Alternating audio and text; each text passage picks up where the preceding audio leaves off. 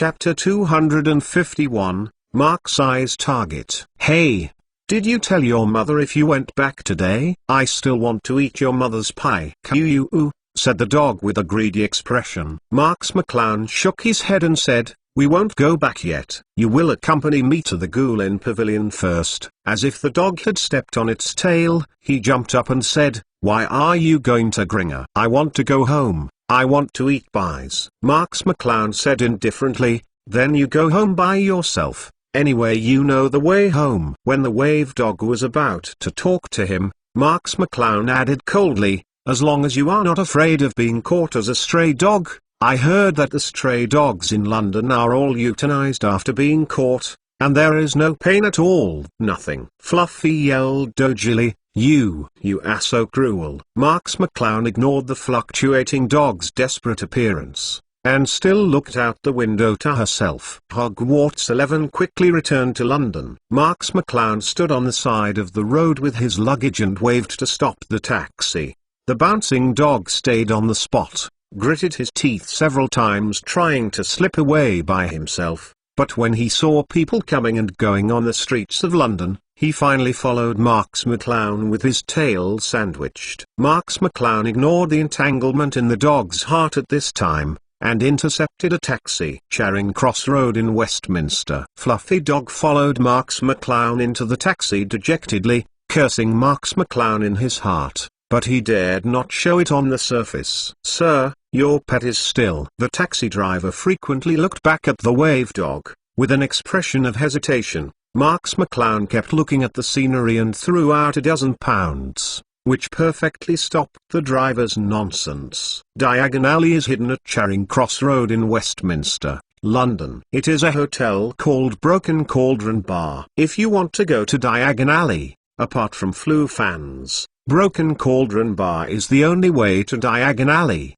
Path. Marx McClown was familiar with the road and found the Broke Kettle Bar, paid the fare, and walked directly into the small patio behind the bar. He pulled out his wand and tapped the brick on the wall lightly. The wall slowly opened, and what you saw was the prosperous scene of Diagon Alley. The narrow streets were full of people dressed in wizard costumes, and people came and went in various shops. Marx McClown took the wave dog and walked directly to the tallest building in Diagon Alley, Ghoulin Pavilion.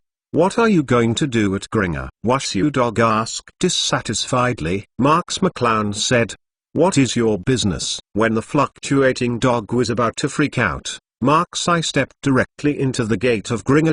Cool Tiger. In the spacious marble hall, hundreds of fairies settled accounts in the lobby, and some wore eyepieces to inspect gems under the light. Marx McClown walked to the counter and said, I'm going to the vault to get something. The fairy sitting at the counter looked at Marx McClown carefully and said, are you? Marx McClown smiled and said, are you new here? My name is Marx McClown. The goblin asked, did you bring the key? Marx McClown took out a golden key and illuminated it in front of the fairy.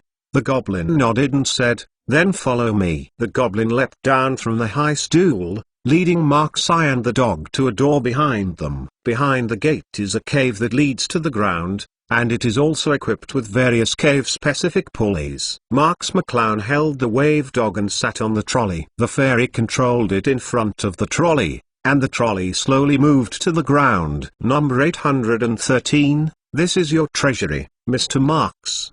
The goblin slid the trolley to a depth that did not know how far from the ground, holding the lamp and climbing to a cave next to it. Marx McClown handed the key in her hand to the fairy and said, there is a little bit of my sex in it, can you avoid it?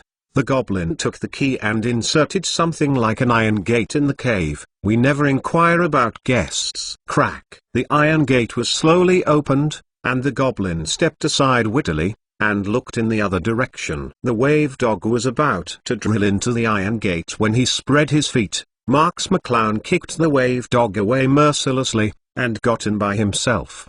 Behind the iron gate is a pile of ginger along, shining very eye-catching. But Marx I paid no attention to the pile of ginger along, instead ran to a corner and picked up a small bag wrapped in linen. Marx McClown carefully opened the package, revealing a red spar, a magic stone. More than a year ago, Mark's eye defeated Voldemort and Quirrell, and put the Philosopher's Stone into his body. After taking it out of the school, Mark's eye secretly took out the Philosopher's Stone and stored it in Gringotts. So to this day Dumbledore and the others still feel that Voldemort stole the Philosopher's Stone. Mark's eye opened the level 1 discrimination eye to identify the Philosopher's Stone in his hand, but was disappointed to find that the level 1 discrimination eye still had no way to identify the material of the Philosopher's Stone. After all, the first level discriminating eye can only identify all raw materials that have not been processed, while the Philosopher's Stone is artificially manufactured and does not fall within the scope of the first level discriminating eye. Mark's eye had to wrap the Philosopher's Stone herself and hide it under the mountain like Jin Jialong. Mark's eye originally wanted to try whether she could use her discriminating eyes to identify the material of the Philosopher's Stone, and if she was lucky, she could also identify the construction process and method of the Philosopher's Stone, so that she could make her own Philosopher's Stone. After all, it is unrealistic to find Nicole Lim, who has lived for hundreds of years and does not know how powerful he is to make a magic stone by himself. Marx McClown used the discriminating eye to identify, and just wanted to try her luck, but the results still failed. But think about it more carefully. Since Nicole Lim finally gave up immortality, it shows that the Philosopher's Stone still has its flaws, so as the manufacturer Nicole Lim finally chose to give up. Chapter 252 Two Banks. The best way is to be able to identify all the materials and construction methods of the Philosopher's Stone through the discriminating eye, and finally make the Philosopher's Stone perfect through its own improvement, so as to achieve the effect of immortality without defects. However, all of these ideas are based on when their discriminating eyes can discriminate magic stones, so the top priority is to upgrade the discriminating eyes. Marx McClown walked out of the vault slowly, with a thoughtful expression on his face. The goblin asked, "Is everything done?" Marx McClown nodded and sat on the pulley again.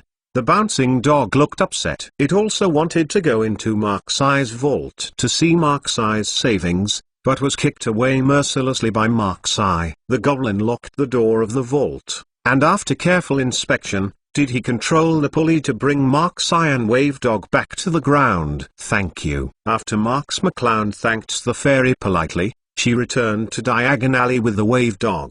Wager said, "This time we can go home, I'm hungry." Marx McClown said lightly, "Don't think I don't know. You just finished the loaf of bread in my school bag before." Fluffy Dog refused to accept. "Who told you not to let me into your treasury? I am bored outside. How can I pass the time without eating?" Marx McClown Tan said, "Since you are not hungry, then continue to accompany me to the bank." The fluctuating dog's tail stood up, and he jumped up and shouted, "Didn't you just go to Gringer?" Marx McClown smiled and said, "This time I went to the Mull Bank. Bank of England, London, United Kingdom. Hello, how can I help you?" The tall and beautiful bank attendant bowed a standard 90 degrees and looked at Mark's eye with a sweet smile. The dog was very reluctant to follow Marx McClown, but when he saw the waiter at the door, he immediately drooped his tongue and rubbed his body against the waiter's smooth calf, looking wretched. Marx McClown smiled politely, "I want to check my bank deposits." The waiter smiled and nodded. She was about to lead Marx McClown towards the counter, but Marx McClown took out a black Bank of England card. This kind of black bank card is only owned by special VIP customers of the bank. For a large international bank such as the Bank of England, the customers who own this card are no longer the words that are not rich or expensive. When the waiter saw the black bank card, her sweet smile came to a halt, and she immediately said enthusiastically, "Dear customer, please follow me." The waiter took Marx McClown to a VIP room, which was luxuriously decorated, with expensive red wine on the table, and an aroma, which was far worse than the environment of Gringotts. "Hello. My name is Jenny Lanmanza." Sitting across the table was a beautiful woman in a delicate suit, enthusiastically extending her hand to Mark's eye. Marx McClown gently shook Jenny's hand and said, I'm just here to check my deposit. I still have something to do, please hurry up. As soon as Jenny heard it, she immediately took out the computer she brought with her and said, "Dear customer, please swipe your bank card here and enter your login password." Marx McClown took the computer and, as Jenny said, entered the login password of the bank card, and the information about the bank deposited Marx McClown immediately appeared in front of Marx McClown. Marx McClown looked at a series of numbers on the computer screen. Some were fixed deposits, some were investment deposits, and some were insurance. A large number of numbers made Marx McClown dazzled. This is obviously the result of Marx McClown's entrusting a financial manager, and Marx McClown didn't bother to read it, and directly passed the computer to Jenny. "You can tell me the amount of my recent income." Jenny looked at the scalp-numbing series of numbers on the computer, forced herself to stabilize her emotions, and forced her to calm down. "Okay, respectable Mr. Marx." Jenny already knew Marx McClown's name from her computer account, and she carefully checked the answer in her heart. "Your deposit amount is very large, but most of it is used to invest in fixed-term projects, and the income in this half-year is £350,000. A publishing house called Bloomsbury gives you a call coming. Your total working capital is £832,546, most of which are from Bloomsbury Press." After speaking, Jenny took a deep breath, her eyes full of envy when she looked at Marx McClown. Marx McClown nodded in satisfaction. Although his original deposits were a lot, they were used for various investment purposes, so that the liquidity in his hand was very scarce. And now the extra £800,000 is obviously extra income from writing Twilight. Thinking of this, Marx McClown nodded and said: "Okay, I already know, thank you." Speaking, Marx McClown stood up and prepared to leave. Jenny hurriedly stood up and said, "Honorable Mr. Marx, the interest of your liquid funds in the bank is very uneconomical. I have a few good investment projects here that make sure to make money without losing money." "I don't know, Mr. Marx, I'm not interested, thank you." Marx McClown faintly replied, "I have to pay ladies how the money for use. Besides, the amount of my investment is already quite a lot." Marx McClown stepped out of the door, and the dog was still pestering the tall waiter. Because of Marx McClown, the waiter had a very good attitude towards the dog. Marx McClown lightly kicked the dog and said, "Go." In the mole world, the dog didn't dare to speak easily, so he gave Marx McClown a fierce look, turned his head and licked the waiter's delicate hand, reluctantly bid farewell. The waiter politely bowed to Marx McClown again, still at the level of 90 degrees, "Welcome to come again next time." Harry Potter, the Most Powerful Mage Chapter 253, Repeated Destiny. Marx McClown took the fluctuating dog out of the Bank of England, and the fluctuating dog saw no one noticed, and then replied, "This chick is really delicious." Marx McClown said, "No matter how good you are not someone else's food." "What does your dog really want to do with people?" suddenly said with a look of disdain. "Think about it." Marx McClown shook his head and said, "Go home, my parents are also worried about me." The dog hurriedly said, "I still have me."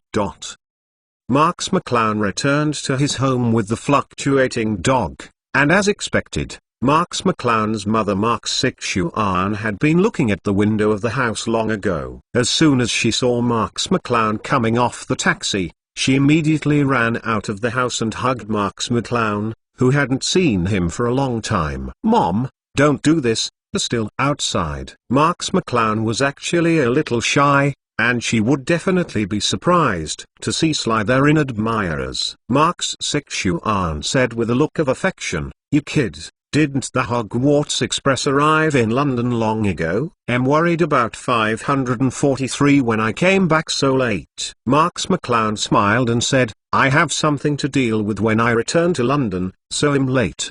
Don't you think him back now intact?" The dog murmured on the side, "It deals with unnecessary things."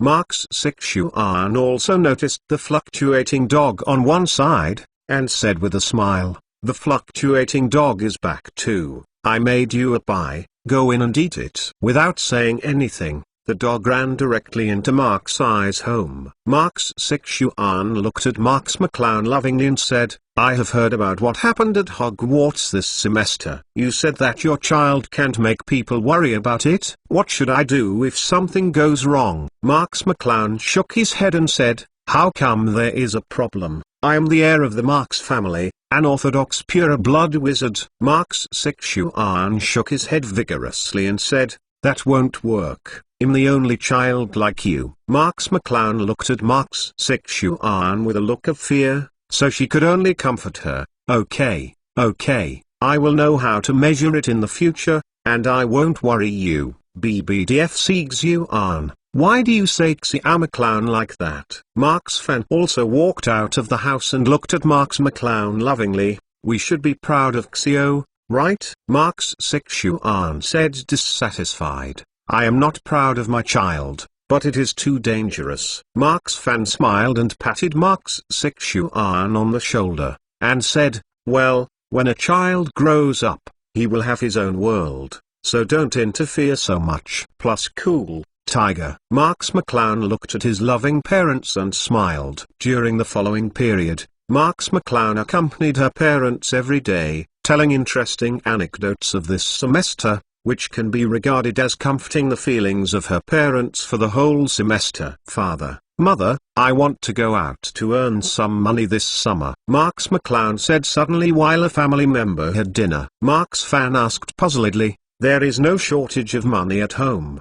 What are you going to earn?" Marx Yuan also said, "McClowns, there is still plenty of money at home." Marx McClown shook his head and said, "The money at home is the money at home. I always want to grow up and support myself. I can't always be a rice worm in my family." Marx Yuan mumbled, "When you grow up, you will inherit your father's property. The money in the family will ultimately be yours." Marx Fan nodded and smiled. "As expected of my son, Xia McClown really has ambitions. How do you want to make money?" Marx McClown smiled and said, "This is a secret. Anyway, don't worry, I must be earning money by legitimate means." Marx Yuan was still worried and said, "But you are just a child. What should I do if I suffer a loss outside?" Marx McClown smiled and said, "Do you think I am a person who suffers easily?" Marx Yuan thinks about it. Marx McClown's shrewdness,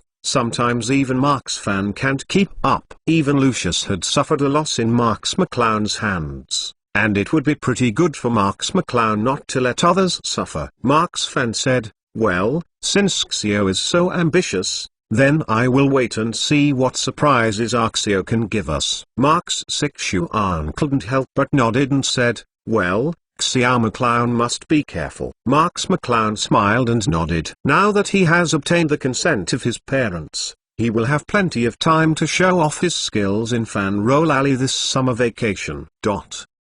London, Bloomsbury Press. Bloomsbury Press at this time is no longer the shabby or even a little tattered publishing house before. The current Bloomsbury Publishing House has been relocated to a prosperous commercial area.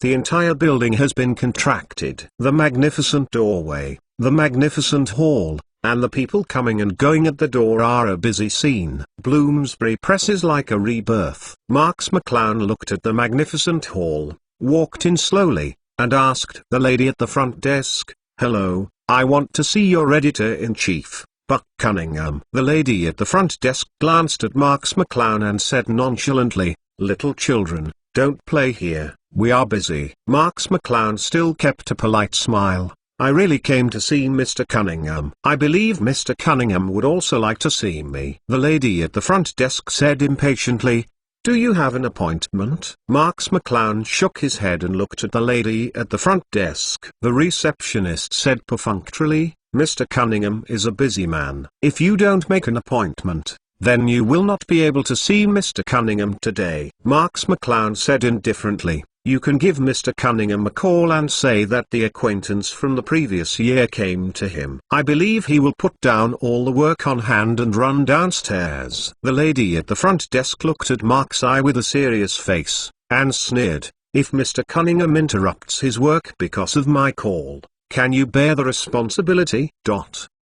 Harry Potter, The Most Powerful Mage Chapter 254, Change. Marx McClown still looked at the lady at the front desk seriously. Of course I can. Seeing that Marx McClown didn't seem to be joking, the lady at the front desk quickly dialed Buck's office. Mr. Cunningham, there is a kid here who wants to see you. He said it was your acquaintance a year ago. On the other side of the phone, Buck was arguing with an advertiser about the advertising fee. Hearing this, he immediately cursed. What kid? Just this kind of shit. Will you call me? You won't drive him out. Just when Buck was about to close the phone, he suddenly remembered something and suddenly asked, "Child? What kind of child is it?" The lady at the front desk was also going to directly ask the security to drive Marx McClown out. Hearing Buck's question, she had to portray Marx McClown's dress and appearance to Buck. As soon as Buck heard Marx McClown's appearance,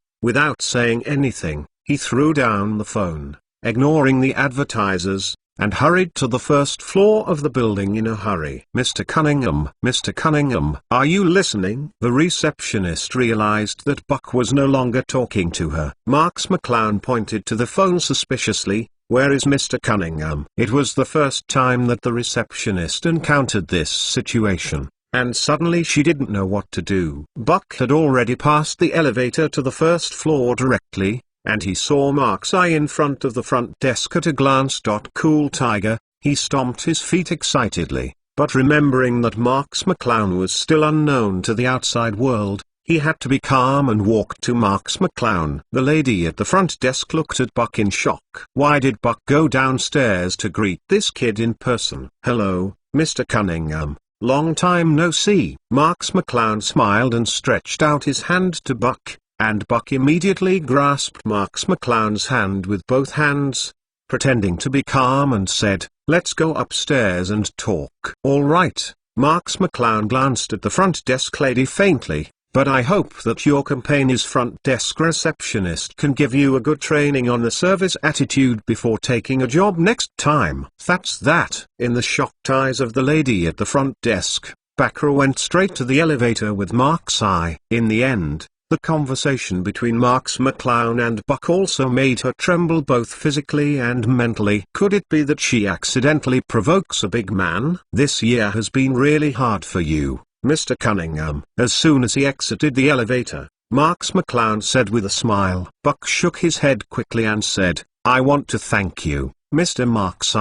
You don't know how good sales of Twilight Saga are." Marx McClown stayed at Hogwarts this year, and really didn't know what sales of his book had been. Plus cool tiger, Buck said excitedly, when Twilight came out.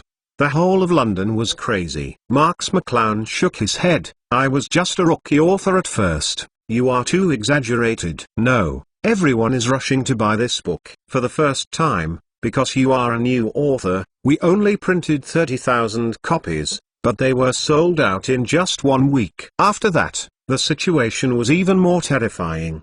50,000 copies for the second time and 100,000 copies for the third time were all robbed within a week. Marx McClown looked at Buck with a smile, and said, "Isn't this a very good thing?" Buck grasped Marx's hand and said, "You are really our lucky star. It is because of your Twilight that this year, our Bloomsbury publishing house was able to reinvent itself. Now Bloomsbury, everything in the publishing house is given by you.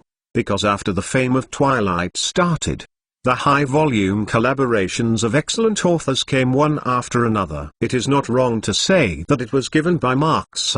Marx McClown smiled and said, "This is the result of your willingness to cooperate with me. You have also worked hard this year." Buck hurriedly shook his head and said, "As long as there is a return." "What are these?" "I will take you to meet our staff. I set up a special column office for Twilight." Barkler took Mark's eye and came to a small office. There were many faces Mark's eye felt familiar with, all of whom were former employees of Bloomsbury Press. When these veteran employees saw a child with a happy smile on Barker's face, They immediately recognized that this was the author of Twilight.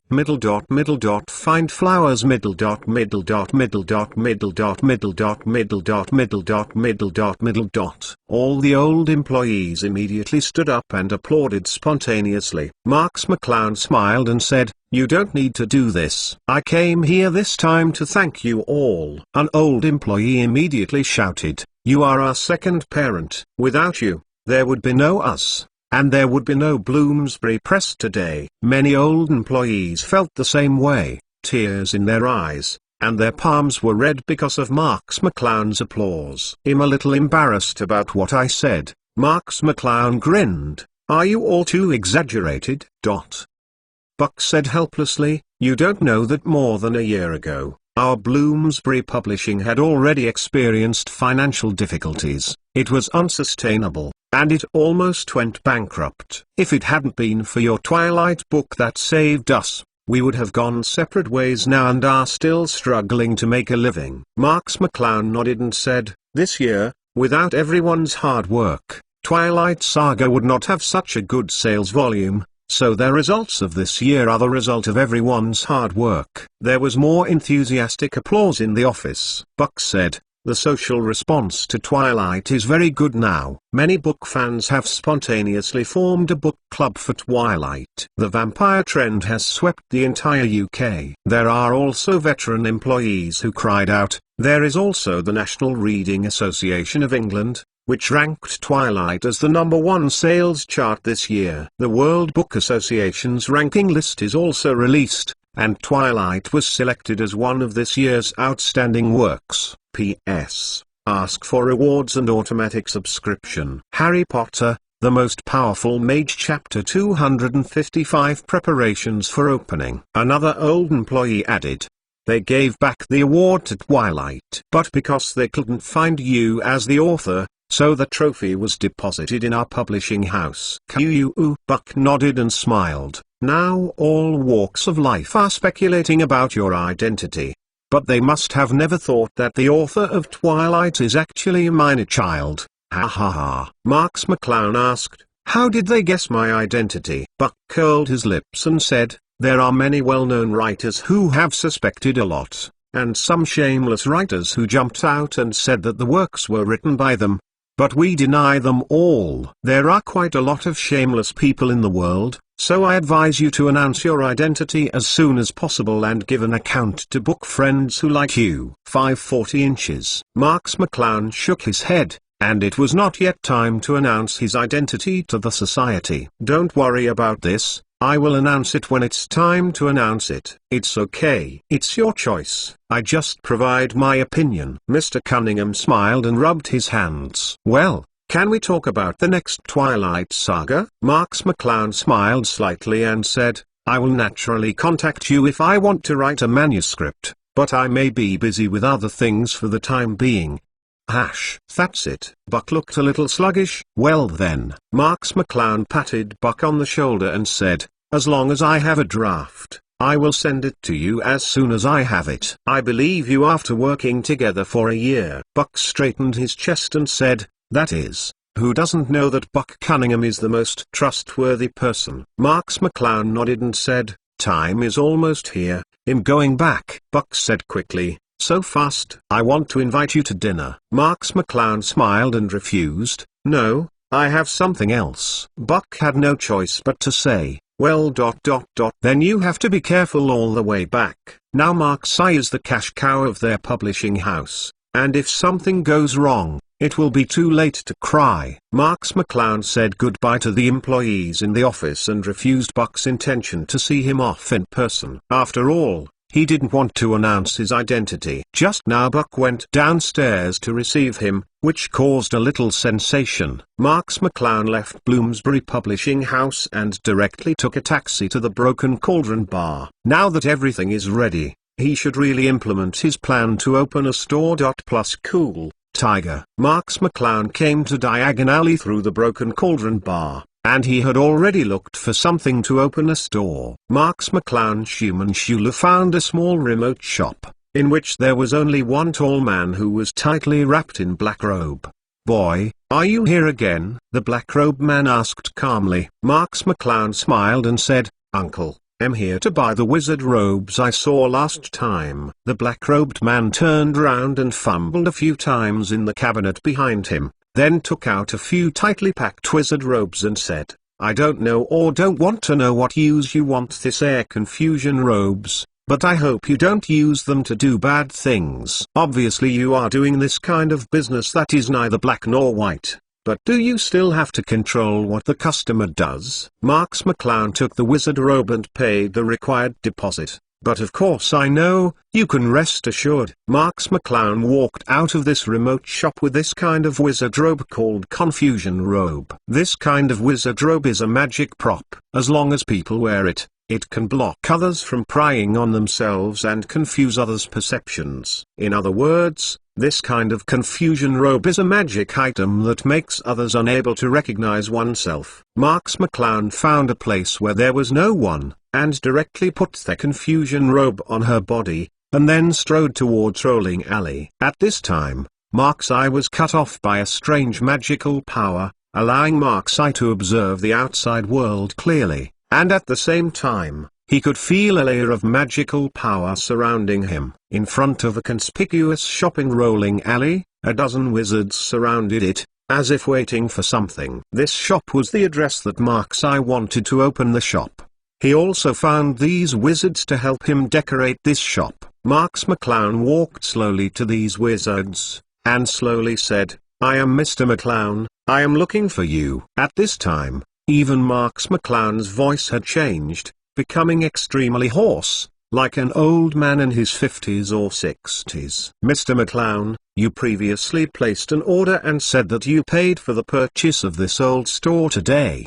Did you know if you brought enough money today? The wizard-headed asked. Marx McClown took out his black bank card and said coldly, Can I come here without enough money? This is. Marx McClown snorted coldly. This is the bank card of Mole World. Don't tell me you don't know. Many wizards use this method to launder money, right? The lead wizard took the bank card in Marx McClown's hand and said, Sorry, I'm just asking on a routine basis. With that, the wizard put Mark's eye's bank card on the credit card machine and handed it to Mark's eye.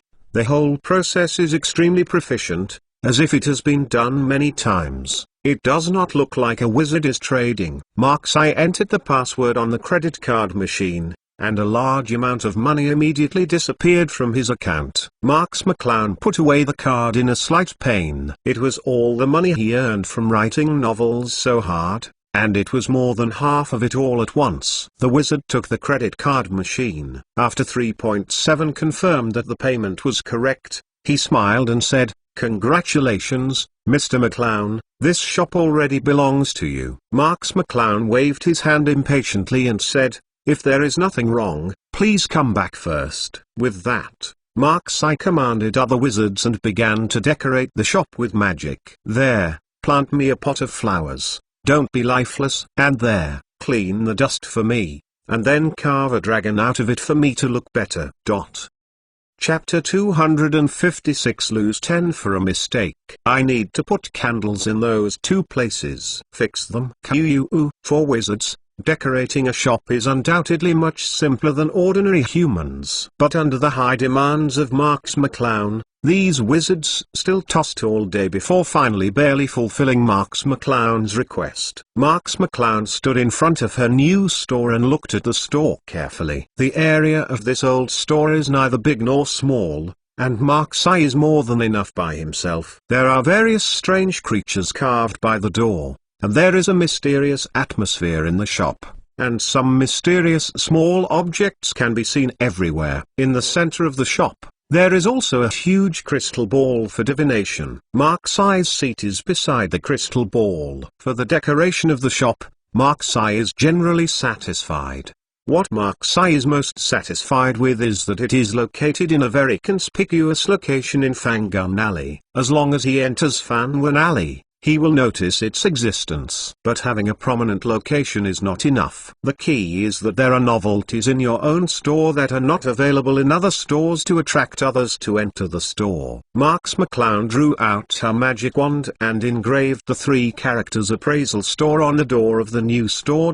He uses Chinese, so that the English language world in Fangun Alley is more novel and more eye-catching. Of course, there are English annotations beside it. Marx McClown took out a large wooden frame from the store and engraved it in English: identify all the magical materials in the world, but if the identification fails to pay 10 times the appraisal fee, the wooden frame is placed directly at the door. If you say it in such an exaggerated tone, it will naturally attract the attention of others. Although it sounds exaggerated in the eyes of others to identify all the magical materials in the world, it is nothing for Mark's eye, who has a level 1 discriminating eye. As long as there is a piece of magic material that Mark's eye can see, Mark's eye can know what it is. This is where the division system is against the sky. The store is ready, the attractive place is ready, Mark's eye is also ready, waiting for the opening tomorrow. The next day, the sky was light, and there were scattered people walking around in Diagon Alley and Rolling Alley. Marx McClown also opened the door early, dressed in a bewildering robe, sitting on the chair next to the big crystal in the shop, closing his eyes and resting. Someone came to one alley and saw the appraisal shop in an obvious position at a glance. Didn't that store just closed down? Why did you open a new store so soon? You are really rare and weird. There are shops closing down every day in Fanwan Alley, and there are also new shops opening. Who knows how long this shop can last? Look at the wooden sign in front of the new store. It's so loud that it can actually recognize all the magic materials in the world. No, how can there be such an arrogant person? Go in and take a look. The 2 wizards walked into the appraisal shop carefree and saw Mark's eye dozing beside the crystal ball at a glance. Boss, here is a guest, the 2 wizards yelled. Marx McClown opened his eyes slightly and saw that the 2 wizards had already sat opposite him. Both of these wizards were covered by large wizard hats, which was very common in Rolling Alley. One was thin and the other was fat. The fat wizard asked, "Are you the boss?" Marx McClown nodded indifferently, her face lowered, as if she was not awake. The thin wizard and the fat wizard looked at each other and said, "The sign at the door is serious. Once there are magic items that you can't identify, you will pay 10 times the appraisal fee." Marx McClown nodded and said, "It's true." The fat wizard laughed and said, "I really haven't seen someone as arrogant as you. You haven't seen the world before. Such a statement will cost you miserable every minute." Marx McClown smiled faintly. "If you don't believe me, you can try to see if I'm the real thing." The thin wizard sneered, "It seems that you don't know that the sky is high and the earth is thick. This world is not as easy as you think. After all, how much is the identification fee?" Marx McClown smiled and said, 5 gingy along once, but since you are the first customer of this store, I can give you a discount. The 2 wizards glanced at each other and asked in doubt, "How can I get a discount?" Marx McClown said, "It's free. But if I can identify the magic materials you gave, I want you to help me with a day of promotion. Of course, if I can't identify it, 50 gingy along will be given to you directly. How about?" When the 2 wizards heard that they were going to do a day's promotion for Mark's eye, they immediately hesitated. After all, they had something to do before they came to Rolling Alley. But as soon as they heard that there were 50 gingy alongs behind, they immediately felt ready to move. 50 gingy alongs could not be earned casually. The fat wizard gritted his teeth and said, "Deal. I don't believe you can really identify this thing." 547 inches. The thin wizard immediately grabbed the fat wizard and said, "Don't be excited. If you lose, you will stay here all day." The fat wizard said, "It's okay. I have a material in my hand. I have found several potion masters and can't identify it." He certainly can't identify it. Seeing the firm eyes of the fat wizard, the thin wizard had to let go of the fat wizard's hand. The fat wizard took out a dark crystal from his dirty wizard robe and patted it directly on the table, saying, "Come on, appraise it." I would like to see how good you are. Marx McClown picked up the black crystalline object and said, ebony stone. The material is not stone or wood. It can be soaked in water. The water will turn purple. Soaking the body parts with ebony stone will cause hair loss. It's red, and it becomes very hot, but it has the effect of vitality. The fat wizard looked at Mark's eye stupidly. Is this the end of the appraisal? Harry Potter, the Most Powerful Mage, Chapter 257, Do I Still Think I Lie to You? The thin wizard slapped the table vigorously and shouted, Who do you fool? Do you think you can just say whatever you want? Appraisal requires various sophisticated appraisal equipment to identify the results. You just look at it and say anything. I just want to be blinded. Marx McClown smiled coldly, took the water glass in front of him, and threw the ebony stone in. The water immediately turned purple and purple. Q lied to you. Then try it yourself. Marx McClown held the thin wizard's hand and poured it directly with the purple water from the cup. What? The skinny wizard screamed like a pig, and his hand turned red at the speed that the naked eye could see. Marx McClown sat back at the table in his spare time and sneered, Do you still think I lied to you? The thin wizard waved his red hand, and the blood flow of the hand accelerated due to the effect of the medicine, causing the thin wizard to dance like a fire. Looking at the symptoms of the thin wizard, the fat wizard was no different from what Marx McClown had said. He was immediately dumbfounded, and understood that he had kicked the iron plate. Marx McClown said indifferently, Merlin is here. I believe the two of you will not violate your promise. The skinny wizard waved his red palms vigorously, blew into his hands desperately, and shouted, I'm taking it, help me. It's so spicy and hot. Marx McClown did not immediately help the thin wizard, but instead looked at the fat wizard.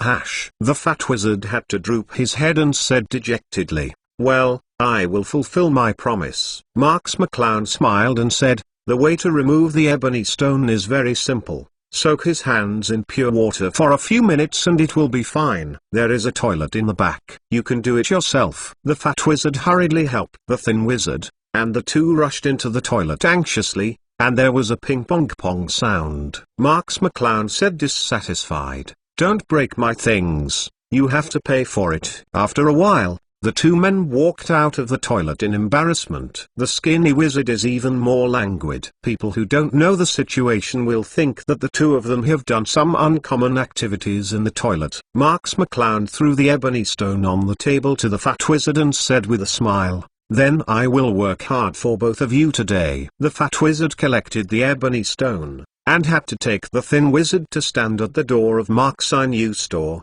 and began to scream dejectedly. Come and see everyone, the new store is open. Identify all the magical materials in the world. If you fail to identify it, you will pay 10 times the price. Both of them looked downcast. After all, they were wizards, but now they are like mall promoters, which is a shame in life.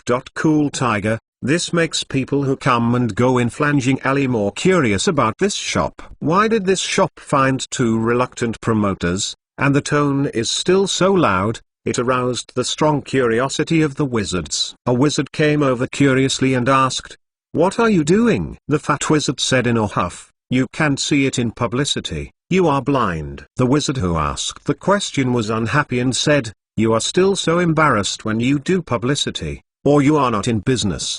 The thin wizard said angrily, We weren't in business originally, what's the matter? Don't like to buy, don't come and see. You told me not to watch it. It's the first time I saw someone doing business. I have to go in and see what's going on. I'm mad at you. While talking, the interrogating wizard walked directly into Marx's shop, making the fat wizard and thin wizard even more upset. Are you the boss? Asked the wizard who walked into the shop. Marx McClown nodded and said, Are you trying to identify things? The wizard smiled and said, Don't go straight to the subject when doing business. How blunt? Call me Leon. Are you particularly good at picking up zombies? Of course. In the end, Marx McClown still didn't ask that way. Mr. Lion, doing business is not straight to the subject. Should we talk about life and ideals? After all, interests are paramount. let's just talk about what is useful. Leon sat opposite Mark's eye, skipped Mark's eye's words, and asked, the two outsiders are the employees you hired? Too unprofessional, right? Marx McClown smiled and said, they were my guests just now, and they made a promotion for me after betting that I lost. Leon looked at Mark's eye in surprise and said, I can't see it. Then you still have two brushes. Marx McClown smiled faintly, I don't have the ability. How can I dare to open a shop in a place like Fanning Alley? Leon nodded and said okay, then you help me identify this thing. If you can really identify it, I will go back and introduce our colleagues from the London Potions Management Department to verify the materials. Marx McClown looked at Leon suspiciously. Are you? Leon smiled and said, I am a member of the Potions Investigation Department. I now work in the Potions Management Department of the London Ministry of Magic. Marx McClown nodded and said, you will not be disappointed. Leon took out a red and green feather and said, you can identify this thing for me. Marx I took the red and green feathers and smiled and said, this thing is normal, you don't know, because creatures with this kind of feathers usually live in South America. Leon showed a look of surprise, his eyes fixed on Mark's eye. Marx McClown continued, this creature is called the lion spear bird. It lives in South America and is an extremely rare species of bird. Its feathers do not have any effect like cyanes, but its crown is very valuable. It is the main material that can be used to adjust psychedelic potions. This bird appeared in London. It is estimated that the smuggling wizard was caught by you, right? Lion applauded admiringly and said, it's amazing. The potion smuggling case that our Potions Management Department cracked last night, I am afraid that even the Daily Prophet has not been published yet. I did not expect you to identify it. Marx McClown gently placed the feathers and said, there is nothing. I have said, I can identify all the potion materials in the world. Leon took out his wallet and said, I'll take it. Let's talk. How much is it? Harry Potter, The Most Powerful Mage Chapter 258, Heavyweight. Marx McClown smiled and said, since Mr. Lion is a staff member of the Potion Management Department, I will treat you as free this time. I hope Mr. Lion will go back and do a promotion for me. Leon laughed loudly. I didn't expect you to be able to be a human being while you are capable. Well, I must tell my colleague when I go back. With two wizards as free promoters, and Leon went back to promote with various colleagues in the department, Mark's Eye's shop suddenly became popular. Some really requested the type of anti-magic materials, and some were fancying the 10 times the appraisal compensation. In short, various people came to Mark's Eye's new store with different purposes. Unsurprisingly, Mark's Eye identified all the potions and materials brought by everyone with 100% accuracy, and Mark's Eye's faster and faster identification speed. More and more people come to Mark's Eye's new store, perform potion identification. Therefore, Marx McClown also opened his own vision. All kinds of strange potions materials appeared in front of Marx McClown, and there were many potions materials that could not be seen in Hogwarts potions textbooks. However, this also shows that Mark's Eye chose to open a shop in a place where the 3 teachings and 9 tiers of the wizarding world have gathered, and the 863 fish and dragons are mixed with various wizards. This is a very wise decision. Plus cool, Tiger. The black market is rampant here, and there are many illegal materials in circulation and smuggling that are never seen in the formal market. Over time, many wizards have heard that there is a shop in Rolling Alley that can identify any potion material. The shopkeeper is a mysterious person with an unknown identity. Many people are inquiring about the origin of Marx McClown. Of course, they have found nothing. Marx McClown is like a person who appeared out of thin air. Compared with Marx McClown's identity, more people pay more attention to Marx McClown's 100% appraisal effect. After all, even the magical medicine masters in the academic world cannot guarantee this. Therefore, some potions masters in academia expressed doubts about Marx McClown, and Marx McClown's new store finally ushered in the first heavyweight, Professor Barnes. There was a sudden sensation among the people in Turning Alley. The number of people gathered outside the Marx appraisal store was already not too few. But suddenly more people came over with an old man with white hair and beard. When the people lined up outside the appraisal shop heard the name Barnes, they immediately gave way to the old man called Barnes to slowly walk into Marx's shop. Cool Tiger. As soon as Marx McClown identified the type of small stones in a young wizard's hand, the young wizard immediately dropped 5 gingerlongs and hid away, for fear of blocking Barnes' path. Marx McClown squinted his eyes and looked at Barnes carefully. He naturally heard the name Barnes, but it was a senior professor in the potions world. In terms of seniority, I am afraid that even Snape, the great power of today's potions world, would also have his honorific existence. Hello, Professor Barnes. Marx McClown took the initiative to stand up to show respect for Barnes. Barnes stood in front of Marx McClown, and did not pay attention to Marx McClown's actions. Instead, he looked around and frowned slightly and said, "You have nothing here. You dare to claim to identify the potion materials of the world?" Marx McClown said, neither overbearing nor overbearing, "I don't know what potion identification is about.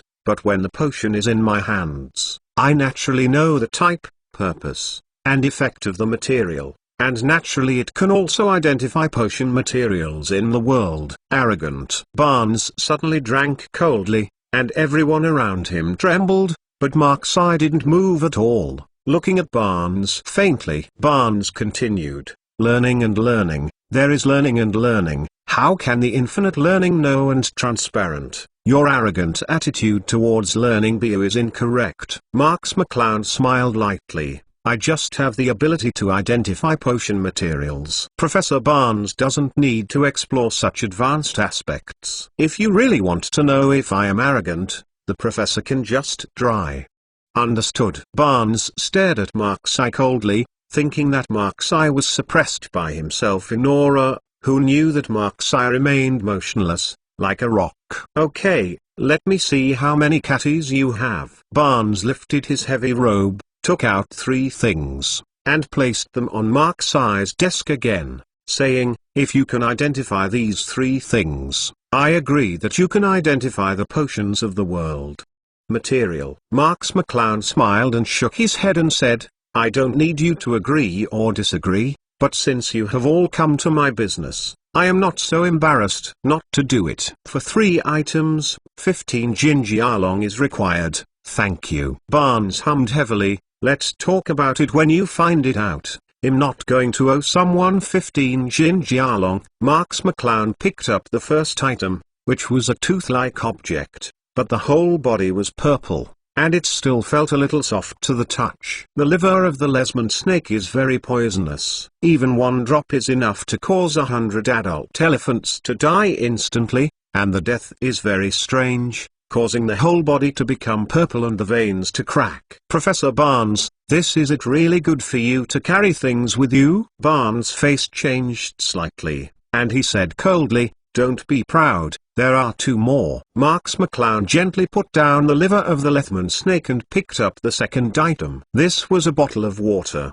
The water was green, and there was a tender and dripping red flower soaked in it, swaying slightly in the water. "This is a devil flower, which can naturally exude a fascinating atmosphere. It mainly grows in tropical rainforests. As long as you enter it within 10 meters, you will be fascinated by it. To save it, you must use the flower juice chopped up by the devil flower petals. Very dangerous." Barnes' complexion is not pretty at this time. Even the devil flower can be recognized, which is too incredible. P.S. Ask for flowers, evaluation tickets, comments and rewards, as well as automatic subscription _:3_. Chapter 259, Acquaintances Come. Marx McClown picked up the last item, which was a claw-like foreleg. The claws were very sharp, emitting a sharp black light. "This is the branch of the snowbirthspur bear. When I was young,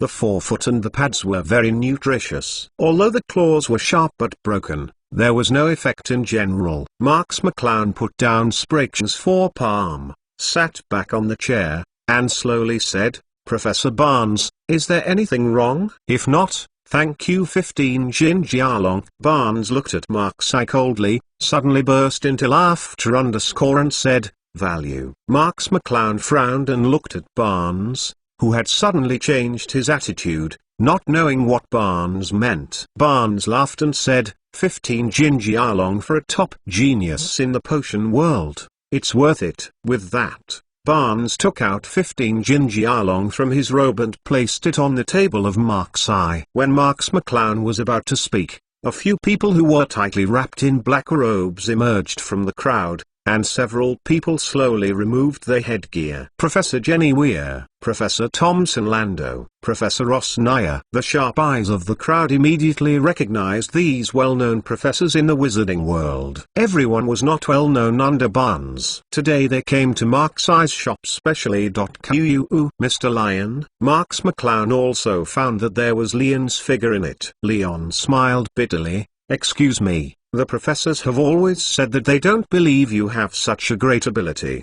so today I designed such a scene to test you." Marx McClown asked, "You invited these here?" Leon shook his head quickly and said, "I don't have such a big face to invite them. I just went back and publicized your matter in the department. It may be a bit exaggerated. The professors are coming to test you." Barnes laughed and said, "Little Leon didn't deliberately lie to you. Our old people are sitting there every day, and it's really boring." The old guy has finished talking. "I'm over." A lady who seemed to be over 50 directly squeezed Barnes away and sat in front of Marx McClown. It was Professor Jenny Weir. Marx McClown had also heard of Jenny Weir. Don't look at her as if she was only in her 50s.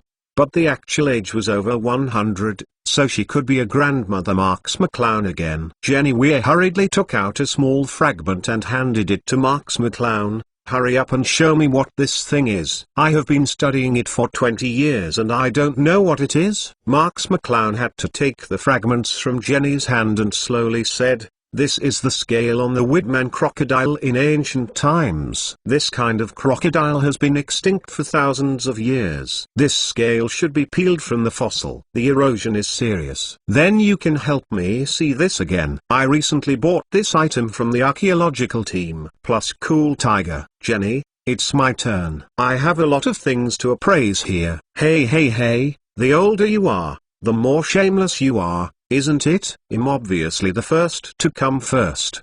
Do you know if I come first and come first? You are only 102 years old, and I am 113 years old. Have you ever heard of it? For a moment, everyone was stunned to watch a group of grandfather generation figures quarreling together. Since several famous professors from the London Magic Division came to Marx's appraisal shop for appraisal, the reputation of Marx's shop has been passed on in the wizarding world, and more wizards have come to Marx's shop for magic materials. Identification. Marx's level 1 discriminating eyes have also become more skillful and accumulated a lot of experience. What's important is that he has greatly broadened his horizons. And Marx's original intention to open a store has also been realized. Marx has made a lot of money from the hot business of the appraisal shop. Even if Marx has increased the appraisal price several times, the number of customers has not decreased but increased. After all,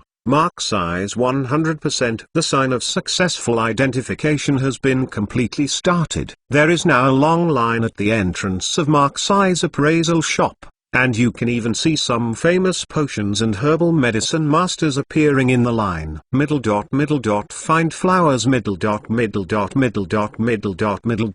Originally there were famous potions masters and herbal medicine masters, which would cause a great sensation in Rolling Alley. But now the people in Rolling Alley are no strangers to this. After all, there have been too many well-known masters during this time. The appraisal shop appraised it. And in this long line, a person Marx was familiar with unexpectedly appeared. Severus Snape. After Marx had identified the stones in the hands of an old wizard, a tall and thin figure slowly walked into Marx's appraisal shop. "Hello, this is Severus Snape. a professor at Hogwarts. Snape's still stern face walked slowly to Marx McClown and stretched out his hand to Marx McClown. Marx McClown frowned slightly. He didn't expect that Snape would come to his appraisal shop, but he still shook hands gently with Snape without showing a trace. Snape couldn't recognize Marx McClown's true identity because of the bewildering robe. Marx McClown also deliberately changed her voice and said, "Professor Snape of Hogwarts, a famous potion expert, admired for a long time." Snape sat down on the chair and said, "I'm here to identify two things." Marx McClown treated other customers indifferently. "It costs 50 gingialong to identify two things." Snape frowned and said, "Isn't it only 15 gold gallons for one appraisal?" "This is the price raised yesterday." Marx McClown laughed inwardly. He was a bit nasty and wanted to tease Snape, but on the surface he said solemnly, "Can't you see how many guests are out there? I can't be too busy to do it quickly. If you don't raise the price, I will be exhausted."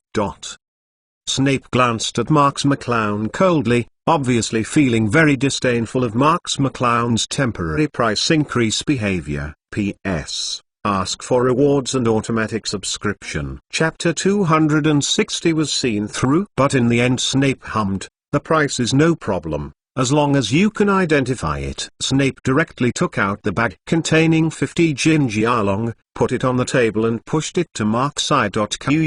Marx McClown didn't expect Snape to agree so happily, so she had to put 50 gingialong away and asked, "What do you want to identify?" Snape took out two small bottles from his arms and carefully handed them to Mark's eye. Marx McClown took it, and carefully looked at the contents of the bottle. Snape frowned, and suddenly felt that Marx McClown behaved like someone he knew. There were a flesh-like object and a film-like object in the bottle respectively. After Mark's eye took a closer look, he handed it to Snape. "Say 530, what is this?" Marx McClown said casually, "The fleshy object is called ginseng, which is a kind of plant. Squeezing out the juice and mixing it with sabra grass can make a decoction against cold toxins. The film is the wing film of the manless Diran. It is very tough, resistant to fire and cold, but just such a small piece has no effect." Snape stared at Marx McClown closely, and he felt that Marx McClown's manner of answering these questions was too similar to when Marx McClown was helping him identify things in his office. Cool tiger, Professor Snape. Marx McClown hadn't realized her behavior, but she couldn't help but scream when Snape looked at her distractedly. Snape's brow furrowed deeper, and the tone of the stranger in front of him when he called himself Professor Snape was exactly the same as when Marx McClown called himself, plus the amount of knowledge that knows almost all materials. Are two people the same person? Snape shook his head and said that he was okay, but he was deeply suspicious, and suddenly said, "I still want to consult some potions. I don't know if the boss can help me." Marx McClown didn't know that Snape was suspicious of herself, and still thinking about blackmailing Snape, she said, "Consultation also requires a fee. I will charge you 10 gold gallons at a time." Snape didn't mind the little money and said, "What's the formula of allegras, cubes, and ganol?" Marx McClown smiled and said, "It's the sponge medicinal soup,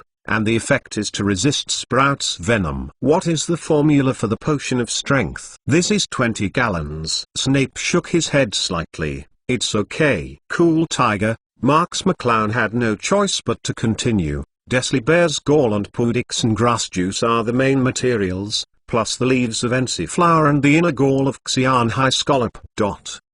Snape asked several questions in a row. Marx McClown thought that he didn't want to answer directly, and he answered without the slightest error. On the one hand, Snape shook Marx McClown's wide range of knowledge, and on the other hand, he became more suspicious of Marx McClown's identity. Marx McClown smiled and said, "Are there any questions? If not, it's time to settle the bill." Snape suddenly approached Mark's eye and asked coldly, "The last question, do you know Mark's eye?" Marx McClown's heart twitched, and Snape suddenly revealed his identity, making Marx McClown a little caught off guard, but Marx McClown responded promptly and asked, Who is Marx McClown? Snape stared at Marx McClown closely, trying to see that Marx McClown was so unnatural at all. That's the only son of the British Marx family, Marx McClown. Isn't that famous? Marx McClown had already recovered his calm at this time. He knew that in the interview just now, he might have accidentally revealed some of his usual habits, which made Snape, who was so familiar with him, suspicious. But Snape was only skeptical. There was no conclusive evidence. Marx McClown laughed and said, "How can I, a person who has no identity and no background, know the Marx family, let alone their only son? Why do you suddenly ask me this question?" Of course, Snape was not so easily fooled by Mark's eye, and said straightforwardly, "Your attitude and movement are very similar to him, and you are also very familiar with magical materials, so I guessed that you may know, or even be the same personal." Snape's face immediately became stern, staring at Mark's eye. Marx McClown shook his head and smiled. "Professor Snape, I have to say that your imagination is too rich, but even if you compliment me as the only son of the Marx family, you still have to pay the fee, trouble 50 gold gallons." Snape was slightly taken aback, seeing Marx McClown's expression of carelessness, and even when he said that he was Marx McClown, he didn't panic at all. Did he really admit the wrong person? Marx McClown stretched out his hand to Snape and signaled that Snape should pay. Snape saw that the boss in front of him was so greedy for money. Recalling that Mark's eye came from the Marx family, it was impossible to be greedy for such a little money. In addition, although Mark's eye was able to appraise many magic materials, the speed of appraisal was far lower than that of the shopkeeper. Maybe she had admitted wrong. Snape took out 50 gold gallons, put the 2 bottles in his arms, and slowly walked out of the appraisal shop. But Snape kept looking back at Mark's eye, still having a little doubt in his heart. Seeing Snape finally leave, Marx McClown was also greatly relieved, and blamed herself for being careless, and was almost spotted. Although Snape's episode 4.2 appeared in Mark's eye's business, it did not affect Mark's eye's shop. Snape's arrival even promoted Mark's eye's shop. Snape is one of the best potions masters in the wizarding world today. He also came to Mark's eye's appraisal shop, undoubtedly reaffirming Mark's eye's appraisal level, and even doubled the number of guests in Mark's eye's appraisal shop. In a short period of time, the Mark's Eye appraisal store became a legend in Turning Alley. After all, it is a place where there is a mixture of fish and dragons like Turning Alley. It is extremely rare to do such a hot business. Harry Potter, The Most Powerful Mage Chapter 261, The Legend of Closing Business. One night a few days after Snape left, Marx McClown had just finished his day of appraisal, and when he was about to close the door of the shop to rest, the corner of Marx McClown's eyes suddenly blurred. Plus cool, Tiger. Marx McClown rubbed her eyes suspiciously, and when she opened them again, she was shocked to find that the world in front of her had undergone earth-shaking changes. Marx McClown looked at anything, several times clearer than before. This feeling is like, originally he was wearing a pair of high magnification glasses, and was suddenly taken off. Mark's eye can even see the statue on the top of the bank in Knockdown Alley far away. It is very clear, like a close observation general. Marx McClown immediately realized that his discriminating eyes might have changed drastically. Marx McClown immediately closed the door, ran to his room, and picked up a magic material in his hand. The tweet flower comes from the bottom of the Grand Canyon of East Africa. It can be used as a raw material for the Scare Potion 11. After being picked, it needs to be preserved for a short time with a rigid spell, and for a long time it needs to be frozen. Marx McClown put down the petals in his hand, his eyes filled with joy. The discriminating function of the discriminating eye has obviously risen by more than one level. What Mark's eye can identify is not only the name and purpose of the raw material, but a few simple things, but also the more detailed content of the material, including the best processing method and the best preservation method. Mark's eye surrounds his room, and wherever he looks, he can see a variety of raw materials, which surfaced in his mind. Cool Tiger, All kinds of knowledge poured into my mind without jerky, as if I knew it before. Now it is natural to remember it. Marx McClown immediately opened the division system, and sure enough, the level of the discriminating eye had risen to level 2. In the introduction of the police division system, the two-level discriminating eye description is stated. It can identify the name, source, purpose and authenticity of all unprocessed raw materials, and at the same time identify the best treatment methods for all unprocessed raw materials, including the best preservation methods. Seeing this, Marx McClown couldn't help smiling. The hard work I have been working on in Rolling Alley this summer has finally reaped the rewards. The effect of level 2 discrimination eye is undoubtedly more powerful than level 1. But Marx eye still has a little regret. If it is based on the introduction of the system, the level 2 discriminating eye is very powerful and can identify many materials of the material, but it is undoubtedly not enough for the magic stone, which is made by the Master of Alchemy. In other words, Marx eye spent a summer vacation to upgrade his discriminating eyes, and he still couldn't discern items of the magic stone level. But Marx eye quickly let go. What is the magic stone? The Philosopher's Stone is almost the pinnacle product of the alchemy world. How many alchemists don't even say it's made? You can't even see it at first sight. It shows the preciousness of the Philosopher's Stone. And the self-discrimination eye is only level 2, and there is still a lot of room for improvement. It is too whimsical to want to be able to recognize the magic stone at level 2. So Marx eye didn't take long to want to open it. Everything has to be done one by one, and the meal has to be eaten in one bite. Sooner or later, the magic stone will be identified by Marx eye. Marx McClown sat back on her stool. Now that the discriminating eye has been upgraded to level 2, the discriminating eye can no longer be upgraded in a short period of time, and she has to start thinking about the issue of school. Unknowingly, Marx eye has been in One Alley for almost a summer vacation.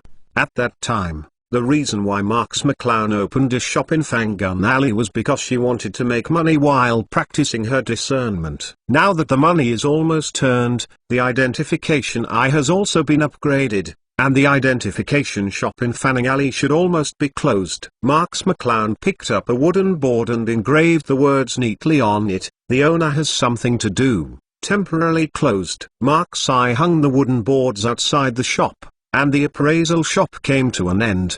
The next day, the sky was bright. When there was a bit of popularity in Rolling Alley again, most wizards were attracted by a wooden sign in front of the appraisal shop. No way.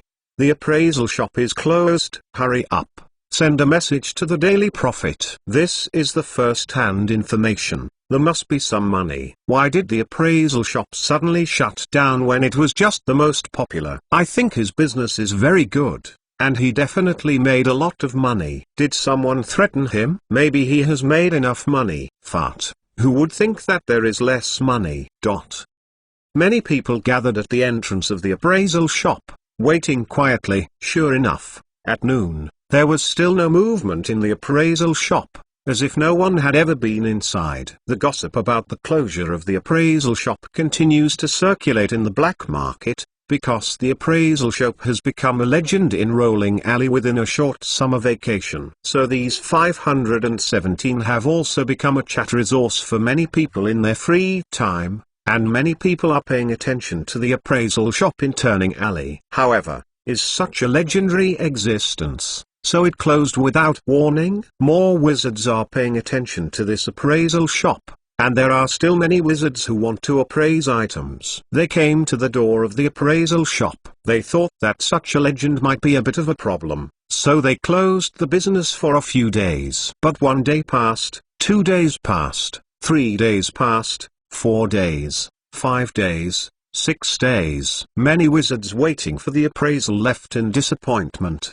They have already determined that the appraisal shop is really closed, and it seems that the closing time will not be short. Many people expressed their extreme regret for the closure of this shop, especially the owners of several shops near the appraisal shop. Because of the existence of the appraisal shop, there is no doubt that it has really driven the popularity of their area. P.S. Ask for rewards and automatic subscription. Harry Potter, the Most Powerful Mage Chapter 262 Net Trademark Talk. Coupled with the popularity of appraisal shops, many wizards would stop by their shops while waiting in line for appraisal.quu. As soon as the appraisal shop is closed, their business performance is directly plummeting. The gossip of the appraisal shop is still circulating. There are rumors that the shopkeeper has been arrested, and there are rumors that the shopkeeper is making enough money and so on. But one piece of news that everyone is sure about is that this legendary appraisal shop,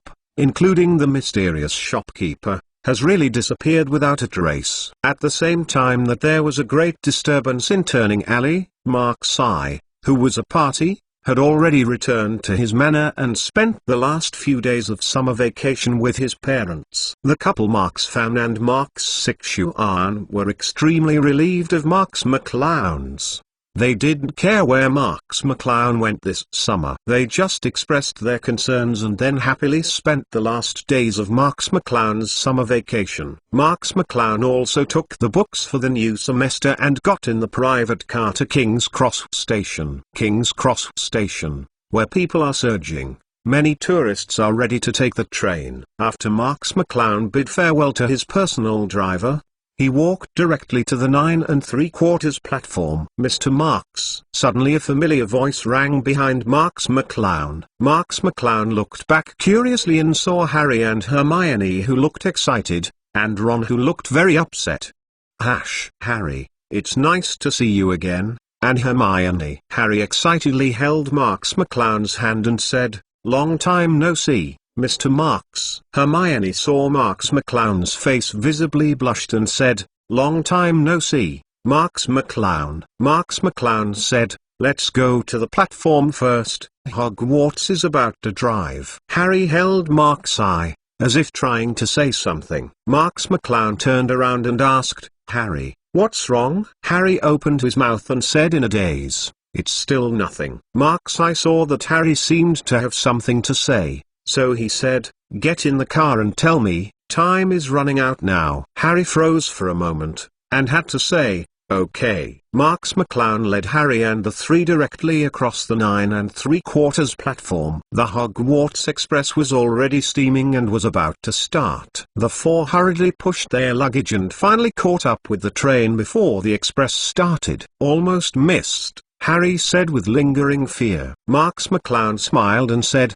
"It's good to catch up now. Don't you have something to tell me?" Harry hesitated for a moment and nodded. When he was about to speak, Marx McClown interrupted, "Go to the special carriage for the prefect. There are more people here. Plus cool, Tiger." "Huh? Can we not be the prefect?" "I am the chairman of the student union. As long as I say yes, that's okay." Harry looked at the crowd around him, and nodded in agreement. Hermione looked at Marx upon hearing this, with hope in her eyes. Marx McClown smiled upon seeing this and said, "Hermione also come together. Anyway, the first-class carriage is very luxurious and there is a lot of space.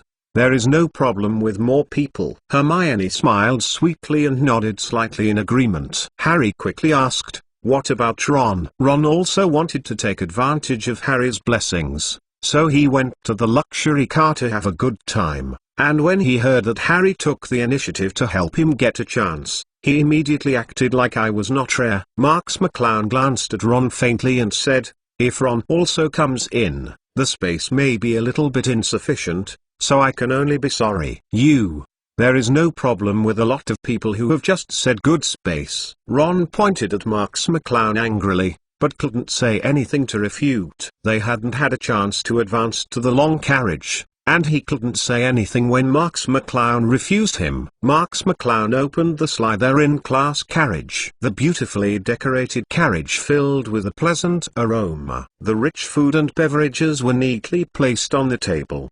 The huge carriage only contained less than 10 people. All the prefects of Slytherin. When the prefects saw Marx's eye, they quickly stood up and said respectfully, "Boss." Ron secretly took a look at the carriage, on the one hand attracted by the luxury of the carriage, on the other hand he cursed Marx's eye secretly in his heart. Obviously there are still many empty spaces in the carriage, and Marx McClown's refusal is simply without any basis and reason. In order to show that he was not rare, Ron could only mutter in a low voice, "This kind of carriage is nothing. I don't even look at it at all. You don't know that the carriage I used to travel to Egypt this summer is called luxury." Harry knew in his heart that Ron was unconvinced, but he did have something to say to Marx McClown, so he had to apologize to Ron, and followed Marx McClown into the prefect car. The Slytherin prefect immediately came over, closed the door,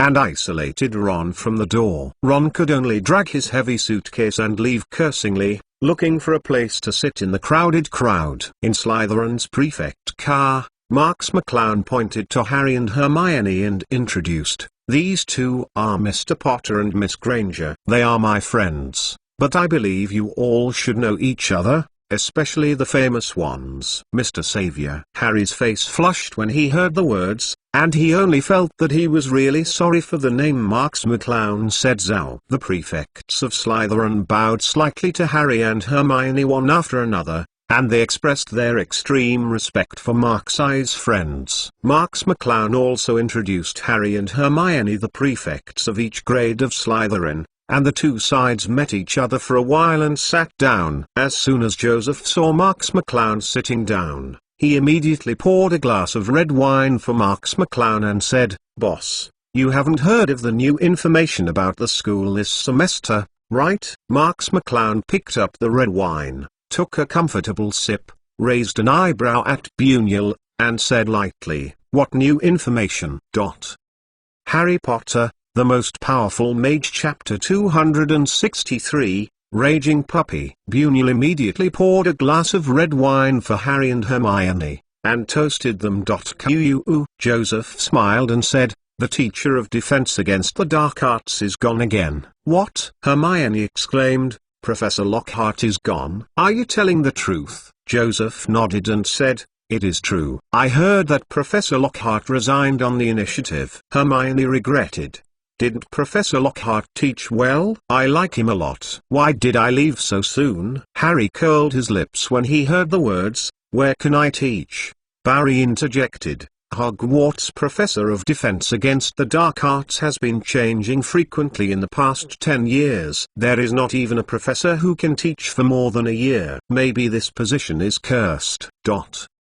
McClown's, "Yes," Pauline interjected, "I heard that this position was cursed by a mysterious man." Marx McClown was not surprised at Lockhart's resignation. Although Lockhart loved face and didn't have 537 talents, he still liked pretending very much, but Lockhart was still smart enough. After experiencing such a strange thing last year, it is estimated that Lockhart also guessed that he was really controlled by something terrifying. And he knew how many points he had. And he had been scared a long time ago, and it was understandable that he did not dare to teach at Hogwarts anymore. Hermione nodded and said, "This thing is really hell. Why doesn't every professor of defense against the dark arts teach for the second year?" McClown's, "I don't know which new professor will be replaced this year to teach us." Everyone guessed, "I don't know who this new professor will be. And can he teach us to the next year?" Marx McClown thought of the candidate for this year's professor,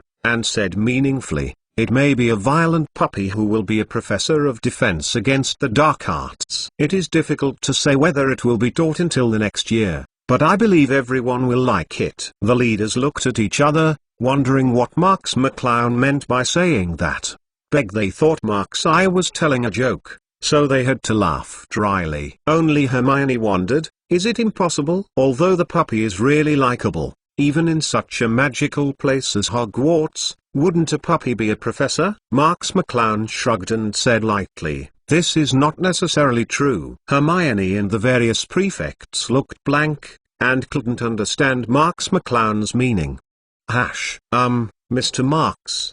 The thing I just said. Harry, who sat beside him for a long time, couldn't help it. He had always wanted to talk to Marx McClown, but because too many people were unable to say it, he had to pat Marx McClown lightly to indicate that he wanted to chat with Marx McClown privately. Marx McClown shook his head and said, "All those present are his own so just talk about it. Marx McClown could probably guess what Harry wanted to say to herself, but so many of her subordinates were present, and talking to Harry in private might make those prefects feel that they were separated from them, so he asked Harry to speak out in public.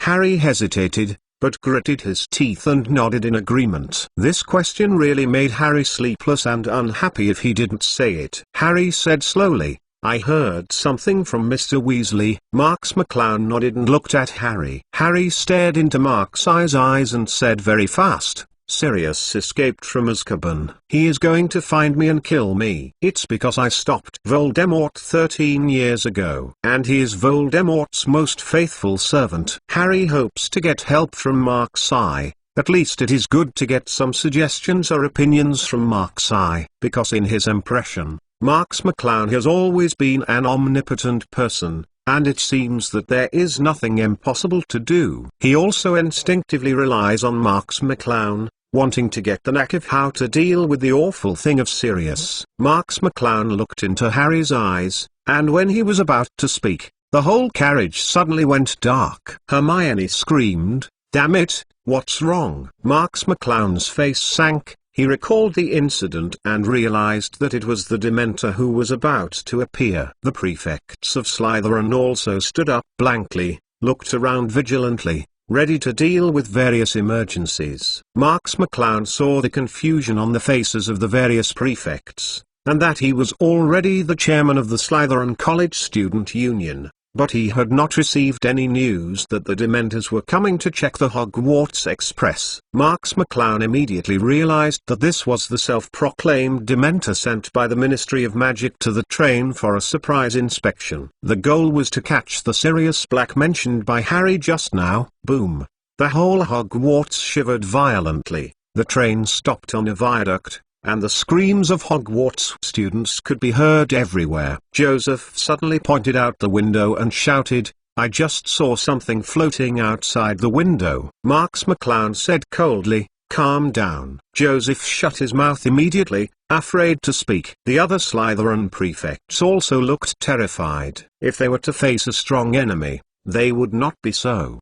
But facing the unknown fear is the most terrifying. Hermione pointed out the window and screamed, "It's freezing." Everyone saw the glass of the window slowly forming a layer of ice, which filled the entire section of the train at a speed visible to the naked eye. Marx McClown stood up abruptly. He knew what they were about to face, so he reminded him in advance, "No matter what you see later, don't panic. I'm still here." Marx McClown drew out his magic wand and stood in front of the crowd. Seeing Marx McClown standing up, the prefects seemed to have taken a pill. P.S. Ask for rewards and automatic subscription. Harry Potter, the Most Powerful Mage, Chapter 264. Another way. Harry was in a situation at this time, and his whole body twitched as if holding his head cramping, as if he was possessed.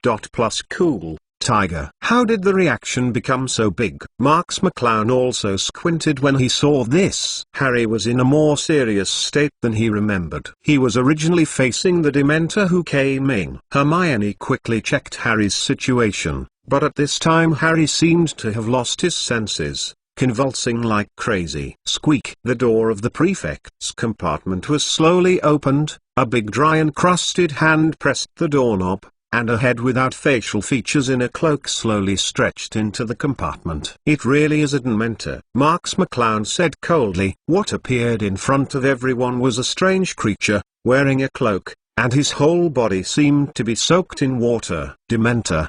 Pauline and several senior prefects yelled, and they obviously had learned about Dementors. Samuel quickly said, "Use the Patronus Curse." The Patronus Curse can drive away the Dementors. Several prefects hurriedly drew out their magic wands.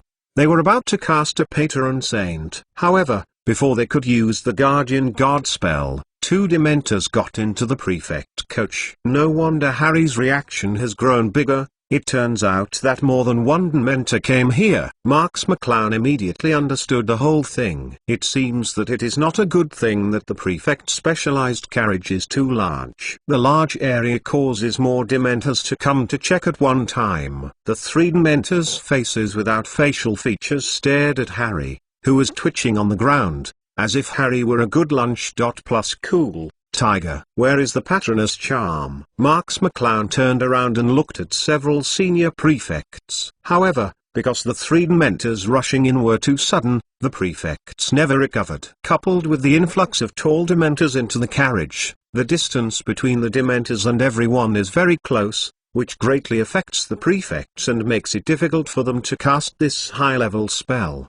The three Dementors stared at Harry on the ground, and approached everyone step by step. Marx McClown could even feel Hermione trembling with fright next to her. Marx McClown frowned tightly, because he hadn't learned the Guardian God Curse, and the Guardian God Curse was the best spell to restrain the Dementors. But Marx McClown didn't panic. He had other methods to deal with the Dementors. That is the spiritual power of the wizard. The spirit of the wizard undoubtedly has a great effect on the display of magic, and can often greatly increase the power of magic. As Dumbledore said, the strongest power is love. This is not just plain words. In a way, there is nothing wrong with this. Just as the Patron Saint curse drives away Dementors through the actualization of spiritual power, in the original history, Harry used spiritual explosions to cast the Patron Saint curse to drive away Dementors in a lake, which is the addition of spiritual power to the curse, into the most obvious effect. In other words, to deal with Dementors, it is not necessarily only the Patron Saint curse that can work, the spiritual power can also. That's too late. Seeing that the Dementor was close to Harry to launch an attack, none of the prefects could cast a Patron Saint spell. Hermione, who was closest to Harry, had been so frightened that she stayed still. Marx McClown had to stand up and pull Hermione into her arms, staring coldly at the Dementor, huge spiritual power gushing out. Spiritual shock. Roll. Marx McClown gave a heavy drink, and at the same time, the power of the mental shock was directed at the three Dementors. Boom. The three Dementors were severely injured. Their entire bodies trembled suddenly, and they hurriedly escaped to the door. After the Dementor retreated, the train lighted up again, and the ice layer outside slowly began to melt. Marx McClown held the pale-faced Hermione and asked with a smile, "Scared, right?" Hermione nodded with lingering fear, and said, "Are these Dementors?" "It's terrible." Marx McClown took out the chocolate from her arms and handed it to Hermione. "Have some food. Suppress your surprise. Find flowers. Middle dot. Hermione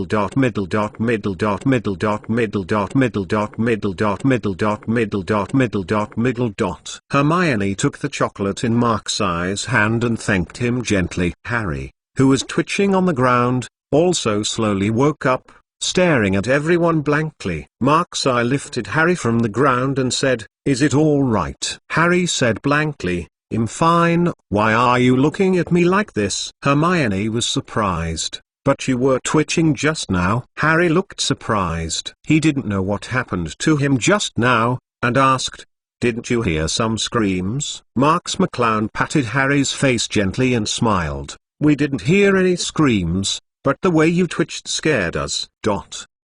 Marx stuffed a piece of chocolate into Harry's hand. "Eat it. It's good for you." Harry looked at Hermione suspiciously, and Hermione explained, "The Dementor was here just now. We were almost attacked. Marx saved us." When Hermione said this, the prefects behind Marx all showed embarrassment. Obviously, they usually refer to themselves as elites, but facing the Dementors, they did not cast the Guardian God Curse, and they had to rely on Marx to make a move. It was really unreasonable. Marx McClown handed the chocolate in his hand to Joseph, and said lightly, "You guys have something to eat too. Don't take this to heart. After all, the Dementor is a creature that guards Azkaban," and he didn't react for a while. Normal. Joseph gratefully accepted Marx's chocolate, and said, "Boss, You are really amazing. Why are you not afraid of Dementors at all? I fear this monster from the bottom of my heart. Marx McClown smiled and said, the Dementor is a very strange creature. Wherever it passes, it will be sucked into happiness, reminiscent of the most terrible things.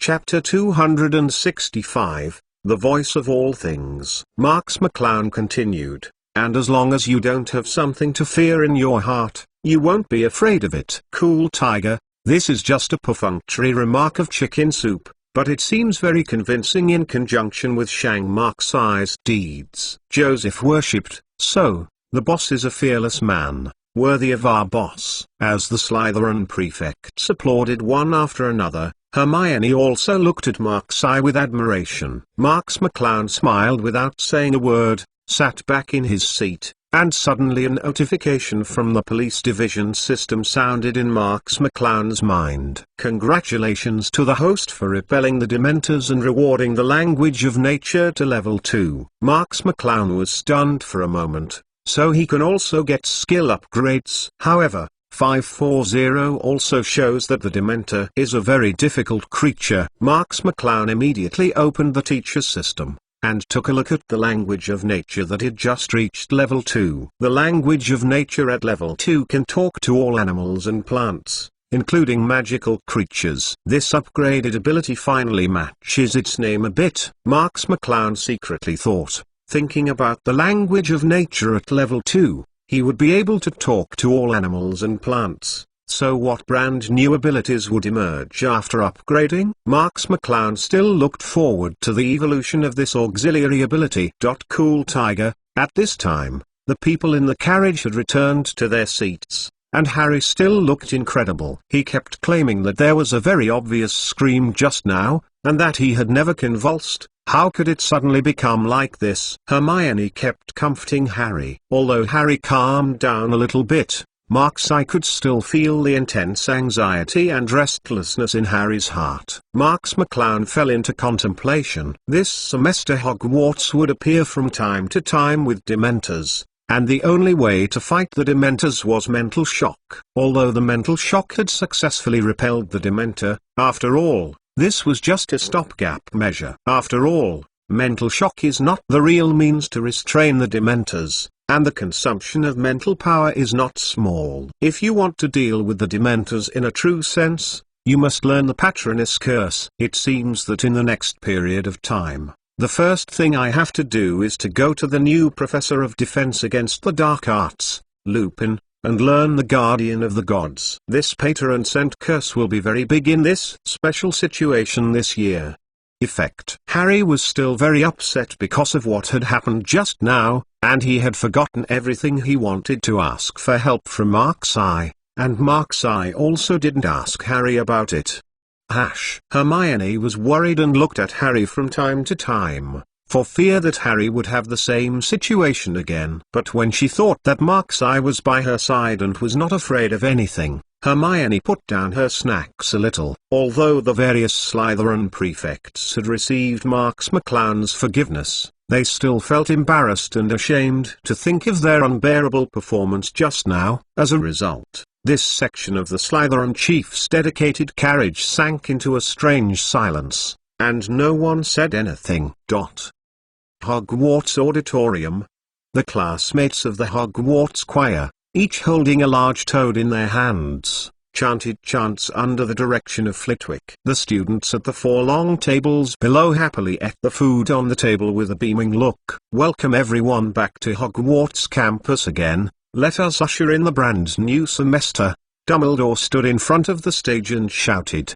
The classmates in the choir just finished their performance and stepped off the stage. All eyes were on Dumbledore. First, let us welcome Professor R.J. Lupin. He will take over as our Professor of Defense Against the Dark Arts this semester. There was enthusiastic applause in the auditorium. A thin man who looked very sloppy, had an old face and a thin body, stood up and bowed slightly to the classmates in the auditorium. Marx McClown looked at Lupin, and did not underestimate Lupin because Lupin looked a little weak and unhurried. This is the existence that can transform into a werewolf and cannot be underestimated. Hermione looked at Lupin suspiciously. She remembered Marx's words on the train.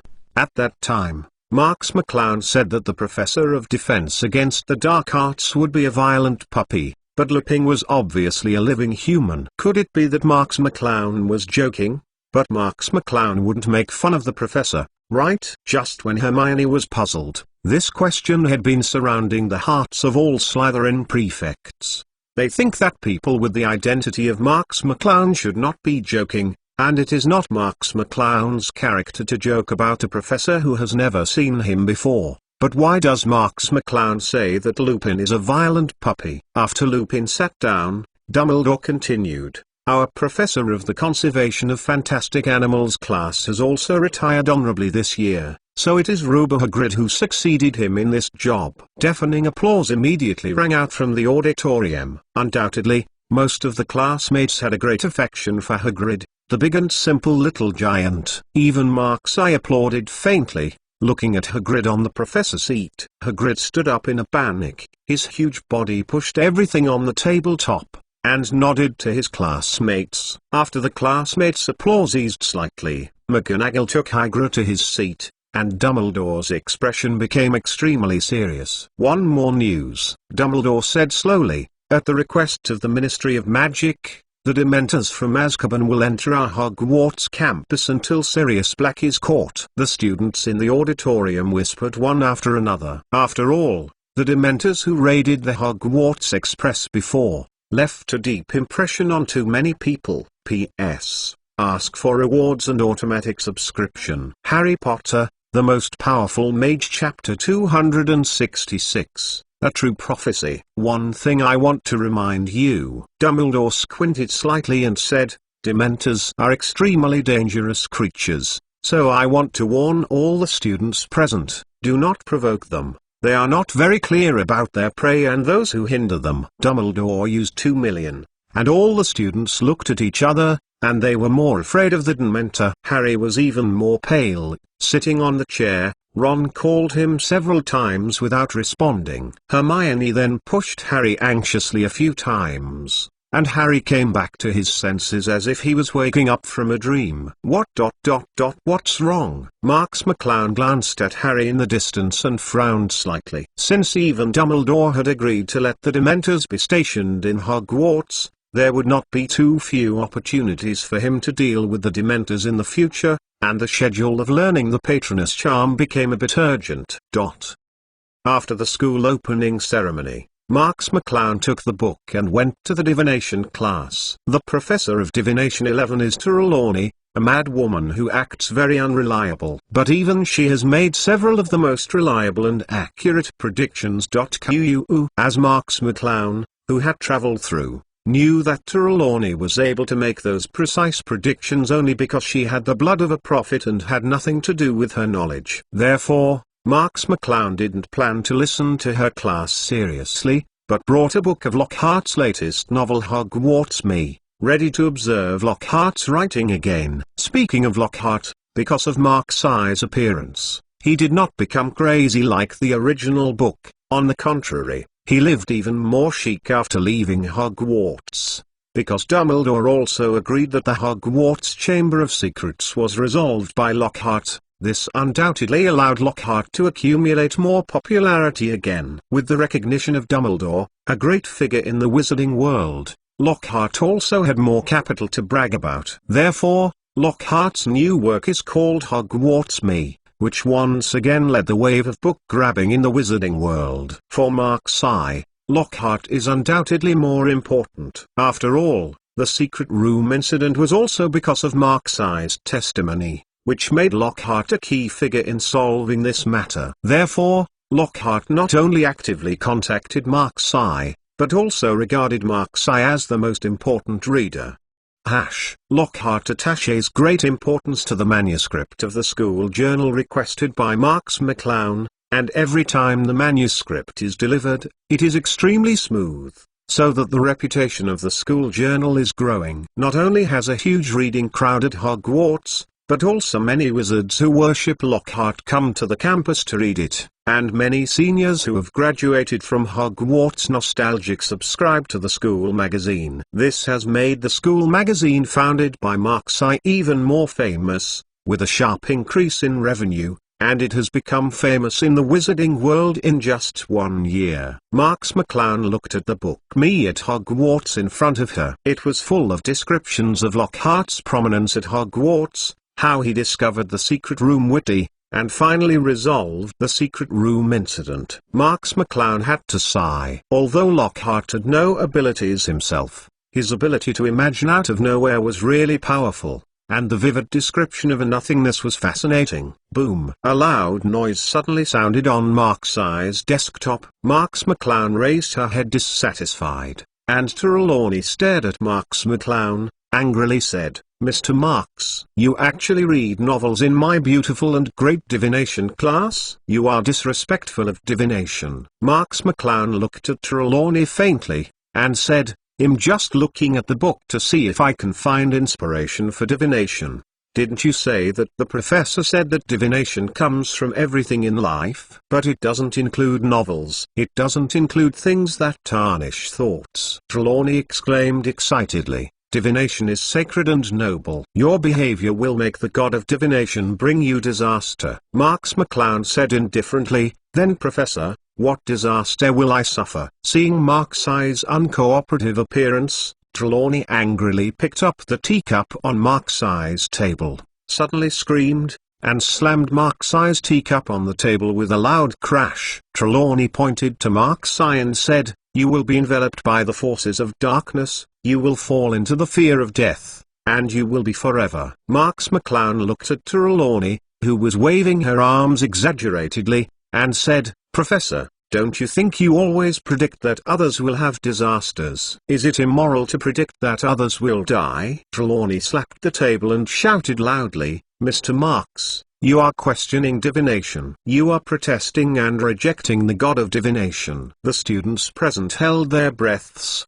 looking at Trelawney, who was a little out of control. Marx McClown was also a person who was not easy to provoke. 580. It is estimated that the two will collide with sparks. Being madly buttoned by the big hat is also a bit annoying. Marx McClown looked at Trelawney coldly, just about to speak. Trelawney suddenly put down her waving arms, her eyes widened, and she stared at Marx through her huge glasses, as if she had changed. Marx McClown frowned slightly, and Trelawney became a prophet, on the one hand because she possessed the knowledge of divination on the horizontal line, but the bigger reason was that she could really predict the future. It's just that she can predict the future only in a special state. Normally, she has always been insane and likes to predict others' disasters and deaths casually. Now Trelawney was obviously overly emotional and fell into that special state again. Thinking of this, Marx McClown's heart moved. Could it be that a prediction for herself was about to appear? P.S. Ask for comments, rewards and automatic subscriptions _:3_. Chapter 267. What does it mean? Trelawney looked at Marx McClown, her eyes were blank, her mouth opened slightly, and her voice became extremely hoarse and deep.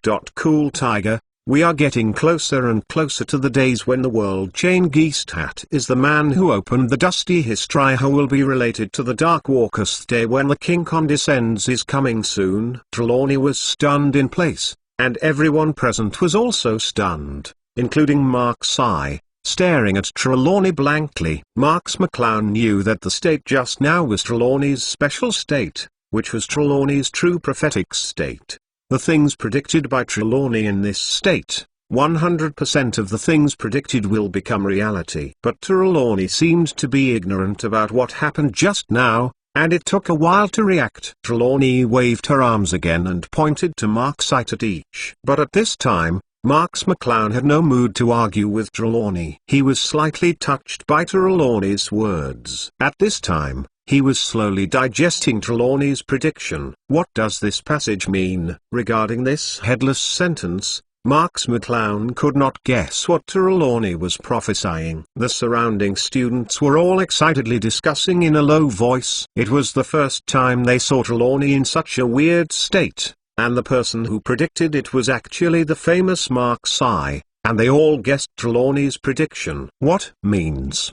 After class, this prophecy was spread everywhere by students of good deeds. After all, the school's most famous prophet predicted the school's character Marx McClown. This is undoubtedly extremely explosive news. Countless people have speculated on this prophecy, even professors have heard of it. The days when the world changes are getting closer and closer. This sentence is the easiest sentence to understand. Undoubtedly it means that the wizarding world or the whole world is about to change dramatically. It's just that what will happen drastically. Although it sounds bluffing, it is as unreal as the end of the world. That's the one who opened the dusty history. There are various speculations about this sentence. Some people think that Marx I is about to open history, but some people think that this person is not referring to Marx I, but Harry, because Harry was the one predicted to save the wizarding world. And some people think that this refers to Dumbledore, because only Dumbledore has this ability. He will have a connection with the Dark Walker. This sentence made many people think about it. Who was he referring to? Could it be Marx I? After all, Marx McClown was questioned as the heir of Slytherin last semester, and it was not impossible to be related to the Dark Ones. At the same time, some people suspected that this was referring to Voldemort, who wanted to unify the dark forces to start again on the wizarding world. And the last sentence, the day when the king condescends is coming soon, is the most frightening and scary. If the king wants to condescend, could it be that a person who proves justice must be suppressed? Who is this king? Could it be Marx I?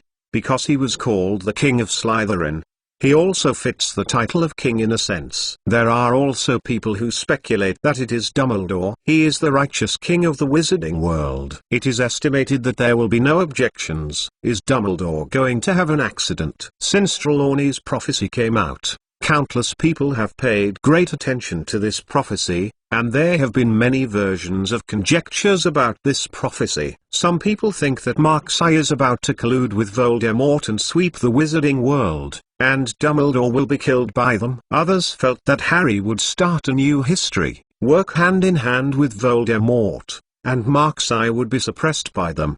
What is even more thought is that Dumbledore is about to start a new history. He will replace Voldemort as the new overlord of the wizarding world. A new generation of wizards like Harry on the night will be ruthlessly strangled by him. There are countless rumors of this kind. In order to curb the spread of these outrageous rumors, Marx McClown had to use the power of public opinion that she had accumulated last year. On the one hand, it was spread within the Slytherin Student Union. Basically all of Professor Trelawney's predictions are alarmist nonsense. In a sense, this is a conclusion recognized by many people. Therefore, this statement is more convincing to the senior sisters in the upper grades, because many students really think so. Not only the senior students, but even a small number of professors, have such thoughts in their hearts. In this kind of communication, which is almost based on the real situation, many lower grade students are very convinced. On the other hand, the school magazine also reported some jokes, all insinuating that Trelawney would use prophecies to scare disobedient students, but in fact all prophecies will not be realized. This move of course triggered Trelawney's protest. But because it was basically all innuendo, there was no good way for the school magazine to kill her and not recognize her. After Marx I's control of public opinion, the attention paid to Trelawney's prediction on campus has gradually diminished. In fact, Trelawney herself can't figure out her own state. She is actually confused about the rumors circulating on her campus. And of course she can't refute it. The key point is that there are some professors who don't like Trelawney, maybe because Trelawney likes to predict that they will die in disaster. So although they didn't jump out one after another at this time, they said that Trelawney's prophecy was like shit, but they also said vaguely that all students should not listen to this woman's nonsense. The meaning of so far, The rumors about Trelawney's predictions slowly subsided on the campus. But Mark's eye was extremely concerned about Trelawney's prediction. P.S. Ask for rewards and automatic subscription. Harry Potter, The Most Powerful Mage Chapter 268, Marx McClown's new decision. Because Mark's eye knew very well that when Trelawney was making this prediction, she was in a special state of prophecy that she could truly predict. Plus cool, Tiger. All the predictions made by Trelawney under special conditions have been fulfilled. This prediction for herself is estimated to have real evidence, but what exactly does Trelawney's statement mean? Even Mark's eye was puzzled by himself. After all, no one can say foretelling this kind of vanity and the ethereal matter that involves heaven. Marx McClown could only put this prediction aside for the time being, and began to prepare for the recruitment and reorganization of the Slytherin Quidditch team, but this time Marx McClown had already made a decision in his heart. Since Mark's eye became the seeker for the Slytherin Quidditch team, Slytherin has not lost a single defeat, which seems to be a good thing. But in fact, because Mark's eye is too invincible, the strength of the Slytherin Quidditch team has also declined. Because they instinctively felt that as long as Mark's eye was there, Slytherin could not lose the game. In their hearts they already had a kind of dependence on Mark's eye. In Hogwarts, Slytherin became the overlord of Quidditch because of Mark's eye, and the other colleges did not have any capital or ability to fight against 590. This also caused Quidditch in other colleges to slowly lose their vitality, and no one wanted to challenge an opponent who had no chance to defeat. These are things Marx McClown didn't want to see, but it is true that these things have already happened at school. So Mark's eye made a decision. This year's Quidditch will be Mark's eye's last Quidditch competition. I declare that this year will be my last year to participate in Hogwarts Quidditch. At the internal meeting of the Slytherin Quidditch team, Marx McClown stood up and faintly stated his decision. The members of the Slytherin Quidditch team underneath were agitated, and Steve immediately stood up and said, "Boss, this can't work. We can't live without you." Marx McClown said coldly, "I decided to quit the Quidditch team just because you can't live without me." Everyone immediately calmed down and looked at Marx McClown, not knowing what Marx McClown meant. Marx McClown looked around the entire Slytherin Quidditch team and said coldly, "You tell me, how has your own Quidditch level become in the past 2 years? Slytherin is the Quidditch champion every year. But what about you? The level is getting lower and lower." Seeing Marx McClown's anger, everyone bowed their heads and dared not speak much. Cool Tiger. They also know that in the recent training, their performance is indeed not satisfactory. Marx McClown continued, "Because of my existence, you feel that you are not important to the team at all, right?" Everyone looked at each other. They did feel that way in their hearts. Because Marx McClown can always jump out to save the team at the most critical moment, Marx McClown's role is simply more important than the sum of them, so deep down in their hearts they feel that they are not important at all. Marx McClown pointed to the Quidditch Championship trophy placed aside, and said coldly, "Quidditch is a team competition. If I alone can win the championship, this is impossible." Steve opened his mouth as if he still wanted to say something. Marx McClown interrupted with a wave of his hand. "So you are too dependent on me, which has caused the level of the entire Slytherin Quidditch team to continue to decline. My existence is the whole problem." But Steve wanted to argue quickly. "No but." Marx McClown stared at Steve coldly, and was so frightened that Steve immediately sat back on the chair, not daring to speak anymore. "I've decided on this. BBFBI won't be here next year." Similarly, in the Quidditch competition next year, you still have this quality, this state, this kind of psychology. You are ready to give this Champions Cup to other colleges. After speaking, Marx McClown walked out of the Slytherin lounge coldly. Marx McClown took a deep breath. And Marx McClown really didn't feel sorry for Quidditch. Because at the beginning, Snape used a conditional exchange to let himself enter the Slytherin Quidditch team and let himself help the Slytherin Quidditch team achieve good results.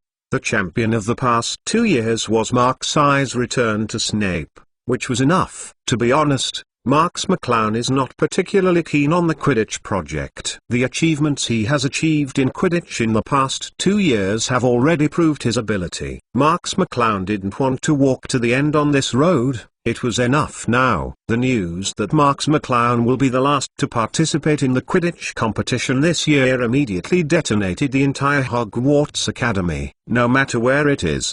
There are people discussing Marx's withdrawal from Quidditch. Why does Mr. Marx want to quit Quidditch? With him, Slytherin will win the championship securely. I heard that it was because Mr. Marx felt that the school had no opponents, so he washed his hands. After all, like his Quidditch-level gods, playing games with other academies is like adults and children. It's boring. Invincibility is the loneliest thing.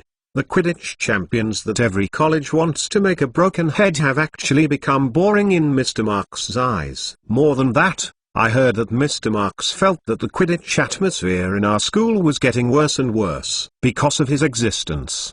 The Quidditch team didn't want to play Quidditch anymore, so Mr. Marx decided wash your hands in a basin and give others a chance. Mr. Marx is so great. He actually thought of this. Why couldn't I think of it? Who are you? What kind of person is Mr. Marx? You are not at the same level. How can you compare? Harry Potter, the most powerful mage, chapter 269. This master. Hogwarts was full of conjectures about Marx McClown's withdrawal from Quidditch, but most students felt that Marx McClown quit because he was too invincible and felt that playing Quidditch in school was not interesting. Some students felt that Marx wanted to give students who love Quidditch from other colleges a chance, so that they could enjoy the same level of competition again as soon as possible. In short, all the students felt that Marx was too cool and free to quit Quidditch. However, this kind of admirable rapid retreat can only be done by Marx, who has the ability to outdo others and make others unattainable. As the client,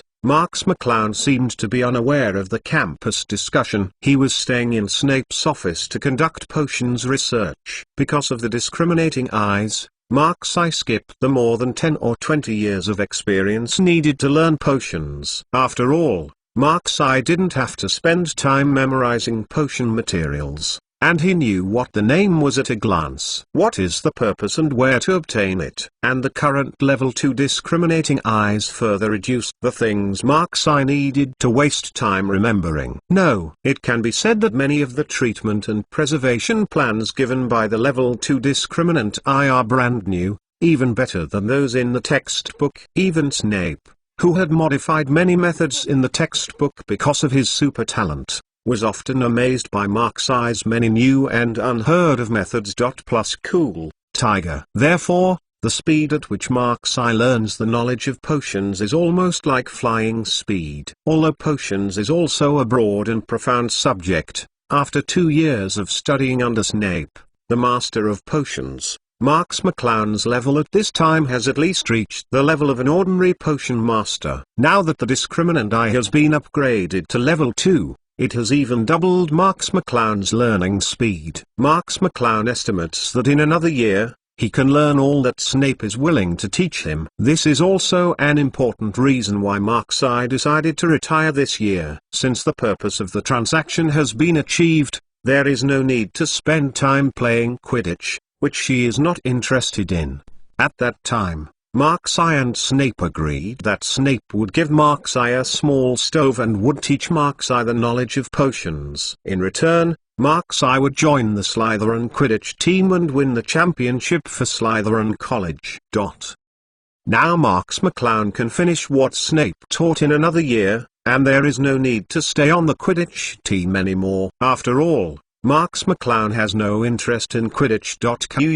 Of course, even if Marx learned everything that Snape taught him, plus the bonus of level 2 discriminant eye, it would at best make Marx's ability comparable to a potion master, and a master like Snape. The level is still some distance away. After all, a figure like Snape who exists as a master of the potions world still has some techniques and skills that are exclusive to him and will not be easily imparted to others. So even if Marx had the ability to discriminate against the sky, he could only surpass Snape in terms of basics. but Snape was still more powerful in a truly profound place. Snape glanced at Mark's eye from time to see Mark's eye's progress. Mark's eye was skillfully deploying potions, with a level of skill like a veteran who had been immersed in this subject for decades. Had Snape not known that Mark's eye had no knowledge of potions 2 years ago, he would have thought that Mark's eye was a familiar hand. Although Snape had a lot of dissatisfaction with Marx McClown,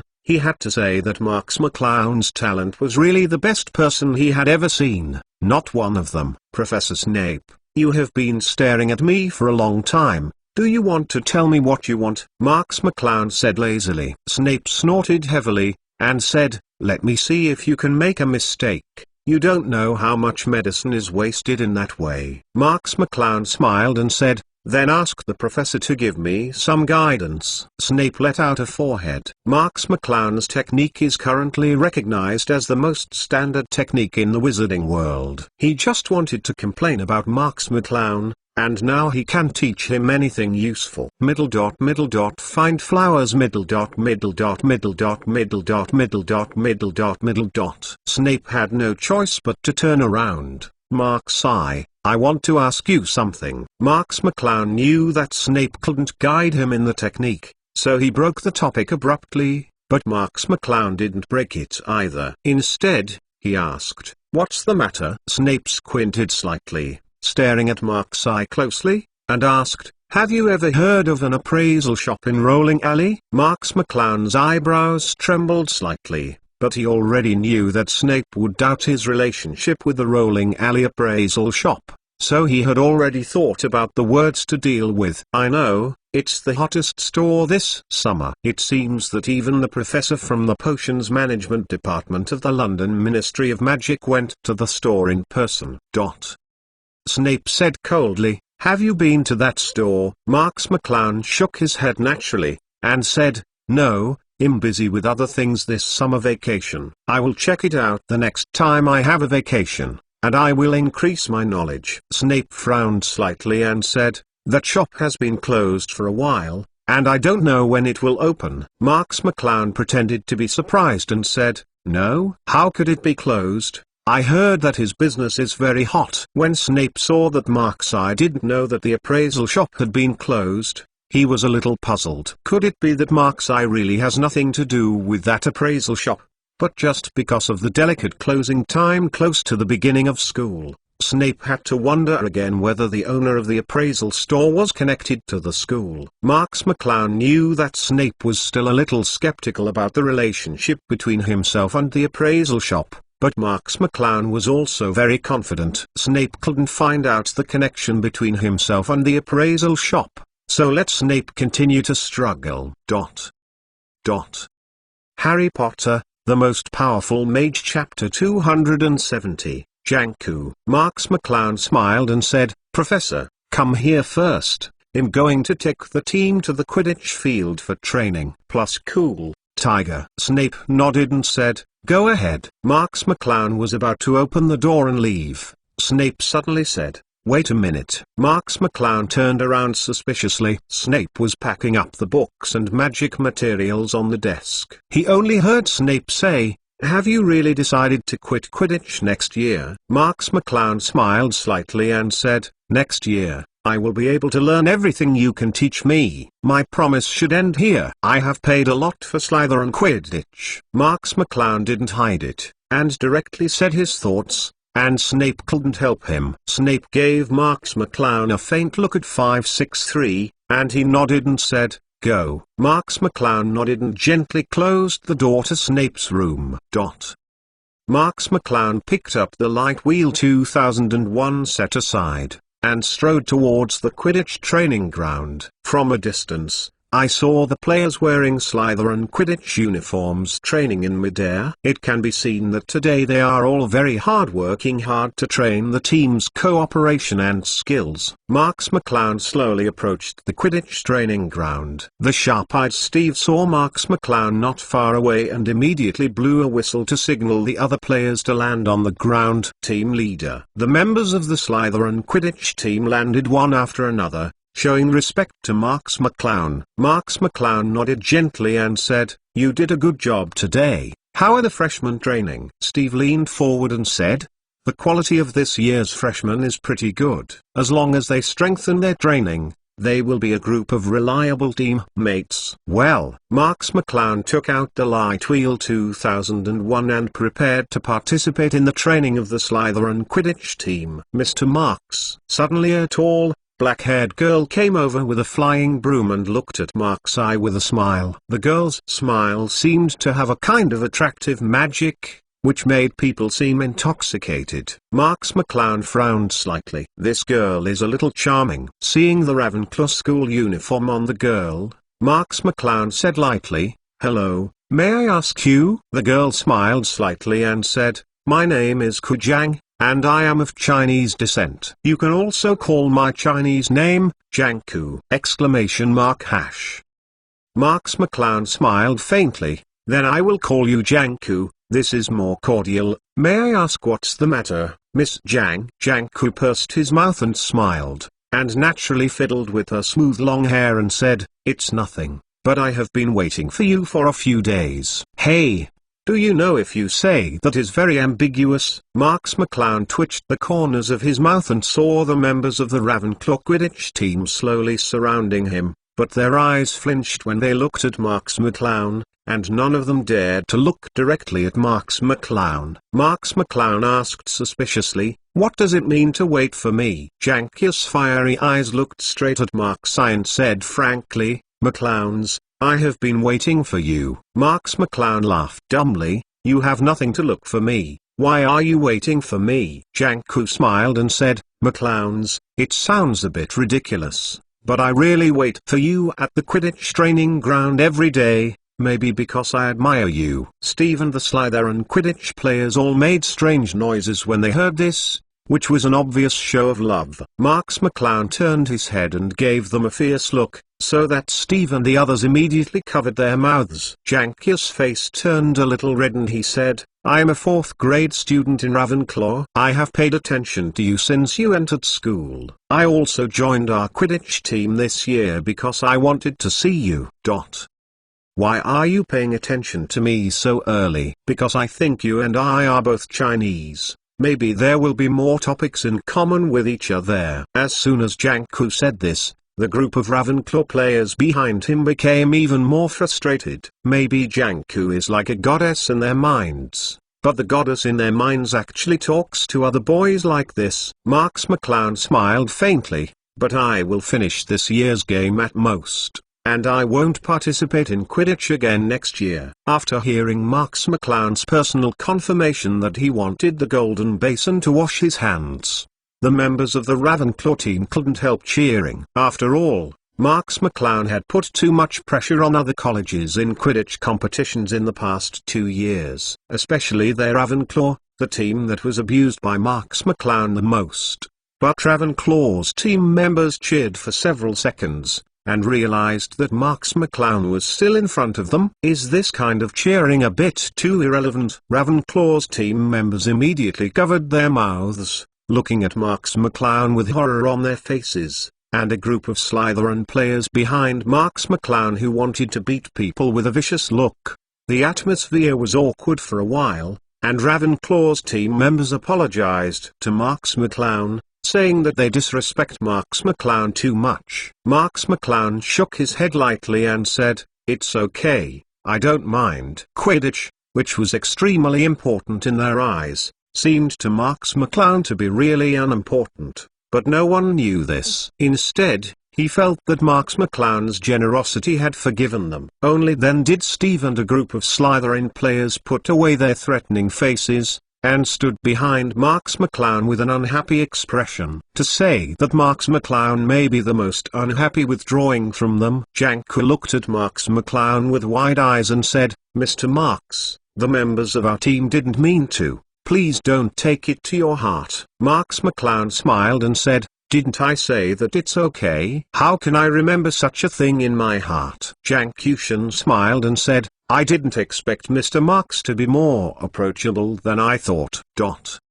Chapter 271, The Trapped Harry. Marx McClown asked back, do you find it difficult for me to get along? Jiangku nodded and said, McClowns, after all, you are the most dazzling person in Slytherin. Even Hogwarts has no student who can do like you. I miss someone like you. It will definitely be difficult to approach, or it will be a little uncomfortable. Plus cool tiger. Marx McClown laughed and said, do many people think so? Janku nodded earnestly and said, Mr. Marx's legendary deeds have been spread all over the school for a long time, and even many people in the wizarding world know that for a person like you who is impossible to reach, many people will definitely think you are very cold. Marx McClown nodded and said, then how do you feel now? Janku smiled gently and said, very gentle, easy to get along with, and worthy of respect and love. Janku stared at Marx McClown with hot eyes, and did not hide his appreciation of Marx McClown in the slightest. The conversation between Janku and Marx at the Quidditch training ground quickly spread throughout Ravenclaw College and Slytherin College,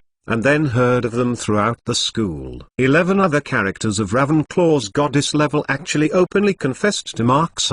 Many boys in Ravenclaw are heartbroken, but they can only express their dissatisfaction in their hearts for such an unattainable figure like Marx McClown. In reality, they can't treat Marx McClown like anything. Plus cool tiger. Many girls are extremely regretful, regretting why they didn't confess in front of Marx McClown first. Now Janku confessed that all the girls in the school feel that they are so passive, and they can only silently pray that Marx McClown will not be against Janku. Good impression. Of course Marx McClown didn't care about these details. Janku expressed his favor in front of him, but it was Janku's personal behavior. Marx McClown didn't need to respond to behaviors that had nothing to do with him. As for whether Hermione would care, Marx didn't have to worry about it, because Marx felt that for Hermione this semester, she first needed to have enough time and energy to worry about extracurricular matters, but obviously she didn't have one. In a blink of an eye, the class of protecting magical animals has arrived. That is, the professor has changed to Hagrid's class. Hagrid mysteriously led the students directly to the direction of the Forbidden Forest. After arriving at the destination, Hagrid said loudly, everyone listen to my command, go there to line up, and open your book. Page 49. Neville pointed to the Restless Book and asked, how can I open this book? Hager said, of course. I patted its spine. Many students studied the Restless Book they were working on. This book of monsters is like a living book, roaring in everyone's hands. Neville unbuttoned the book. Suddenly the book was liberated, and he yelled at Neville's clothes, making Neville grotesquely. Hagrid dissatisfied.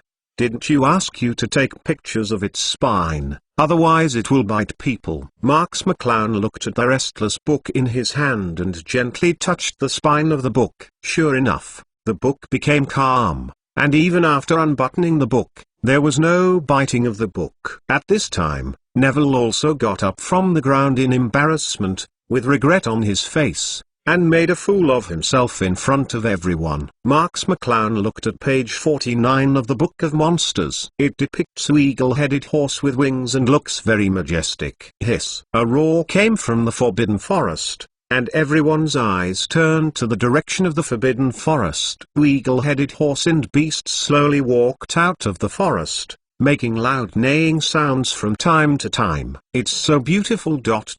No. So majestic. The students gazed at the eagle-headed horse and beasts in the distance, but they didn't dare to get too close. After all, they were creatures of the Forbidden Forest, and they were still dangerous. Hagrid took out a ferret corpse hung on his clothes, threw it directly to the eagle-headed horse and beast, and shouted, come on, big guy, eat one. The eagle-headed horse and beast leapt forward, wide wings spread out in midair, and the sharp Olek ran and grasped the ferret accurately, and ate it with relish. The behavior of the eagle-headed horse and beast made the students exclaim, and the eyes of the eagle-headed horse and beast were full of envy. Marx McClown is not particularly interested in this majestic eagle-headed horse and beast. After all, it was raised in captivity by Hagrid. After all, it is just a pet-like existence, without the wildness of wild magical creatures, only the servility after being domesticated. Hagrid was quite satisfied with the eagle-headed horse and beast, and proudly introduced to the students, "It's called Buckbeak. It's a proud eagle-headed horse and beast. But first of all you have to remember, you can't insult it, otherwise it will be the last thing you do." The eagle-headed horse and beast called Buckbeak panted, and looked at the large group of 550 Hogwarts students in front of him, constantly making a deep neigh. Many students looked back at Buckbeak instinctively, wanting to be a little further away from Buckbeak. "Okay." Hagrid clapped his palms heavily. "Who wants to say hello to him now?" When Hagrid said that he wanted to interact with Buckbeak, many students took a step back again, and Marx McClown was bored and sat on a big rock. Only Harry was left looking at Buckbeak curiously. Hagrid saw Harry standing in front of the crowd and laughed, as expected of a Harry Potter. "Very good, Harry, you come." Harry froze for a moment, only to find that Ron and the others had stepped back a few steps earlier, leaving them alone in front of the crowd. "Me?" Harry pointed to himself hesitantly. Harry was still instinctively a little afraid of this tall eagle-headed horse and beast. Chapter 272. McClowns, it's you. Hagrid waved his hand, motioned for Harry to come over and said, "First you have to be polite to it, so you have to bow to it sincerely. If you see it and bow back to you, you can go up and touch it. It's Q-U-U." Harry still had considerable trust in Hagrid, so he had to take hesitating steps, walk closer to Buckbeak, slowly bend down, and bow to Buckbeak. Buckbeak looked at Harry vigilantly, as if he didn't understand what Harry meant. He neighed loudly and scared Harry back a step.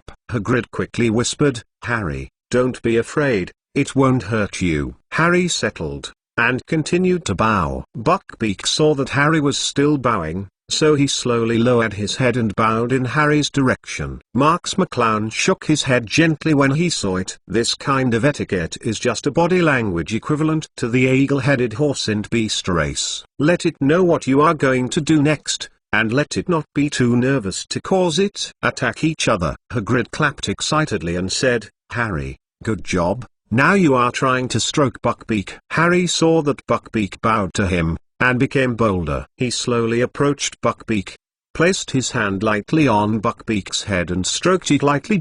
"Cool tiger." Buckbeak also rubbed Harry's palm lightly, with a well-behaved look. Hagrid laughed and said, "It seems that Harry and Buckbeak are born with a kind of intimacy. Harry, you can sit on its back." Harry shook his head quickly and touched Buckbeak. He could still try it. If he really sat on it, he wouldn't know what happened. Hagrid, as if eager to show the charm of his class, walked over, without saying anything, and picked Harry up directly on Buckbeak's back. The students onlookers exclaimed, their eyes fixed on Buckbeak, for fear of something going wrong with Buckbeak. However, Buckbeak was quite quiet, without any resistance, allowing Harry to ride on him. "Don't grab its feathers, so it will be angry. Hold its neck tight," Hagrid shouted loudly, and then slapped Buckbeak's ass with his big hand. Hiss! Buckbeak!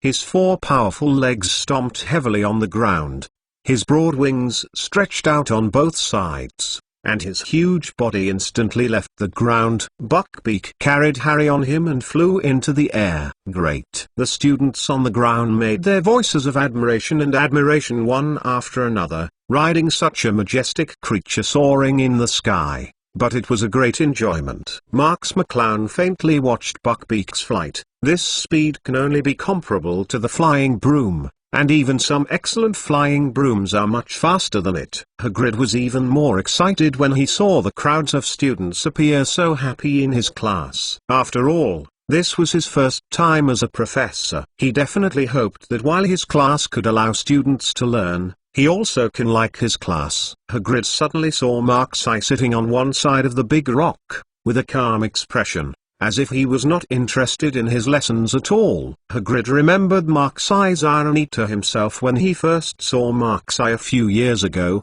and Hagrid became angry at the thought of Marx's face to him at the time. Even if you think about it, maybe it was because she was wrong first, but Marx was too arrogant when facing herself. "And now that I am a professor, and you are just a student, do you still have to put on such a face?" Just when Hagrid wanted to go up and say a few words about Marx, Harry had already returned on Buckbeak. Hagrid hugged Harry to the ground and smiled. Harry is really amazing. Even Buckbeak accepted you so quickly. Unlike some people, they just sit in a daze on a rock in class. Everyone was taken aback, and immediately realized that Hagrid had actually targeted Mark's eye. I didn't bother you at all, yet again unbehaved and took the initiative to trouble me. Thinking of this, Marx McClown frowned slightly and said coldly, Rubber Hagrid, are you talking about me now? Hagrid said angrily, you should call me Professor Hagrid. Now I am your teacher. Are you talking to me in this tone? Besides, I said everyone can see everyone. Marx McClown looked at Hagrid with a sneer,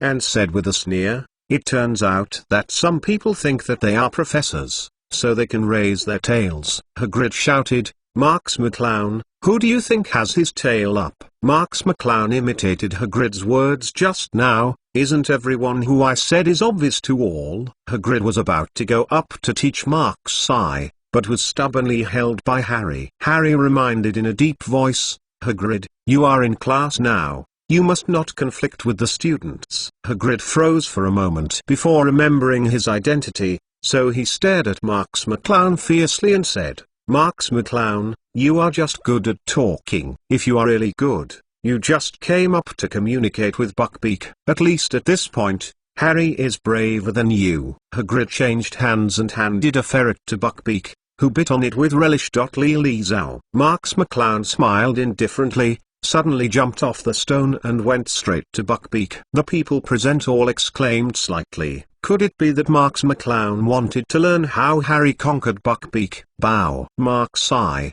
Bow. Pansy shouted suddenly behind. Marx McClown actually did not bow to Buckbeak as Hagrid said, and waited for Buckbeak to agree before approaching, but approached Buckbeak directly and quickly. Hagrid frowned, but still didn't stop it. He wanted Buckbeak to teach this guy a lesson. Harry Potter, The Most Powerful Mage Chapter 273. Only Marx McClown can use the method. When Marx McClown walked in front of Buckbeak, Buckbeak was already restless. His sharp eagle beak opened and closed, as if ready to attack at any time.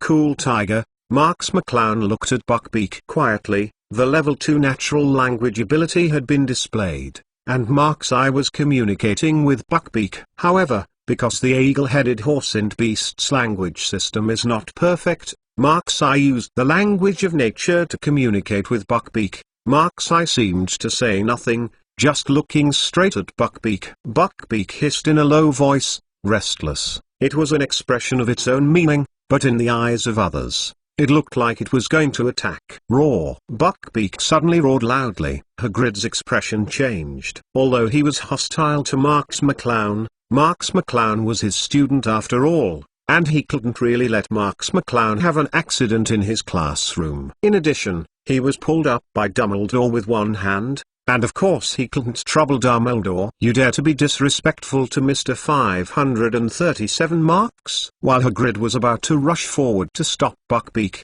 Pansy and other Slytherin students had already drawn out their wands and pointed straight at Buckbeak. There was no hope for Slytherin students. Seeing Mark's eye hurt in front of them. Like Pansy and the others, Hermione also drew out the wand. Hermione also stared at Mark's eye nervously. As long as Mark's eye is a little bit dangerous, the curse on her wand will be cast mercilessly. Get out. Originally this semester, because of the reason that Hermione had arranged all the courses, coupled with the legal rules of the time converter, she had rarely talked to Mark's eye, and her heart was full of apologies. At this moment, she can't just watch Mark's eye hurt. Although Hermione is kind by nature, she can still tell who is lighter at critical moments. That's it. Hagrid saw that Pansy and Hermione were all ready for the spell, ready to arouse them at any time, and his heart said that this time he really got into trouble. Marx McClown suddenly raised his hand to signal everyone not to act rashly. BBFJ. Just when everyone was looking at Marx McClown in doubt, Marx McClown turned over and rode directly on Buckbeak's back. Buckbeak didn't mean to resist, and directly carried Mark's eye into the air. Professor Hagrid, your method doesn't seem to be that advanced compared to mine. Marx McClown's voice came from the sky, and he deliberately reread the word professor, leaving only Hagrid and a group of students in a daze. After a while, the Slytherin students cheered immediately. As expected, Mr. Marx, even if he didn't follow the method the professor said, he could still ride Buckbeak's back. Think about Harry's funny bow and petting at the time. How troublesome. But the Gryffindor students were puzzled. Didn't Buckbeak still want to attack people just now? Why was he suddenly willing to be ridden by Marx? Hagrid was also blank, muttering, "It's impossible. Buckbeak won't be so easy for people to ride on." For the rest of the time, Hagrid was in a daze. During the break, students gathered in the auditorium to chat. Marx McClown previewed the lessons to be taken next, ignoring the noise of the surrounding noise. Someone saw him. Suddenly a student rushed into the auditorium with a newspaper and immediately attracted everyone's attention. Someone asked, "Who did you see?" The student holding the newspaper shouted, "Sirius Black." The students in the auditorium were immediately shocked by the explosive news. This semester Hogwarts has been stationed by the terrifying Dementor. It is for this Sirius Black. And now there is finally news of him. He has arrived in Dufton Town. It's very close to Hogwarts. Someone called. His goal is not really to come to Hogwarts. It's okay. Isn't there a Dementor in our school? He didn't dare to come over. He had already escaped the Dementor's hunt in Azkaban. Who can guarantee that he won't be able to escape again this time? The students in the entire auditorium whispered about Sirius affairs, discussing exactly what Sirius wanted to do. Marx McClown frowned, put away his books and left the auditorium. It is an indisputable fact that Sirius is coming to Hogwarts. There will definitely be various unexpected situations in the future, and he must be prepared. Marx McClown went back to the dormitory directly, and the fluctuating dog lay lazily on the ground and napping. Since following Marx's eye, the fluctuating dog has no worries about food and accommodation, and now there are signs of fatness. Don't lie down here all the time. Collect some information for me. Marx McClown put the book on the table and said lightly. Sudoku Dog stood up reluctantly and said, "What are you going to collect?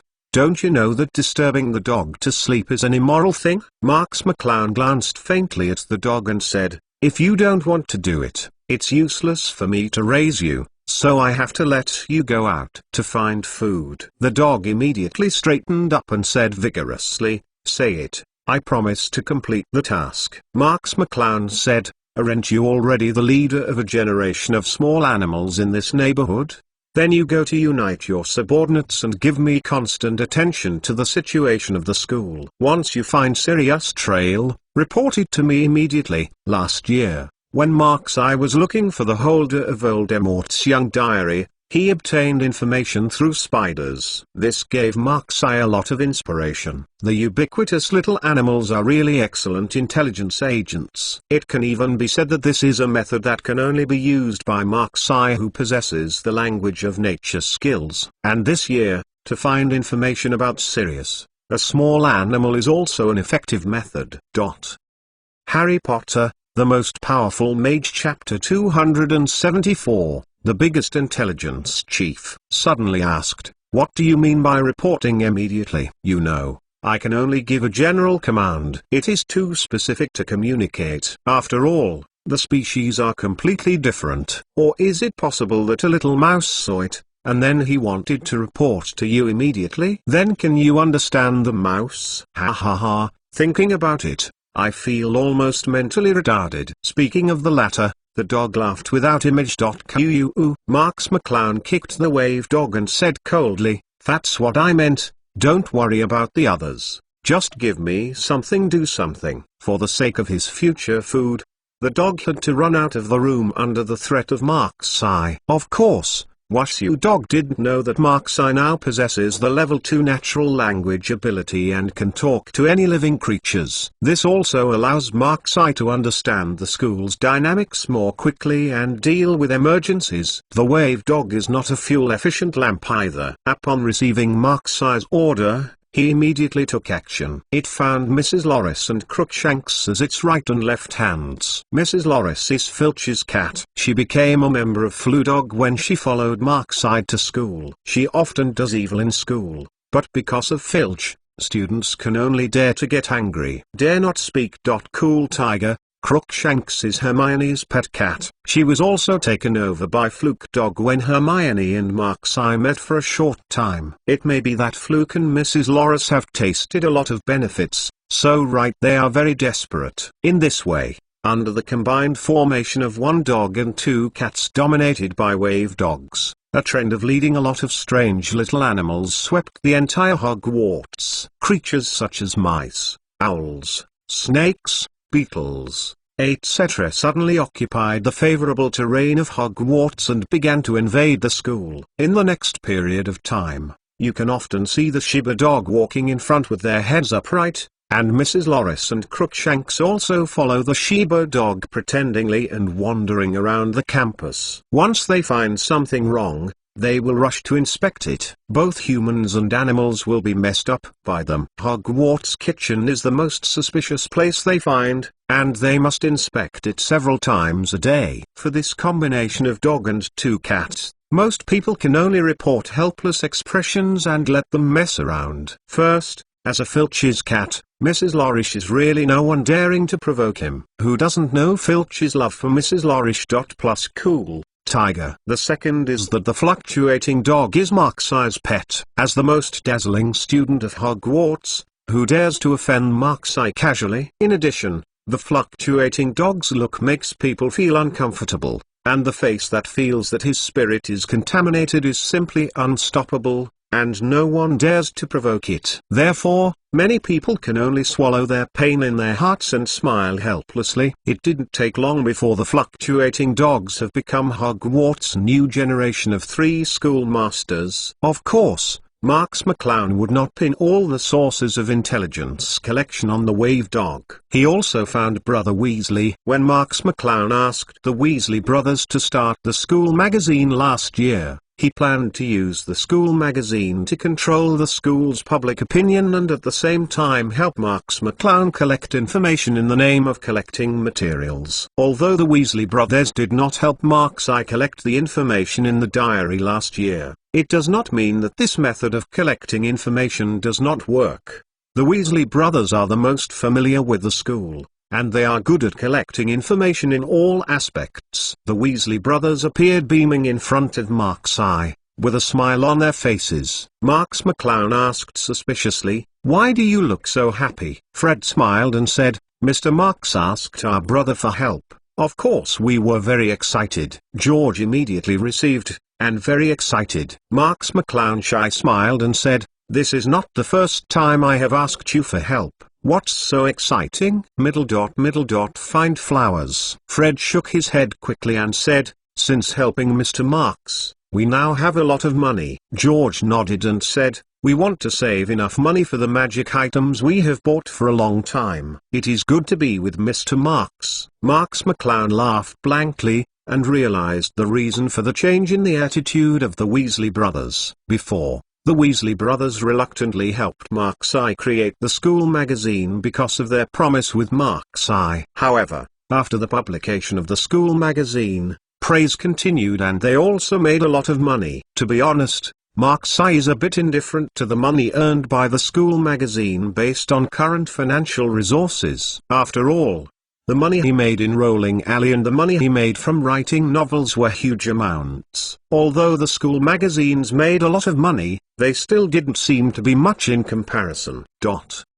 So he is very generous to the Weasley brothers and Colin's salary. For the sons of the Weasley family, the money is astronomical to them, so it is understandable that they have changed their attitude towards Marx now. Marx McClown smiled and said, "This time, I still want you to collect information." The Weasley brothers didn't even ask who to collect information, and said in unison, "Guaranteed to complete the task." Marx McClown said, "I want you to collect information about Sirius. In the academy, as long as there is anything going on about Sirius, come and inform me immediately." The Weasley brothers glanced at each other and nodded at the same time. In fact, Marx McClown didn't really need Sirius intelligence at the moment. He ordered both sides to do so, just playing a guise during the spread of intelligence forces. P.S. Seek flowers, comments, evaluation tickets, Rewards and automatic subscriptions.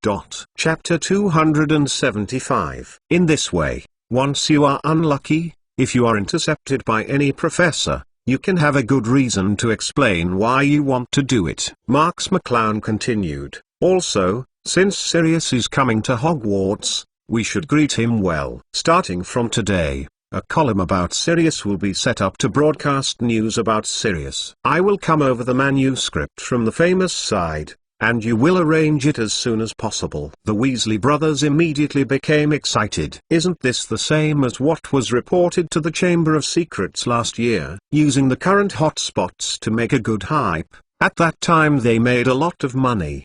The two immediately said, we will go back and prepare immediately. Marx McClown lightly patted the shoulders of the two of them and said, 5, 4, 3, and said, this time it's done. Everyone will give out another bonus. Go. The Weasley brothers cheered and hurriedly went back to prepare. Marx McClown also thought about it. It's time to ask Lockhart to give him more manuscripts. But Lockhart's manuscript fees should also be settled. This is a large expenditure that cannot be ignored.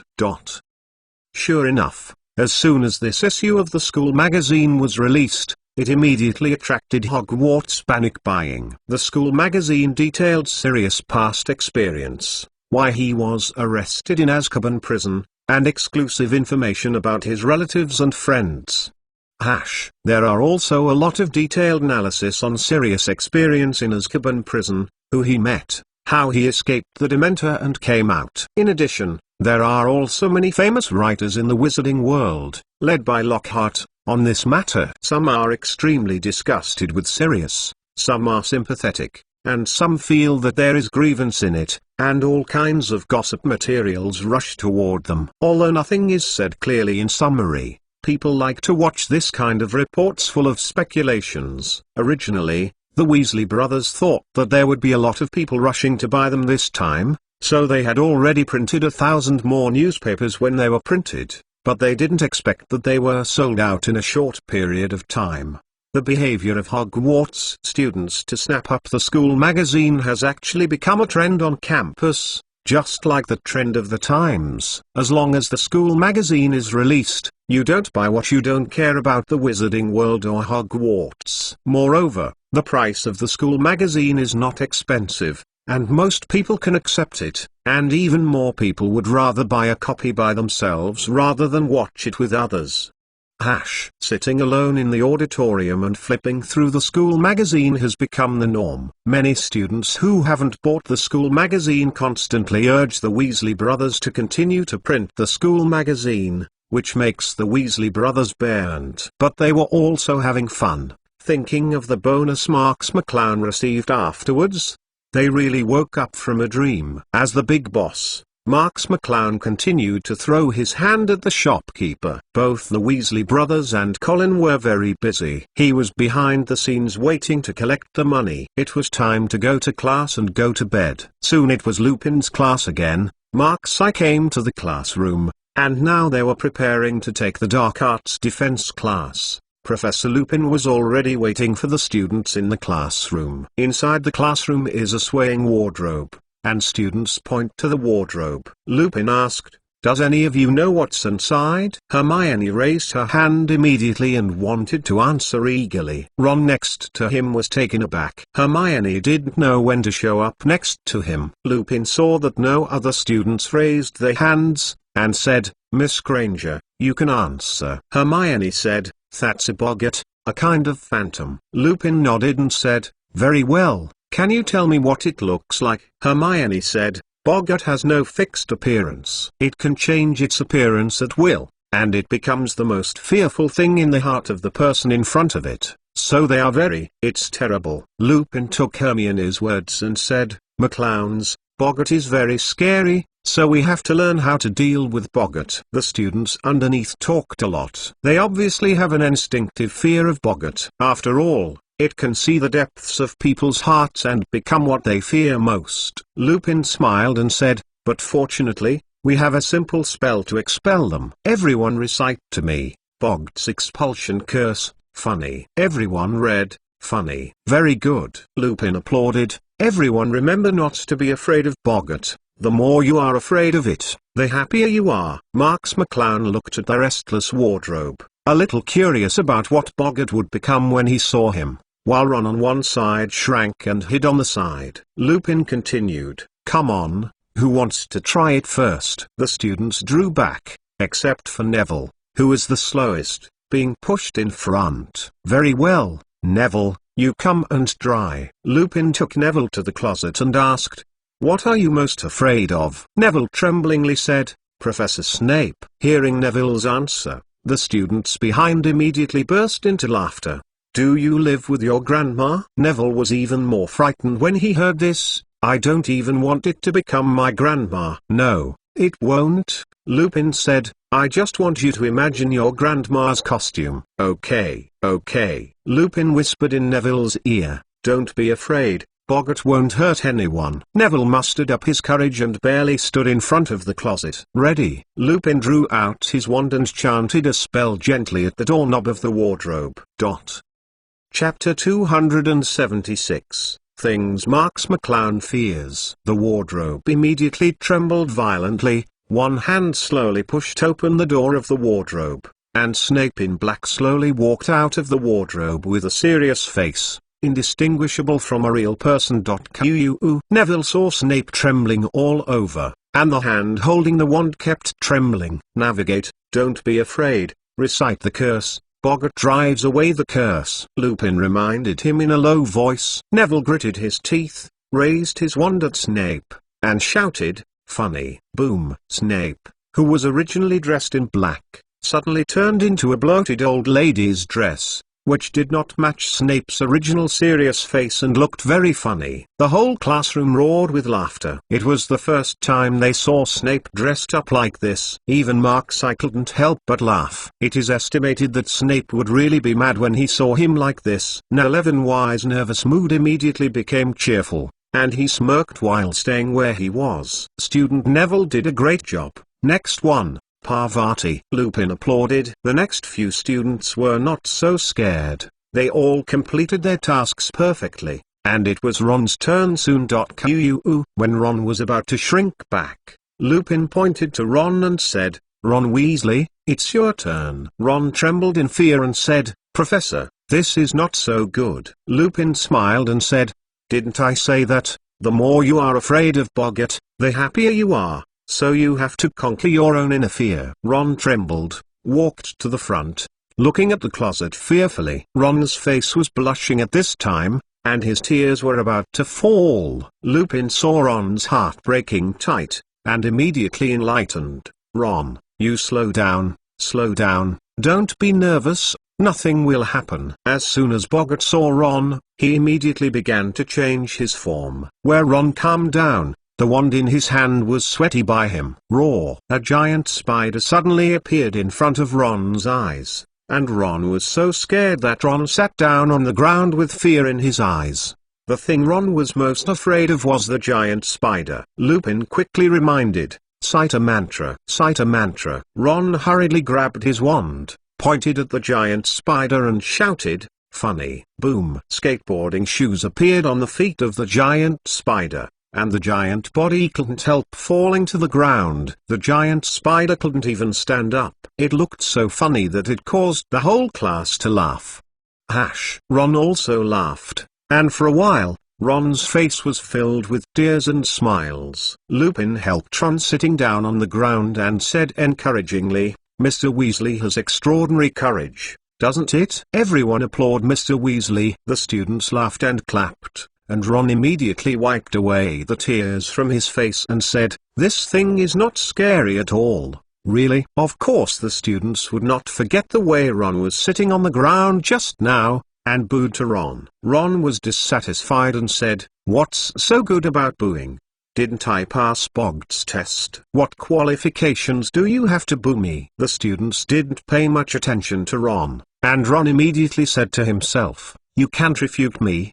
Do you really think Boggart is easy to deal with? I don't think even Marx can pass it." Everyone's eyes turned to Marx, but Ron unexpectedly pointed the finger at Marx. Of course, the students would not think that Marx McClown could not pass Boggart's test, but they were all very curious about what Marx McClown, who was a man of the school, was afraid of. Marx McClown was originally at the end of the line, looking enthusiastically at the most feared thing in the student's heart. He didn't expect Ron to say this directly to him, and his face sank. When Ron saw Marx McClown's face changed, he thought Marx McClown was scared, and said more arrogantly, "I'm right, you guys don't dare to come out." Marx McClown glared at Ron coldly, walked out of the team slowly and said, "Do you mind if I go first?" The students of Slytherin College immediately shouted, "We don't mind, Mr. Marx." The students in other colleges were also curious and did not stop Marx McClown from going up for the test first. Marx McClown asked Lupin,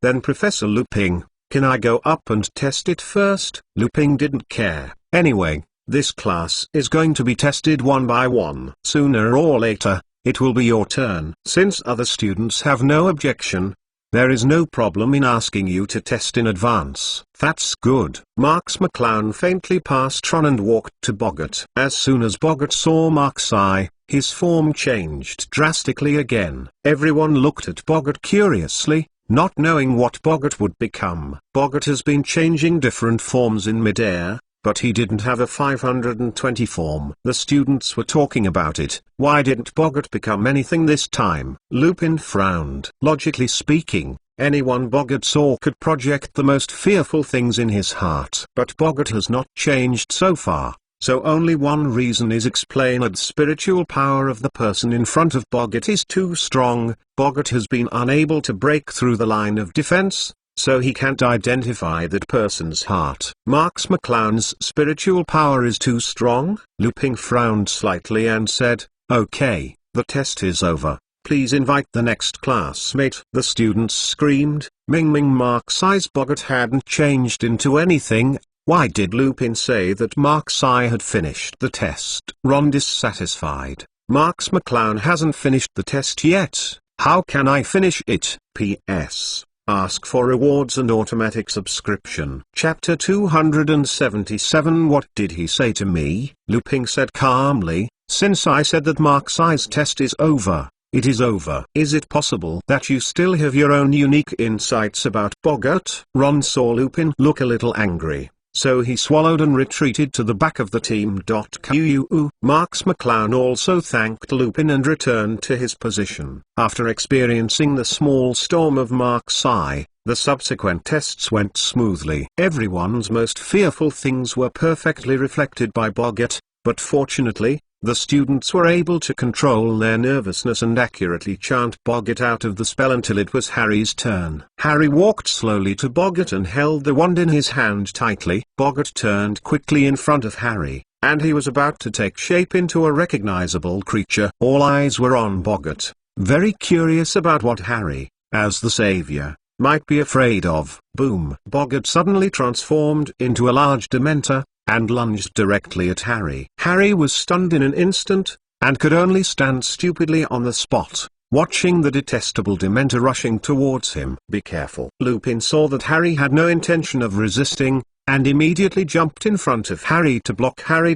Cool Tiger. After the terrifying Dementor saw Lupin, he suddenly changed again, and turned into a scene. On a dark clouded night, the clouds slowly dispersed, revealing a full moon. Funny. Lupin pulled out his wand and pointed it straight at Boggart. The full moon immediately changed into a leaky balloon, flying on the ceiling of the classroom. Lupin immediately opened the door of the closet with his magic wand and used the spell to urge Boggart to fly directly back to the closet. "Okay." Lupin smiled and retracted his wand and said, "I'm sorry, but that's the end of today's lesson. I'm really sorry." The students looked at Lupin blankly. Didn't Boggart's test pass half of the students, and half of the students did not pass the test? By the way, some students will come back to the test next class. Today's class ends here. I'm sorry, you could have fun today. Lupin has opened the door of the classroom, urging the students to leave the classroom. The bewildered students had to leave the classroom slowly according to Lupin's orders. Marx McClown looked at Lupin, who was trying his best to stay calm, and said, "Professor Lupin, if I have time, I would like to chat with you in private. Lupin was taken aback for a moment, remembering Marx McClown's strangely strong mental power, and nodded gently and said, "Okay, you will be fine when you come to me." Marx McClown smiled slightly, looking at Marx McClown as if he knew something. Lupin's heart jumped, and Marx McClown slowly walked out of the classroom door. Lupin's students were walking around 7 or 8, and when they were about to pack up the classroom, Harry reappeared at the door of the classroom. Lupin asked, "Harry, what's the matter?" Harry said, "Professor Lupin, I have something to ask you." Lupin smiled and said, "I know what you want to ask me, let's go out and talk." The two came to Hogwarts Long Bridge, when the weather had turned cold, and the cold wind swept across Hogwarts. "You want to know why I don't let you face Boggart alone, right?" Lupin said directly. "McClowns, I think Boggart will become Voldemort's appearance." Harry said in a daze, "I did think of Voldemort at first, but then I thought of the night on the train, and in the end Boggart actually became a Dementor." Lupin nodded and said, "You are just afraid and afraid of fear itself." "This is very philosophical." Harry said, "When I see a Dementor, I hear a scream, a woman's scream." Lupin explained, "Dementors are memories that remind us of our fears, and our pain is the source of their happiness." "I think it was my mother's voice," Harry said suddenly. "I think that voice was from the night she was murdered." Lupin was stunned, looking at Harry. Harry raised his head and looked at Lupin. Through his eyes, he could see that Harry's eyes were filled with tears. Lupin said, "You know what, Harry? I recognized you the first time I saw you. Not because of the scar on your forehead,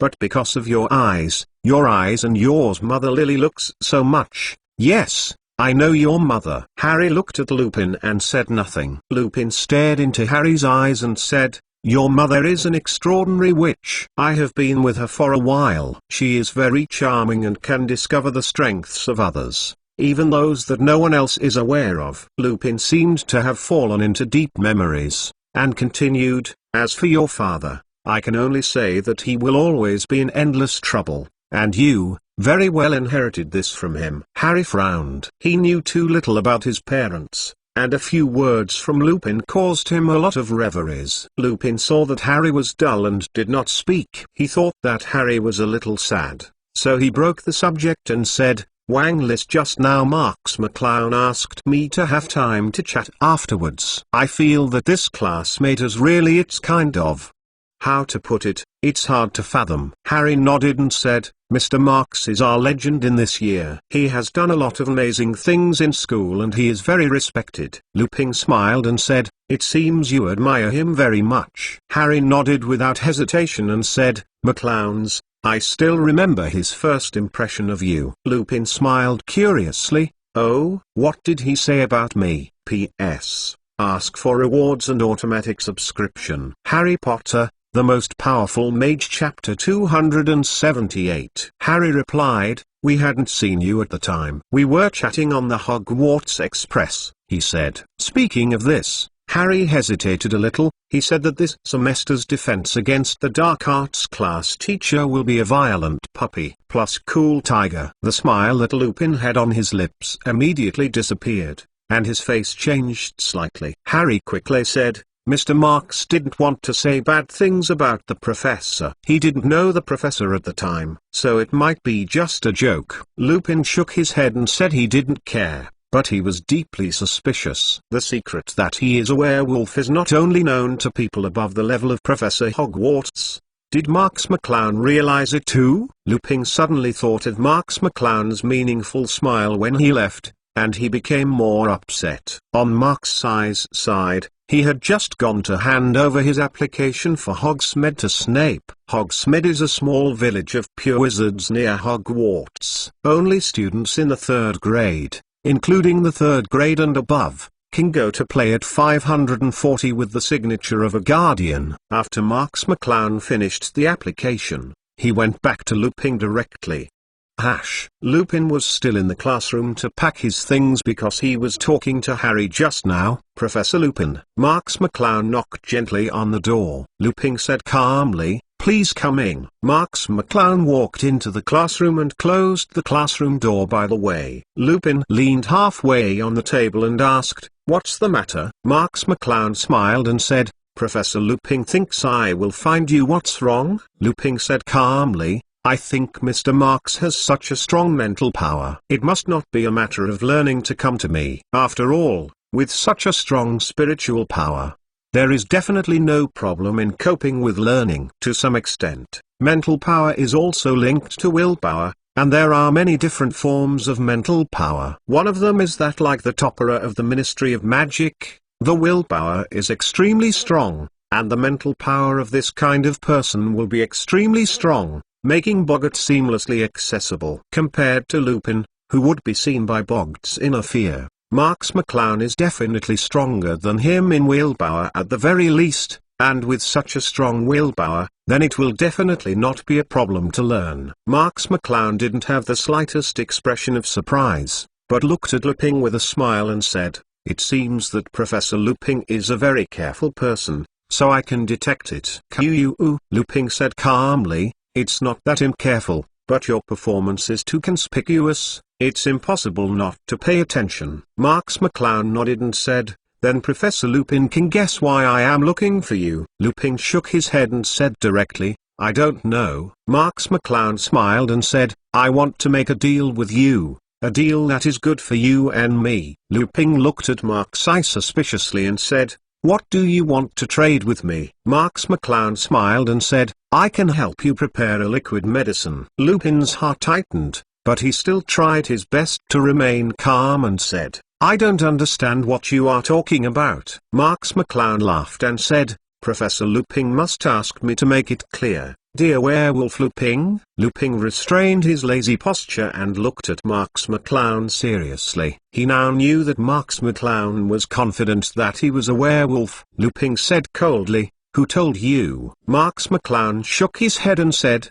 "No one needs to tell me. I'm sure by when it turns from Boggart to the full moon, Professor Lupin." Lupin took a deep breath and said, "What do you want?" Marx McClown said indifferently, "Didn't I just say it? I just want to make a deal with you. I don't think much about other things, let alone say more." Lupin said, "What is a deal? I will listen to you." Marx McClown said, "It's very simple. I will prepare you wolf poison potion, and you teach me the patron saint curse." Although many wizards have guardian spells, each wizard is good at magic in different directions. Just like Snape, his best magic is occlumency, which is at the same level as his potion level. Even a wizard of Voldemort's level can't probe his brain. Lupin's nature is sensitive and peaceful, which is destined to be his weakness. Therefore, Lupin also pays more attention to spiritual defense magic such as the patron saint curse.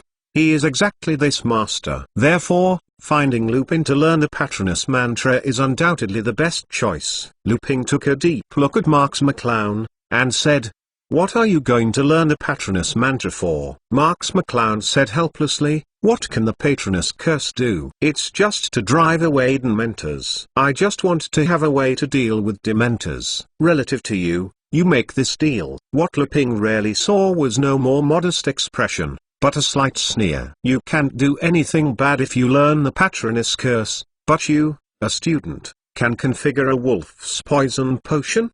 Does it depend on you?" The wolf's poison potion is a high-level potion that requires a very high level of potion to be configured. Marx McClown smiled with her hand in her arms and said, "Is there a sufficient level of deployment of wolf poison potions?" "You don't have to worry about this. If you don't want me, I can't help it, but you will always be ridiculed by Professor Snape." Lupin slapped the desk and said, "What do you know?" Marx McClown said, "I know what I should know, and I don't want to know what I should not know." Lupin took a deep breath again. He felt that he had no secrets in front of Marx McClown. Marx McClown continued, "How about, do you want to make a deal with me? You won't have any losses." Lupin had no choice at this time. After all, Marx McClown had mastered his greatest secret, and all that Marx McClown needed was to learn the Guardian God spell.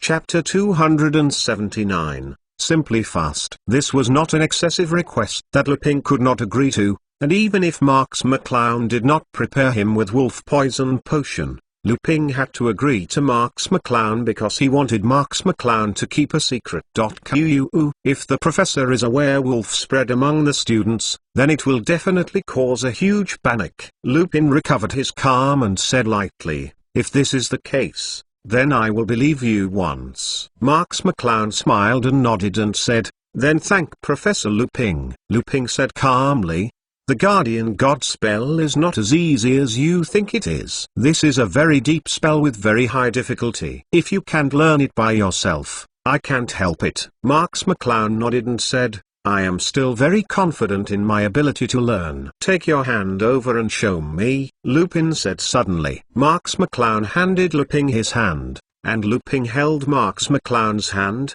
feeling the magical strength of Marx McClown's body. At the next moment, Lupin couldn't help being shocked, because the strength of the magic power he felt from Marx's body was so strong that it was not of the same grade as the students at school. Lupin glanced at Marx McClown in shock, condensed his mind, and continued, "The mantra of the patron saint mantra I taught you is calling the gods to guard. This is a way of realizing your own positive emotions and spiritually, and then guarding its own curse has a fatal effect on the Dementor!"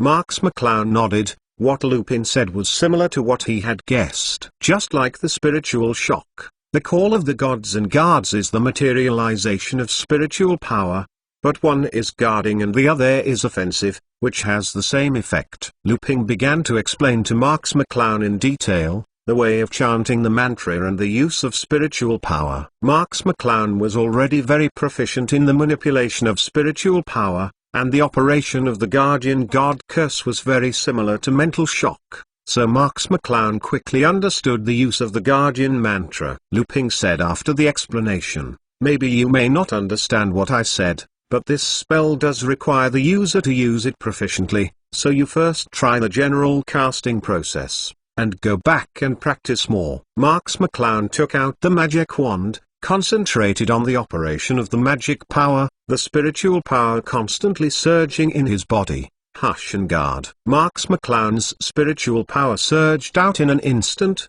enveloping Marx McClown's whole person, and the Guardian curse was perfectly released by Marx McClown for the first time. Lupin stared at Marx sluggishly, unable to speak for a while.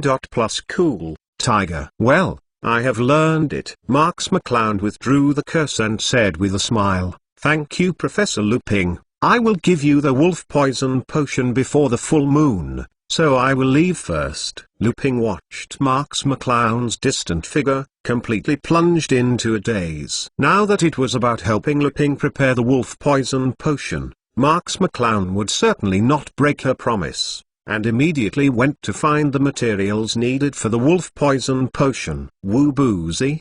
By Anne Wrong Eye, Saponaria, Cnidium. Marx McClown went to the school library to search for information about the wolf poison potion, and collected the same materials to be configured. Fortunately, behind Marx McClown is the Marx family. There are several hard-to-find materials that can also be bought through family means, but the price is more expensive. It took Marx McClown a week to finally find all the materials for the wolf's poison potion, and he was about to start to configure the wolf's poison potion. This was the first time Marx McClown configured such a difficult unfamiliar potion. Marx McClown held a lot of potion materials and directly knocked on Snape's office. "Come in." Snape's voice was very cold, and he had become accustomed to Marx coming over at this time. "Morning, Professor." Marx McClown held the potion material and unceremoniously placed it directly on Snape's experiment table. Snape frowned and said coldly, "What are you doing?" Marx McClown closed the half-covered door and said, "Configure potions. Can't you see a lot of materials?" Snape said coldly, I only said to teach you about potions. I didn't say to help you configure potions. Take it away. Middle dot middle dot find flowers middle dot middle dot middle dot middle dot middle dot. Marx McClown smiled faintly and said, "Who said I asked you to configure the potion for me? This is my own configuration." Snape's brows were already deeply frowned, and he said, "You are here to configure potions? Seeing that you have prepared so many kinds of materials, I think you want to configure high-level potions, right? You thought you learned a little theory. Can you configure high-level potions? The high-level potions are completely different from the little potions you usually configure. You are too naive to think about potions. Who else allows you to make such a mess in my office?" Marx McClown shrugged and said, "The configuration is done by me, Professor, don't worry about it, and Professor Snape, don't forget that in our previous agreement, I can use your workshop freely." Snape stagnated slightly, indeed remembering that there seemed to be such a rule in his agreement with Marx. It's just that in the past 2 years, Marx McClown has rarely moved his test bench, so that he almost forgot this rule. At this time, Marx McClown has already started to work, placing the potion materials he has collected on the table neatly one by one. This is the most basic thing to do to configure potions. Only by dividing the types of potions can they start effectively. Configure the potion. Snape paced, walked slowly to Marx's side, and carefully looked at the material in Marx's hand. Woo-boozy, Bianwrong-I, Saponaria, Cnidium. The more Snape looked at it, the more puzzled it became. The stuff that these materials can be configured seems to be wolf poison potion, right? He immediately asked, "What do you want to configure?" Of course Marx McClown knew what Snape had in sight, and could see what he wanted to configure at once, so he didn't hide it, and directly answered Snape. Chapter 280 Snape's Marvel. "I promised to equip Professor Lupin with the wolf poison potion." Professor Snape, you don't even have this basic vision, do you? Marx McClown talked to the end without forgetting Snape. Snape had ignored Marx's irony at this time, and his expression changed.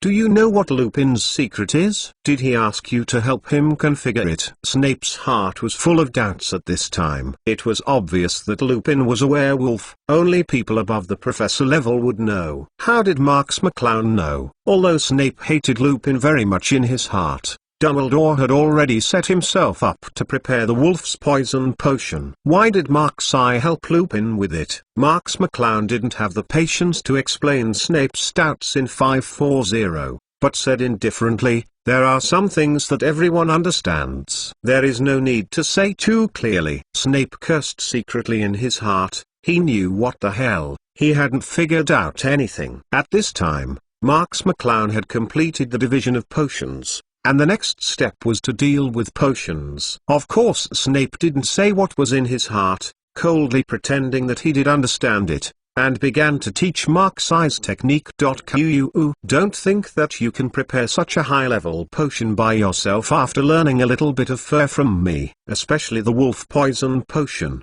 a potion that has only recently been developed, has few configuration experience or experimental records. Pathetic. You must know that the configuration of high-level potions is a profound knowledge. It requires very high experience and techniques. In the absence of any reference to the literature of wolf poison potions, people like you with no experience at all, how can it be configured? Marx McClown was silent, focusing on the materials in her hands. You see, to configure a potion, you must first process the materials to ensure the effectiveness of the materials, and then perform special treatments for different materials to show the effects of the materials. These most difficult steps are precisely the masters of wolf poison potions. The important reason to configure. Marx McClown continued to remain silent, staring at the leaf on his hand, trying to squeeze out its juice. Your technique is too rough. This will waste a lot of juice. Don't think that you can configure it according to the so-called formula above by looking at the books borrowed from the library. It is too naive and unrealistic. Marx McClown turned her head coldly and gave Snape an unpleasant look.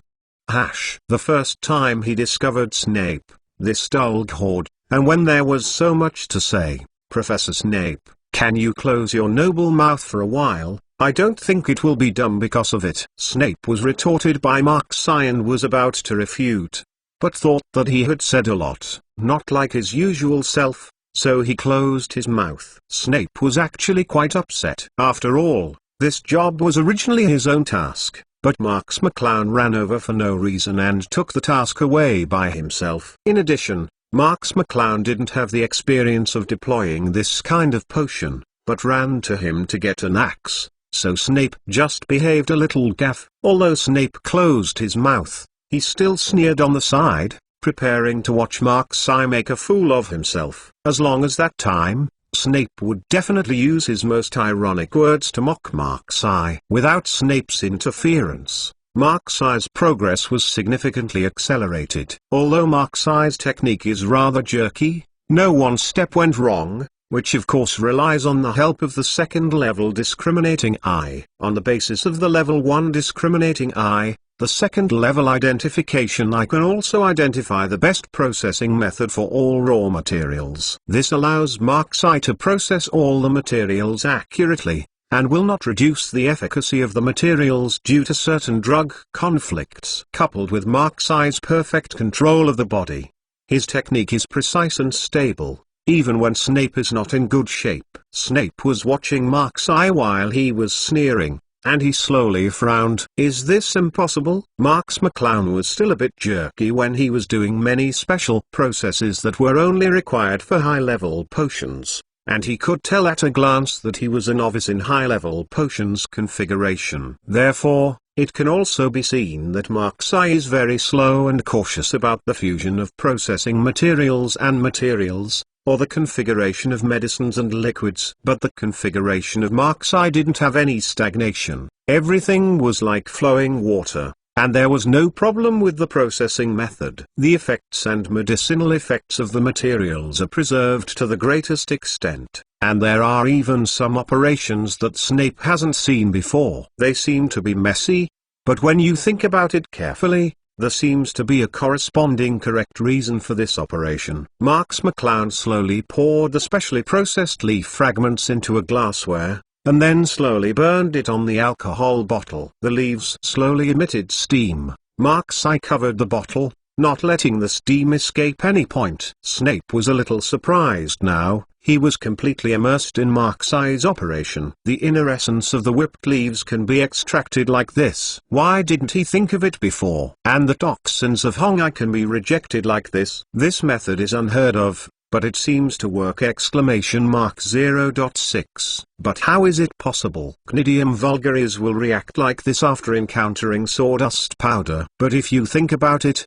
doesn't this response just neutralize the irritation of Cnidium? In Snape's eyes, Marx eye's operation was like discovering a new world. Marx eye's many unheard of special material processing methods completely opened Snape's eyes. P.S. Ask for rewards and automatic subscription. Harry Potter, The Most Powerful Mage Chapter 281, very important information. At this time, Marx eye had already processed all the materials to the same extent, and was temporarily free. Only then did Snape wake up and asked coldly, "Where did you learn these methods? I never taught you similar knowledge." Marx McClown yawned and said, "Professor Snape, if I tell you these things are what I am born with, do you believe it?" Snape narrowed his mouth in disdain, saying he didn't believe Marx McClown's words. Marx McClown shrugged helplessly and said, "Whether you believe it or not, this is the truth anyway." Marx eye knows how to deal with these materials through the second-level discriminating eyes. It is no problem to say that he is born with it. Snape felt that Marx McClown refused to tell him the reason. He could only understand that Marx McClown found another skilled potion master outside to study, but most of the potion masters in the wizarding world knew him,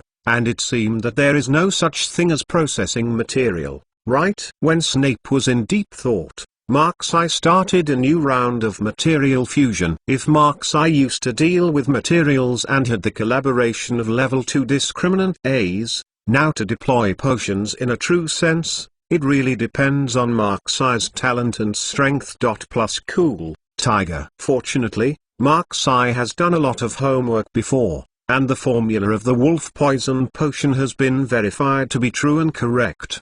What Mark's eye has to do now is to add the ingredients that she has just processed into the pot according to the steps. Alright. First use McBond's solution, add loot grass, and then add red grass residue. Marx McClown meditated on the recipe cooked in his heart, put the ingredients in the pot of boiling water, watching the ingredients melt in the water or be effervescent by the boiling water. Finally, the leaf fluid from the whipped leaves. Done. Mark's eye poured the black liquid contained in the glassware into the pot, and finally completed everything according to the recipe. Only then did Snape come to his senses. Seeing the burning pot in front of Mark's eye, Snape's office was filled with a strange smell of herbs. Snape immediately took 2 steps forward, holding the spoon in the pot and stirring slowly. The turbid liquid medicine and boiling water kept bubbling. Smelling the smell from the pot, Snape could already be sure that this was the wolf's poison potion. He didn't expect that Marx McClown really deployed the wolf's poison potion with her own strength. Next, there is only time left to wait. Marx McClown clapped her hands in satisfaction and asked, "Professor Snape, don't you think what I did is okay?" Snape immediately suppressed his surprised expression, pretending to be disdainful. Naive, too naive. Marx McClown knew from Snape's expression that there was no problem with what he did. If there was a problem, Snape would directly dump the pot of things. Marx McClown smiled and said, "It's fine if there is no problem. In this case, I can give Professor Lupin the wolf poison potion before the full moon, Professor Snape. Then this pot of medicinal soup will be boiled in your office. I will take care of it." Snape snorted irresponsibly. Although Snape was very resistant to this pot of wolf poison potion in his heart, it was about Lupin's sensitive identity issue. Even if he hated Lupin so much, he had to hide the werewolf from the students at a minimum. And Dumbledore had asked himself to prepare Lupin's wolf poison potion. Now this situation has saved Snape's time. Of course, Snape would not do anything. Marx McClown said, "That's all for today. I'll leave first." Snape let out a cold hum, indicating that he heard it. Marx McClown pushed open the door of Snape's office and walked straight out. As soon as Marx McClown left, Snape immediately approached the wolf poison potion Marx McClown made and carefully observed the materials left by Marx McClown's processing materials. He kept playing with Mark's eye's medicinal soup. There were a few Mark's eye's treatment methods that were worthy of his own thinking. After completing the task, Marx McClown is all relaxed. Just wait for the time to make the wolf poison potion, and add a few materials when it is almost the middle. You can definitely send the wolf poison potion to Lupin before the full moon night.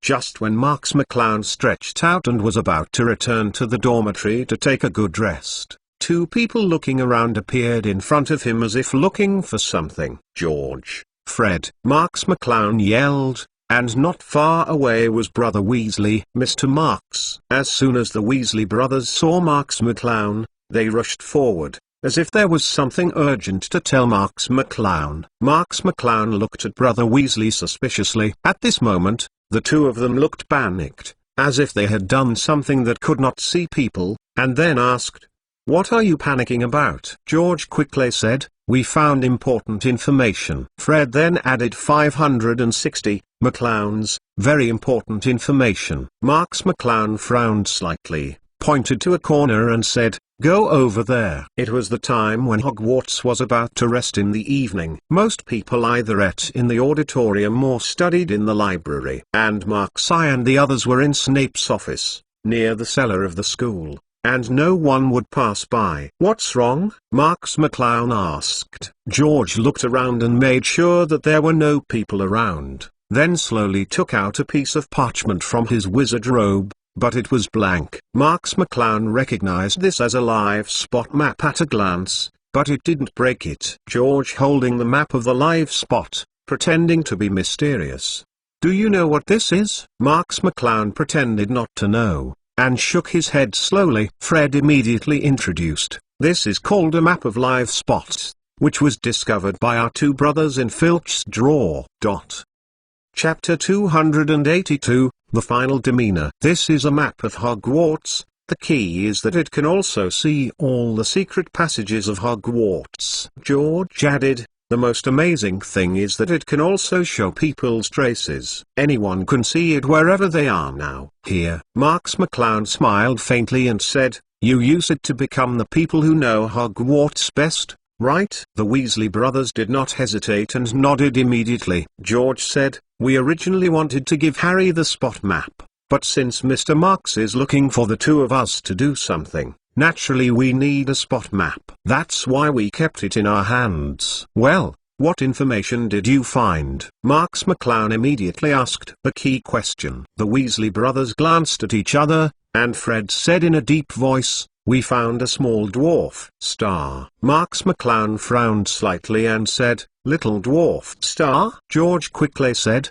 McClown's, Peter Pettigrew, that Peter Pettigrew who should have died more than 10 years ago. He actually appeared in our school. Fred added, we sneaked out last night and found it with the live point map and watched Peter Pettigrew walk in front of us, but there was nothing in front of us! Exclamation mark hash. George said, originally we thought it was a problem with the live spot map. But we tested the live spot map afterwards and found that there was no problem with the live spot map at all. Marx McClown nodded and said, I believe you. Of course they couldn't find the Pettigrew. The Petty Star looked like a mouse now, and it was late at night. It was normal for the Weasley brothers not to see the Petty Star. Brother Weasley looked at Mark's eye, but Mark's eye did not show any emotions, making Brother Weasley a little puzzled. Of course, Marx McClown would not tell them the real reason why they didn't see the little dwarf. He just said, I know about this, but you don't need to put too much energy on the little dwarf. He is not very important. The Weasley brothers also wanted to argue that their information is very important. For example, the real Petty Peter was passing by in front of them, but they could only see the air. Isn't this a terrifying and supernatural event? Marx McClown waved his hand slightly and said, you continue to inquire about information. This directly cut off the words that the Weasley brothers wanted to continue to say. The Weasley brothers nodded to Mark's eye. Where to go back? In fact, like Sirius, Peter Pettigrew is not of great importance to Mark's eye for the time being, and what the Weasley brothers reported is something Mark's eye knew. What's more, people with scumbag combat power like Little Dwarf, the threat power is not within Mark's eye's consideration. As for the grievances between Dwarf and Sirius, of course Mark's eye is not interested in getting involved, helping the Potters take revenge or helping Sirius wash away the grievances. Is this good for him? If not, Marx McClown would not be so kind to do such unrequited things. Therefore, the intelligence of the appearance of the small dwarf has no effect on Mark's eye. Marx McClown also put aside the information of the little dwarf star and ignored it. Soon, Hogwarts' annual Quidditch competition will begin again. Because Marx McClown had long said that this year's Quidditch will be his last year to participate in the school's Quidditch competition, so this time the audience for the Quidditch competition was very full. The auditoriums of the 4 academies were full of students from various academies, all of whom came here deliberately to witness the last grace of Mark's eye. However, the weather today is not so good. There are dark clouds above Hogwarts. It has drizzled before the game starts, and there is a tendency to rain heavily. However, the weather did not stop the enthusiastic atmosphere of the audience. Numerous Hogwarts students held high slogans, supporting Mark's eye, shouting loudly to cheer Mark's eye on. This game is Slytherin vs. Ravenclaw. Last year's Ravenclaw was abused by Slytherin. Of course, there will be no surprises this year. The members of the Ravenclaw Quidditch team were dejected one by one, and at the thought of facing Marx McClown as their opponent again, they all looked depressed. The only thing that can get them excited is Mark's eye's idea not to participate in Quidditch next year. Dear ladies and gentlemen, welcome to the Hogwarts annual Quidditch competition. I'm the commentator Lee Jordan. Today's game is Slytherin vs. Ravenclaw. I believe this Quidditch match has been awaited for a long time by everyone. After all, this is Hogwarts legendary Quidditch player Marx McClown announced the final battle Quidditch competition for a year. Lee Jordan's voice spread through the loudspeaker throughout the Quidditch arena, and when Marx I was heard that it was the last year to participate in the school's Quidditch, the entire Quidditch was sighed. It sounded like a disappointment. However, after the disappointment, the deafening voice of support for Marx McClown came from the audience again. It seems that the enthusiasm of the audience is very high. Then we will not sell it, and directly invite the Quidditch players from Slytherin and Ravenclaw to play. Marx McClown, Marx McClown, Marx McClown. The entire Quidditch arena was filled with Marx I's support voices, and Marx I slowly walked out from the side of the Quidditch arena amid the deafening cries. Marx McClown had a calm expression on his face, and slowly waved to the audience, as if the audience was not calling his name at all. He was just an unimportant contestant. And the Slytherin Quidditch players behind Marx I all appeared to hold their heads tall. Chapter 283, Unknown. It was as if they could walk out behind Marx I. It was their great honor. Plus cool, tiger. In stark contrast with the Slytherin team, of course, it was the performance of the Ravenclaw team. They walked out listlessly with their heads down, and there was no feeling of having to play for a while. In the thinking of the Ravenclaw team, Marx I will definitely catch the golden snitch in seconds. They only came to receive the defeat of the game. Now ask both Quidditch players to rise into the air and wait for the start of the game. Lee Jordan's voice sounded again. Slytherin and Ravenclaw's team members stepped on their broomsticks together and slowly rose into the air. Against the heavy raindrops and violent wind, Marx I also rose steadily into the air. But I don't know why. Marx McClown looked at the dense dark clouds above her head, always feeling restless, always feeling that something bad would happen later. Thinking of this, Marx McClown increased her vigilance and looked at the surrounding environment vigilantly. Now that the two teams are ready, then I declare that the game begins. Lee Jordan's passionate voice came from the microphone, and 3 balls with different colors and shapes flew into the air at the same time. Everyone's eyes 503 were on Marx McClown. But after the start of the game, Marx McClown did not move.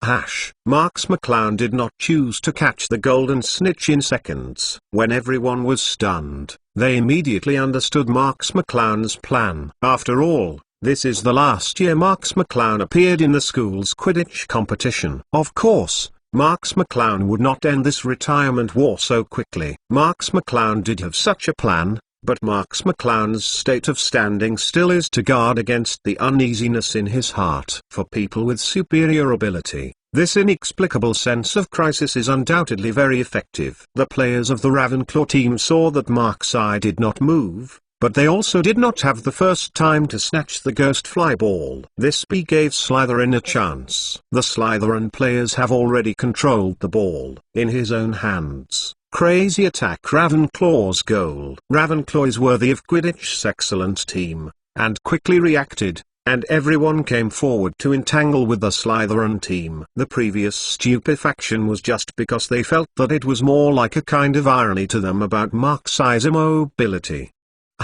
But what about this? That's right, we do have any ability to fight back against Marx I, but against you ordinary Slytherin players, we still have the power to fight. The members of the Ravenclaw team acted immediately, although they are holding the mentality of losing. But now that the clouds are still at night, they have no reason to let the Slytherin players score their goals. As a result, the players on both sides started to grab the right to the ghost fly ball in midair, and the Hogwarts Quidditch game finally started to play. Marx McClown is still riding on her own light wheel 2001. And the feeling of anxiety in her heart is getting stronger and stronger. There is always a kind of anxiety in her heart. What is it? Marx McClown looked at the thick clouds above her head, and suddenly saw something like a grey cloth belt that appeared behind a dark cloud. Marx McClown opened his mind to explore, and his eyes narrowed dangerously. He had already discovered where his anxiety came from. At this moment,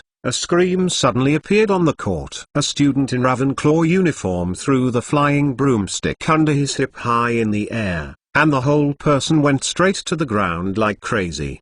The audience screamed when they saw it. Seeing someone planted directly from the sky, many cowardly girls could not help screaming, and many boys also exclaimed, "It's a Dementor!" Because there are so many people here, in the face of the huge temptation, you can't help but break the rules. Marx McClown raised his head and stared at the dense raindrops. Marx McClown stared at the clouds. He guessed that there would be a huge army of Dementors behind the clouds. This was the source of his anxiety. If it is indeed not one or two, but a large piece, then it must be as I thought. In the next moment, Marx's spiritual exploration is fully launched, and the range of spiritual feedback instantly increases. Only in this short moment so far, because of the dense clouds of rainy weather, no one has noticed the existence of Dementors on the court except for the Cloud Knight using spiritual exploration. There was another scream on the court, and another person planted from a high altitude. Like the student before, he threw aside the flying broomstick he relied on for flying, as if he was determined to die. But this time the student was wearing a Slytherin uniform. How is this going? There was a riot in the entire Quidditch field. Suddenly two players threw their flying broomsticks uncontrollably and planted directly on the ground. This scene is scary to think about, let alone see it with their own eyes. Floating in the air, Dumbledore stood up from the professor's bench and cast a spell forward with one hand to rescue the two innocent students in midair. However, even the current Dumbledore still has a little knowledge of the situation on the court. At this time, with so many students and professors present, only Marx, who had performed spiritual exploration, accurately discovered an unusually large army of Dementors hovering in the sky. Sure enough, Marx McClown also fully understood why these Dementors had surrounded the entire Quidditch arena. Or it should be said that from just discovering the existence of Dementors, to the fact that Marx McClown discovered that it was an army of Dementors, it completely confirmed Marx McClown's previous conjecture. Chapter 284, Too Uninteresting. Dementors are creatures that live by sucking on the happiness of others. But today's Hogwarts Quidditch game attracted a considerable number of students to watch the game. The huge number of people combined with the passionate atmosphere of watching the game. The happy and excited emotions stimulate these Dementors, making them instinctively want to absorb these emotions. However, they are still hovering high in the sky, only daring to absorb the emotions of Quidditch players who flew into the sky from a distance. Obviously they have scruples about the playing field. As for the entire Quidditch arena, only Denglido can frighten these Dementors by aura alone. Therefore, a huge army of Dementors hid in the sky, staring at the audience in the Quidditch arena, but did not dare to approach it or attack the audience. In addition, today's weather was already windy and rainy, so even experienced professors like Dumbledore did not find the Dementor hidden in the sky. The two hapless students probably flew too high, and they were absorbed by their emotions by the Dementors, so they lost control of their flying broomsticks, turning into a crazy state and ramming straight down. After inhaling the emotions of the two people flying high in the sky, the Dementor became manic as a whole, yearning for Quidditch's surging mood swings, moving downstream step by step, ready to dive down at any time. Cool Tiger, the members of the Quidditch in the air slowly discovered something was wrong. The temperature of the surrounding air continued to drop, and a cold wave from the soul hit them one after another. Dementor. Some Quidditch team members have spotted the terrifying army of Dementors above their heads, and the Dementors with no facial features but a hollow mouth are staring coldly at everyone. The professor and the audience below also found that something was wrong. What happened to the two students who fell just now? It seems that something is going to happen in the air. It's a Dementor. The Dementors high in the sky could no longer withstand the temptation at this time, and swooped down in a row of mountains, seeming to have a visual impact that shocked the soul. Wow! The professors on the professor bench stood up at the same time, and Dumbledore frowned, staring at the Dementor like a dark cloud. Some professors have even pulled out their wands, but what lies before them is a cruel fact. Their position is too far away from the Quidditch players in the sky. At this distance, their patron saint curse has no possibility to help those students, even Dumbledore. The students in the audience obviously also saw the high-altitude Dementors who numbed their scalp, and everyone's heart was tightly grasped at the same time. Cool Tiger, they are not worried about their safety. After all, the professors in the faculty seat are next to them. But what about the Quidditch team members in the sky? Many students saw that the professors were helpless, and their hearts were lost. Is it possible that the Quidditch team in the sky will be wiped out? High in the sky, the Dementors swooped like a mountain, forcing the chill in people's hearts, and surrounded all the Quidditch players in the sky, many of whom were already speechless by the biting chill. Even a few senior students who were able to cast the Patron Saint curse, faced with such a large number of Dementors, lost the courage and joy necessary to cast the Patron Saint curse. The members of Ravenclaw stared at the terrible faces of the Dementors on their heads, with fear in their eyes. In this kind of situation where even the professor can't do anything, ordinary students like them can only watch the incarnation of fear getting closer and closer. It would be okay if only the next two students were dropped like just now. The professors below could still help. But now the Dementors can't help but attack collectively. It is very likely that more than one student will be attacked at the same time. If so many students fall together at the same time, it is still unknown whether the professors can be saved. And if you can't save them in time, then falling from this height, death is the inevitable result. Find flowers. Jankia's face was miserable. He didn't expect this to happen in the first game after she applied for Quidditch. Janku cast his gaze on Marx McClown and smiled bitterly at the corner of his mouth. The one who can comfort him at this time is probably to die with Marx McClown. The players of the Slytherin team are in the same situation. But at the last moment of their lives, they turn their heads at the same time, and the end of their sight is also Mark's eye. In their hearts, Mark's eye is synonymous with miracles. At this time, the only object they can rely on is Mark's eye. Marx McClown looked at that huge number of Dementors above her head. Her face moved slightly. After all, the only intersection between himself and the Dementors was on the Hogwarts Express, using mental shock to repel 3 Dementors. Faced with such a terrifying number of Dementors, Marx McClown did not have certainty to solve it. But since you are doing things to my players and dare to do things in my retirement game, then I will charge as much as you come. It's too uninteresting to even dare to attack my players and disturb my retirement game. Marx McClown drew out the 2 magic wands under her wizard's robe, one in each hand, and the surging magic and spiritual power surged out. According to what Lupin said, he used his own magic power to assist in the explosion of mental power. Under the eyes of everyone, Marx McClown exudes a dazzling white light, and the place where the 2 magic wands are pointing is where the most Dementors gather. Hush and guard. Marx McClown's mental power exploded in an all-round way, and the white light was like endless, spewing out around Marx McClown as its core. The next moment, the dazzling white light condensed, and a huge 5-clawed golden dragon exuding a dazzling light, slowly rose into the air.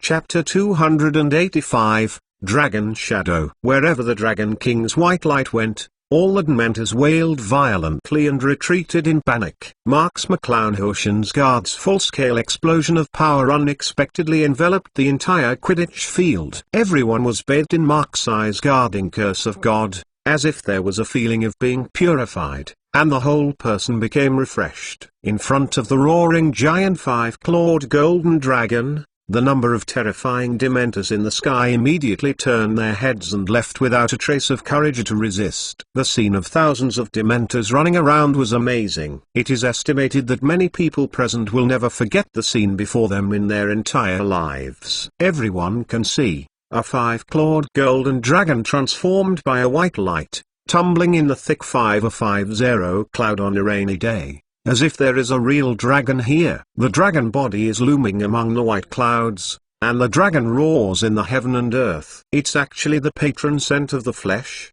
He can actually use the hush and guard to this step. You know this is an extremely high level. On the professor seat, all the professors were shocked by the hush and guards that Marx McClown displayed. You must know that even if you change to them, you may not be able to cast such a wide and powerful guarding spell. McGonagall looked at the giant 5-clawed golden dragon with graceful posture in the sky, and said with a look of fear, "Fortunately there are clouds in the night, otherwise these children in the sky will all suffer." "Cool tiger." Many professors nodded in agreement, and Mrs. Huochi exclaimed, "Marx McClown has such a high level of magic and spiritual power at a young age. It is really unprecedented." Flitwick also admired, "As expected to be the son of Fan and Siegs Yuan. As expected, the spirit of our Ravenclaw is in it." Even Snape couldn't bear the pride in his heart at this time, but he still said coldly, "Please pay attention. Marx McClown is a student of our Slytherin College." Dumbledore frowned slightly and looked at the dragon in the sky, not knowing what he was thinking. The students in the auditorium were obviously shocked by this long dragon, but this kind of shock lasted less than 2 seconds, and the stadium immediately burst into deafening cheers. "Marx McClown! Marx McClown! Marx McClown!" Many students waved their wizard robes and chanted Marx's name without emotion, especially the students of Slytherin College, who stood on their chairs and yelled regardless of their image. Plus cool tiger, knowing that this is the student who calls the gods to guard the curse, immediately pretends to understand everything, and popularizes knowledge with the surrounding students who don't know what the curse is. "Tell you, this curse is called the Hushin Guardian, which is a guardian curse specifically for Dementors. When this spell is cast to a very strong level, the creature corresponding to that person will appear, so Chairman Marx the corresponding creature is an Oriental dragon. More than that, ordinary people release the Hushin Guards. At best they can guard themselves or a small area around them, but the range where Mr. Marx releases the Hushin Guards is an entire Quidditch field." The student who had never heard of the Hushin Guardian immediately pretended to understand, and immediately told the people around him what he had heard, but the content became more exaggerated, constantly boasting the curse that Marx had cast, how powerful and powerful it is. Harry stood in the Gryffindor rest area, looking at the guards that Marx displayed, with a completely stunned expression. "Harry, what's the matter with you?" Ron called. Harry recovered and hurriedly said, "Ah, what happened to me?" Hermione looked at Harry suspiciously and said, "Why do you look like a god? Isn't the Dementor already driven away by Marx?" Speaking of the scene in which Marx McClown drove the Dementor away, Hermione showed a proud expression with Rongian. Harry lowered his head. His lips moved slightly and said, "Mr. Marx is so powerful. Even if it is a Dementor in my eyes, I don't have the courage to fight against it. But Mr. Marx can drive out such a huge number by himself." Dementors. Seeing Harry's listless look, Ron immediately encouraged him. "Harry, don't belittle yourself. You and Marx are different. You are the savior of the world." Harry raised his head, looked straight into Ron's eyes, and asked seriously, "Compared with the things Mr. Marx did, do you still think I am the savior?" Ron was stunned for a moment. Hermione also looked at Harry, not knowing what to say. Marx completely crushed Harry in all aspects. Why did Harry claim that he was the savior? Harry turned his head, looked at Marx clenched his fists and said, "Whether I am the savior or not, Mr. Marx will be a role model for my life anyway, and I will try to catch up with him." Ron and Hermione looked at each other, not knowing what to say. On the other side of the professor, Lupin said nothing unusually. He stared at Marx's call to Guardian a daze. His lips trembled slightly. As the person who taught Marx Hushin Guardian, Lupin clearly knew how short Marx's contact with Hushin Guardian was. However, in this short period of time, Marx McClown can actually use the Hushin Guard to such an extent. How did he do it? 1.6 Lupin knows that the Hushin Guard not only has strict requirements on human spiritual power, but also has extremely high standards for magic power and perseverance to humans. And just such a curse with such a high requirement can be cast by Marx McClown to such a high level. So how terrifying Marx McClown's magic power cultivation base and his spiritual power cultivation base are. As long as Lupin thought of this, his whole body trembled a little unconsciously. Chapter 286 The Crystallization of Skills. Lupin felt that if he really wanted to rate Marx McClown's mental power, then Marx McClown's mental power was estimated to have at least reached the level of an absolute elite among wizards, even comparable to the most tenacious acers of the Ministry of Magic. A third-grade student has such a strong mental strength. Lupin sighed lightly, sighing that blue is really better than blue. One generation is better than one generation. In fact, Lupin didn't know that being able to use this ultra-wide range patron saint curse was something that only Marx McClown could do. The level 2 spiritual shock technique of stimulating all mental power at once makes Marx not need other wizards to release the emotional prerequisite of the patron saint curse, and can directly increase the intensity of the patron saint curse to the highest point. The level 2 spiritual exploration mental power spreading technique has made Marx's patron god curse several times larger than other wizards. It can be said to be the magic crystallization of Marx combining multiple techniques. Now that this Quidditch game has undergone this Dementor, it can't go on. After the decision of the school Quidditch jury, 11 decided to appraise the victory of this game to Slytherin College. Ravenclaw College has no objection to this, as if it were a matter of course. However, the results of this Quidditch match did not arouse Anon's attention. The focus of everyone's attention was on why the Dementors attacked the Quidditch arena and Marx drove the Dementors away. It was something that most people in the school saw at the same time that Marx McClown drove the Dementors. No doubt, after the first grade, people once again saw Marx McClown show his terrifying personal strength. While admiring the worship of Marx, the students were already a little bit strange. On the contrary, the students were more puzzled about why these Dementors attacked the Quidditch field for no reason. Didn't the Ministry of Magic send someone to take good care of these Dementors from Azkaban? The Ministry of Magic did not directly respond to this incident, and Hogwarts did not explain it, just to reassure students that there would be no such thing in the future. Of course the students can't accept such a perfunctory promise, but they can't do much. They can only get in touch with Dementors as little as possible. After a period of cooking, Marx finally successfully configured the wolf poison potion promised to Lupin. Plus cool, Tiger. When Marx McClown put the wolf poison potion into the container in Snape's office, Snape also surprisingly did not ridicule Marx McClown, which in another respect recognized Marx McClown's configuration methods and level. Marx McClown took the wolf poison potion and knocked on the door of Lupin's office. "Please come in." Lupin's voice came from the office. Marx McClown opened the door and smiled. "Morning, Professor Lupin." Marx McClown closed the door by the way and put the wolf poison potion directly on Lupin's desk. Lupin looked at the wolf poison potion in doubt, and said in disbelief, "This is..." Marx McClown sat down opposite Lupin and said, "Didn't I promise to give you the wolf poison potion? The night of the full moon is coming soon. Do it early to make you feel at ease." Lupin picked up the wolf poison potion. He had never seen a real wolf poison potion before, and his eyes were still full of doubts. Marx McClown said with a light smile, "Don't be afraid. Professor Snape was there all the time when I deployed the wolf poison potion. If there is a problem with this thing, he will not let me bring it to you." Snape knows this too? Lupin knew very well that Snape had a lot of grievances with him, but he was able to distinguish the state of affairs, and the big and small things were absolutely unambiguous. For this, Lupin still agreed with Snape. Marx McClown nodded faintly. Lupin put down the wolf poison potion. Since Snape acquiesced in the wolf poison potion Marx McClown made, there must be no problem with this wolf poison potion. He said, "Thank you." Then Marx McClown shook his head and said, "There is nothing to be thankful for. You teach me to call the gods to guard,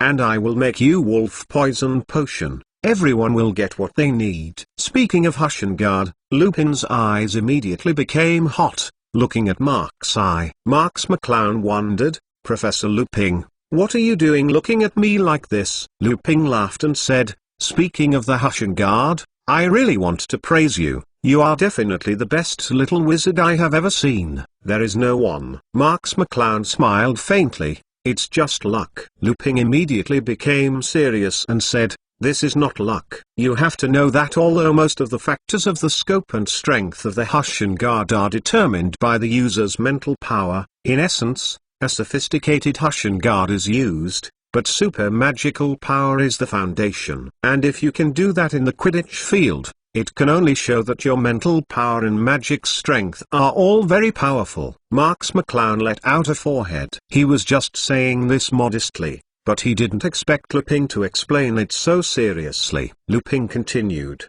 "I have reason to believe that judging from your current mental and magical strength, you will have no problem even if you graduate now." Marx McClown had no choice but to say perfunctorily, No, I'm just a student. I still have to finish my studies to graduate." When Lupin heard Marx McClown say that he was going to finish his studies, his eyes were lost for a moment, as if he was remembering something worth remembering. "I also went to school at Hogwarts, and then my 3 friends were also very good." Marx McClown frowned slightly and looked at Lupin. Lupin seemed to realize what he had just said wrong, and explained with a smile, "But even if they add up, they are not as good as you. Didn't I just say that you are the most powerful student I have ever seen?" Chapter 287, Umbridge's Loss. Marx McClown knew Lupin's details in his heart. The 3 friends Lupin said were undoubtedly Harry's father James, Sirius Black and Peter Pettigrew. Cool Tiger. Together with Lupin, these 3 people are Hogwarts' 4-person group predator at that time. And Lupin is the most humble among the 4. Lupin said just now that even the 3 of them are no better than Marx McClown. It is probably what he said in his heart. But James, Blake, Peter and Lupin are 4 people inferior to him. Marx McClown is a bit strange about this. You need to know that the map of the live spot was developed by the 4 of them. It is a magic item that even a wizard of Dumbledore's level can detect. Even though Marx McClown thinks that he is not inferior in spirit and magic power, and has advantages in potions, it is still impossible for Marx McClown to develop similar magic items. Marx McClown smiled and said, "Professor Lupin has heard of the map of the live point." Lupin was taken aback for a moment. Of course he didn't know the map, but what was Marx McClown's intention in asking like this? Marx McClown continued, "I heard the Weasley brothers say that the map of live spot was originally developed by Hogwarts students, but it was discovered by Filch and confiscated." Cool Tiger. Lupin laughed, pretending that he didn't know what Marx McClown said. "There is still such a thing. I really haven't heard of it." Marx McClown continued, "Professor Lupin really hasn't heard of it. The people who I want to make the map of the living point are probably the people of the time when Professor Lupin entered your school, and they are probably the classmates who taught you." Lupin suddenly remembered that Marx McClown knew his identity as a werewolf. It is estimated that Marx McClown also guessed that it had something to do with him. But this time Lupin was killed and refused to admit that it was related to him. Lupin said, "That's really a pity. I have never heard of such amazing and brilliant classmates." Seeing that Lupin refused to tell the news about the live spot map, Marx McClown could only give up applying Lupin's words in this regard. After all, the live spot map is different from proving that Lupin is a werewolf, and Marx McClown has no conclusive evidence that the live spot map is related to the group of 4. Marx McClown suddenly thought of a problem. On the night of the full moon, Lupin would become a werewolf uncontrollably. In order to accompany him, James and others all learned animagus and became various animals to accompany Lupin. After learning animagus, The four of them wandered in the Forbidden Forest and Hogsmeade Village for 7 years in violation of school regulations. It can be said that Sirius' most brilliant life was during this time. Cool Tiger. So will they know about the King of the Forbidden Forest? Regarding the trial of the Horseman's Holy Land, Marx McClown is going to go sooner or later, and the news that may be related to it. Marx McClown hopes to know as much as possible. Marx McClown asked, Professor Lupin, I want to know about the King of the Forbidden Forest. Marx McClown asked directly this time, and looked closely at Lupin's expression. Lupin's face trembled sharply when he heard the Lord of the Forbidden Forest. He didn't expect Marx McClown to know so many things. Seeing Lupin's expression, Marx McClown knew immediately that Lupin must have some knowledge of the King of the Forbidden Forest. Lupin saw Marx McClown staring at him, realizing that his expression had betrayed him. So he smiled bitterly. Where do you know so many things? Marx McClown didn't speak, but looked at Lupin faintly. Lupin shook his head and said solemnly, As for what you said, I can only tell you that I have no comment. And I also give you a piece of advice. Don't try to understand contact with the Forbidden Forest. This is against school rules. Moreover, the Forbidden Forest is very, very dangerous, and the degree of danger of the Forbidden Forest is far beyond your imagination. Marx McClown frowned slightly. Seeing Lupin's determined expression, Marx McClown already knew that she could not get more from Lupin's mouth. At this moment, an unexpected guest also came in the Marx family's manner. Marx Fan and Marx Sixuan looked indifferent, sitting on the sofa at home. In front of them was the senior deputy minister of the Ministry of Magic, Dolores Jan Umbridge. Umbridge looked at the two coldly and said, Look at your expressions. I guess you also know that your precious son was in a disaster at school. Marx Sixuan was about to have an attack, but was held by Marx Fan's hand. Marx Fan said indifferently, Oh, I don't know what Miss Umbridge's opinion has. Seeing that Marx Fan's attitude was okay, Umbridge immediately arrogantly said,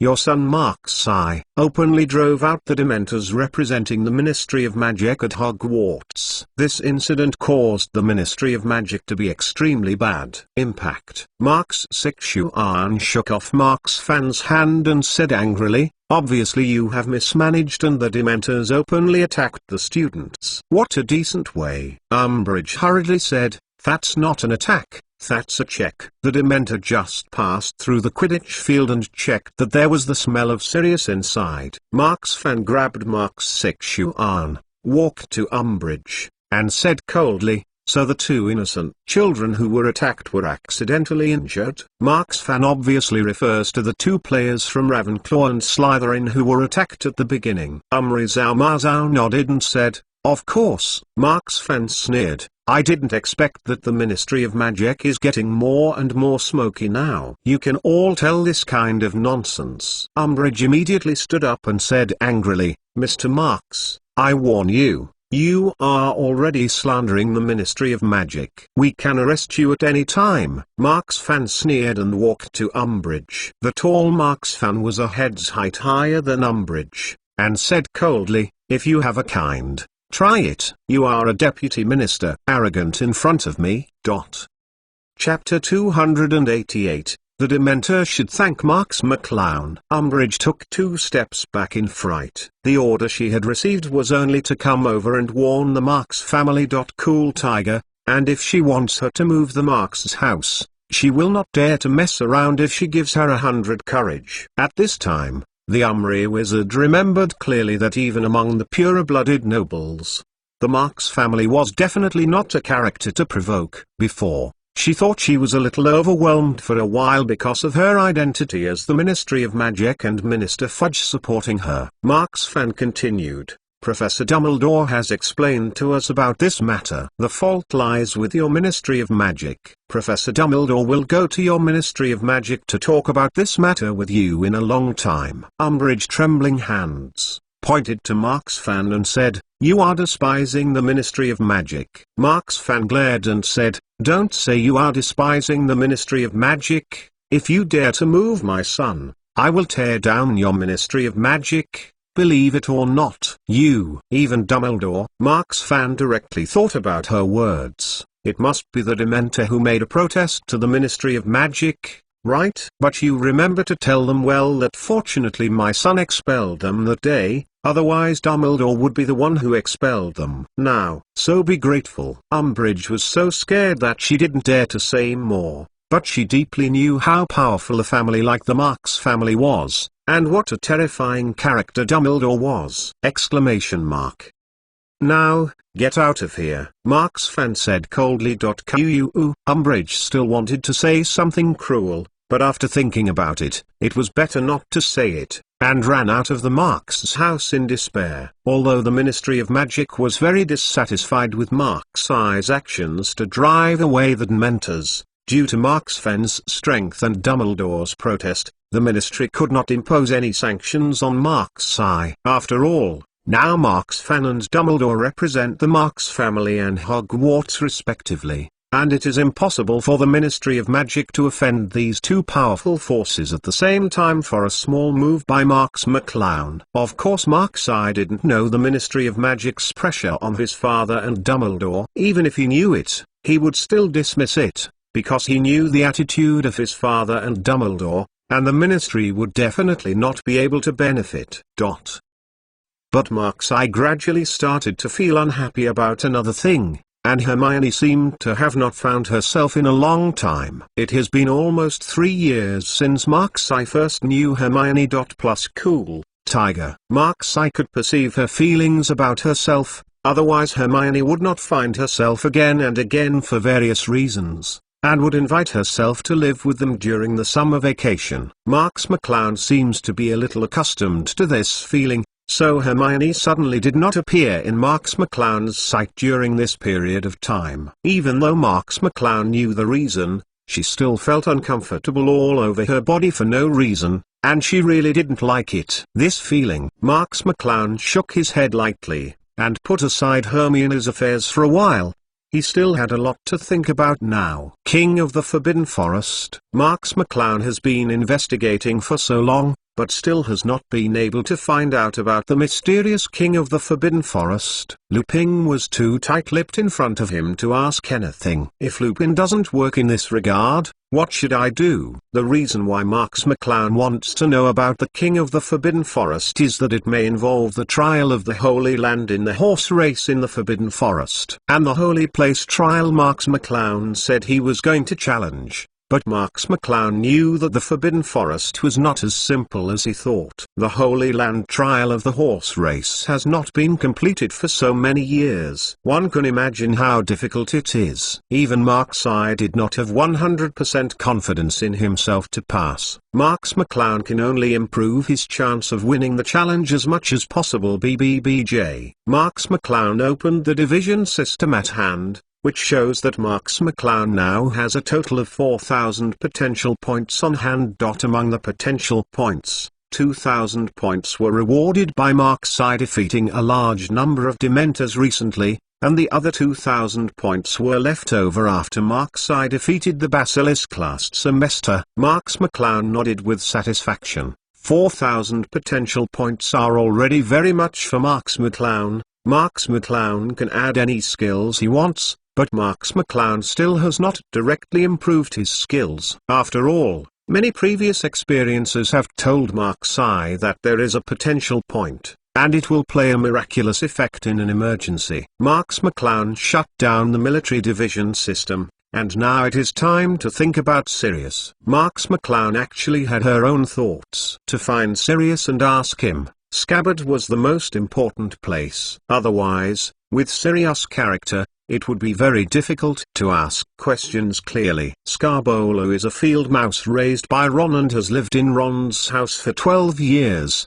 but in fact, this field mouse is in the animagus form of Peter Pettigrew. Sirius ventured out of Azkaban this time to escape from prison in order to find Peter Pettigrew for revenge, so after finding Peter, he can pick Sirius out and threaten him with this. Marx McClown touched his sleeve, and there was a cold sticky thing inside, lying quietly on Marx McClown's arm. Basilisk. Marx McClown gently touched the scales on the body of the basilisk, and the basilisk immediately pointed out his head vigilantly, and saw that after Marx McClown was touching it, he rubbed Marx McClown's hand with a pleased expression. "With me for so long, it's time to do something for me," Marx McClown said softly. The basilisk nodded immediately. His face looked like a deadly fire. Marx McClown said, "The task is very simple. Go and catch a mouse for me. Ron's mouse Scabbs." The basilisk was taken aback for a moment. It is a basilisk that the founder of Slytherin has raised for thousands of years. It is also a powerful character. How could it be sent to catch mice?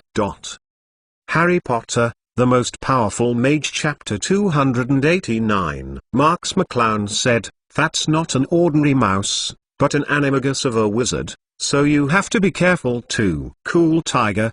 The basilisk spit out the snake letter, a face of disdain. "It is this kind of basilisk that has lived in Hogwarts for thousands of years. Apart from the metamorphosis of Mark's eye, there is really nothing worth it to fear, let alone a mouse incarnation of an ordinary wizard." Marx McClown patted the basilisk lightly on the head and said, "You are not allowed to underestimate the enemy, and you are not allowed to use petrified eyes, let alone murder. I hear no." The basilisk looked at Marx McClown fearfully, and nodded immediately, with a well-behaved look. "Go ahead." Marx McClown put his hands on the ground, and the basilisk obediently climbed to the ground, and disappeared after a swish. Marx McClown smiled slightly at the corner of his mouth. When it comes to catching a mouse, who can compare with a snake? What's more, this is a 1,000-year-old basilisk that has lived in Hogwarts for thousands of years. After Marx McClown released the basilisk,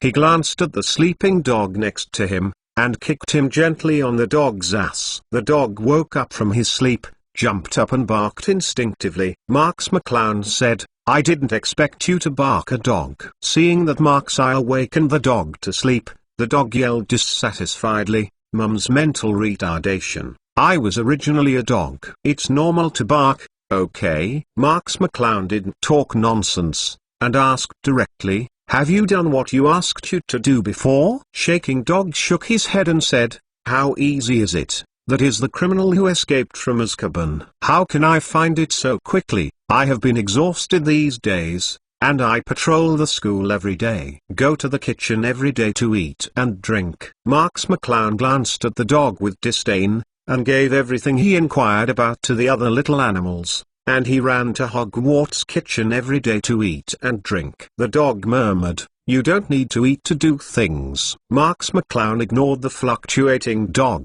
and said directly, "Listen well, if you wait for my formal action, you will immediately stare at Hermione's bedroom, you know."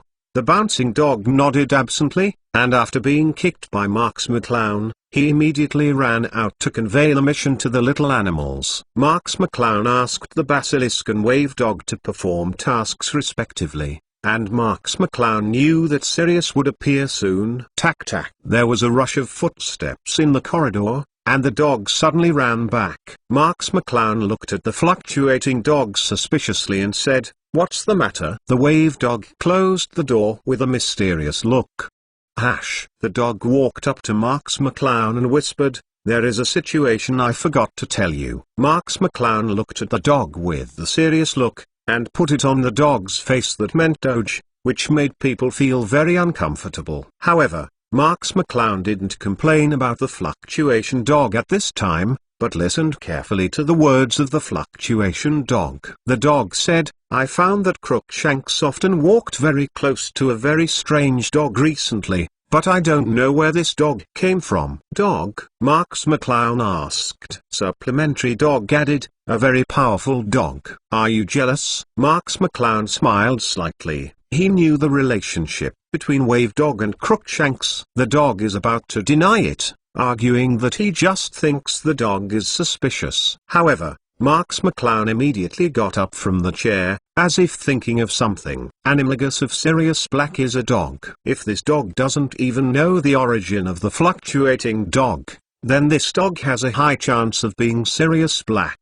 The dog fluctuating looked at Mark's eye in confusion and said, "What's wrong with you?" Marx McClown looked at the fluctuating dog and asked, "What is that dog like?" Wave Dog said, That dog is a very strong big black dog with many scars on its body, but the black coat color is actually very mixed. At first glance it is a low-grade dog, but the eyes are very hideous, the teeth are very sharp, and it beats up. I guess I can't beat it. No, I don't think you can even beat Chihuahua. Hey. At this time, Marx McClown was already confident that the dog was Sirius Black, and the reason why he approached Crookshanks might be to seek help from Crookshanks.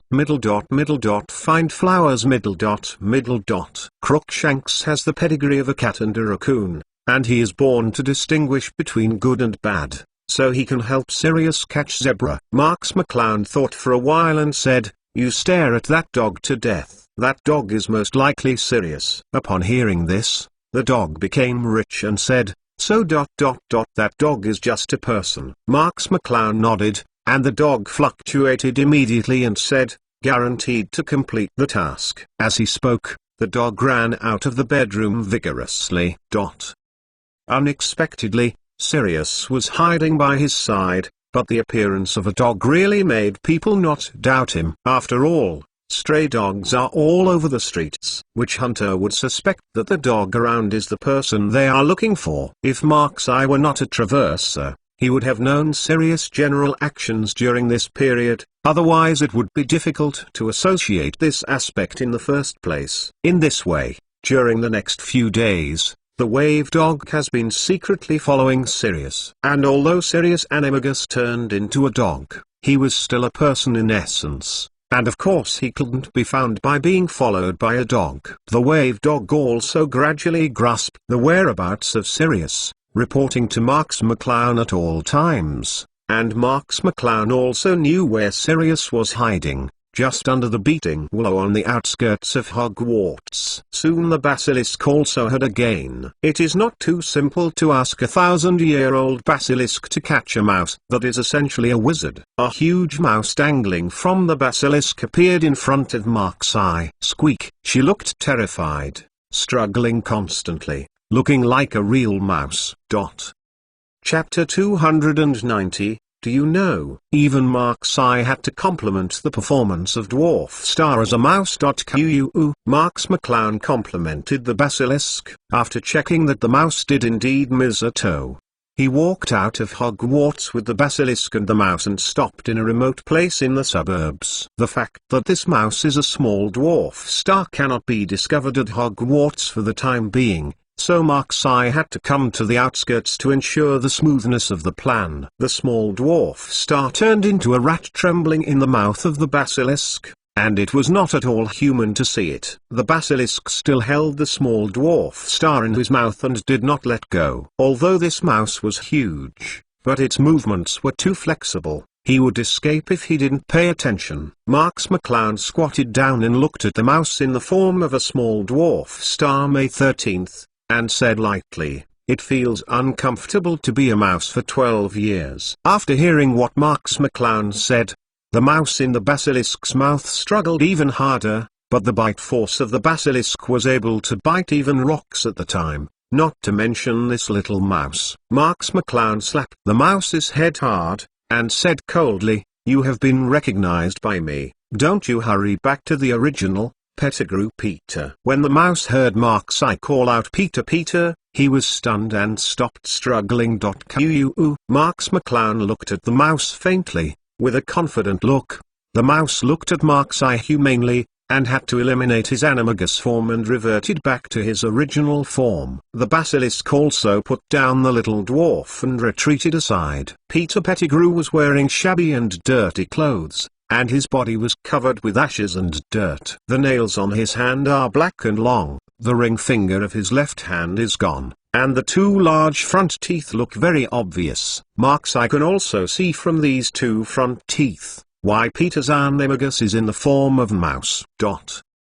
Peter looked at Mark's eye with a look of fear, and the whole person shrank into a ball. It seemed that after 12 years of being a mouse, he could no longer get rid of the habit of mouse. "Hello, Peter little dwarf," Marx McClown said lightly. Peter trembled and said, "How do you recognize me?" Marx McClown said, "Is this important?" Peter froze for a moment, and suddenly fell to the ground, clutching Marx's leg, and shouted, "Mr. Marx, please let me go. I have nothing to do with you, right? You let me leave my life." "Well, I just want to be a mouse all the time." Marx McClown took a few steps back in disgust. Peter turned into a mouse for 12 years, and his body was too dirty. Seeing Marx not letting himself touch him, Peter fell to the ground and kept rolling and said, "I really can't do bad things." "What bad things can rats do?" "Mr. Marx, just let me go." "Mr. Marx, you are so powerful and so powerful.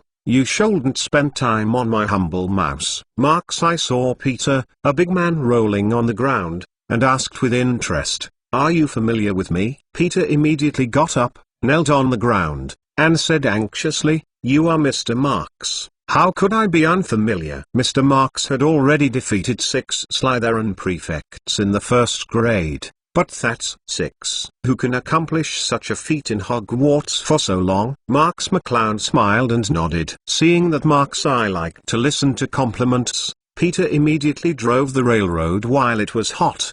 At that time, I knew that Mr. Marx must be a great person. "Do you think you will defeat even the giant monster and the 3-headed dog?" I said. "Mr. Marx will definitely become Hogwarts' greatest person." Marx McClown's smile weakened a little, still looking at Peter. Peter thought Marx McClown was upset, and immediately said, "Mr. Marx is already my idol, do you know?" In the 2nd grade, Mr. Marx and Lockhart committed suicide and entered the secret room alone, and the one who did not know where he died, the smelly snake, I guess it was scared off by Mr. Marx. Peter didn't know that the basilisk had fought with Marx, but he heard that the snake was gone by the wind in the school. When the basilisk heard Peter scolding it as a stinky snake, he immediately opened his big mouth, revealing sharp venomous teeth, and spit out the snake's letter to Peter. Peter immediately hid behind Marx McClown in fear. If he knew that the snake in front of him was the basilisk he had just mentioned,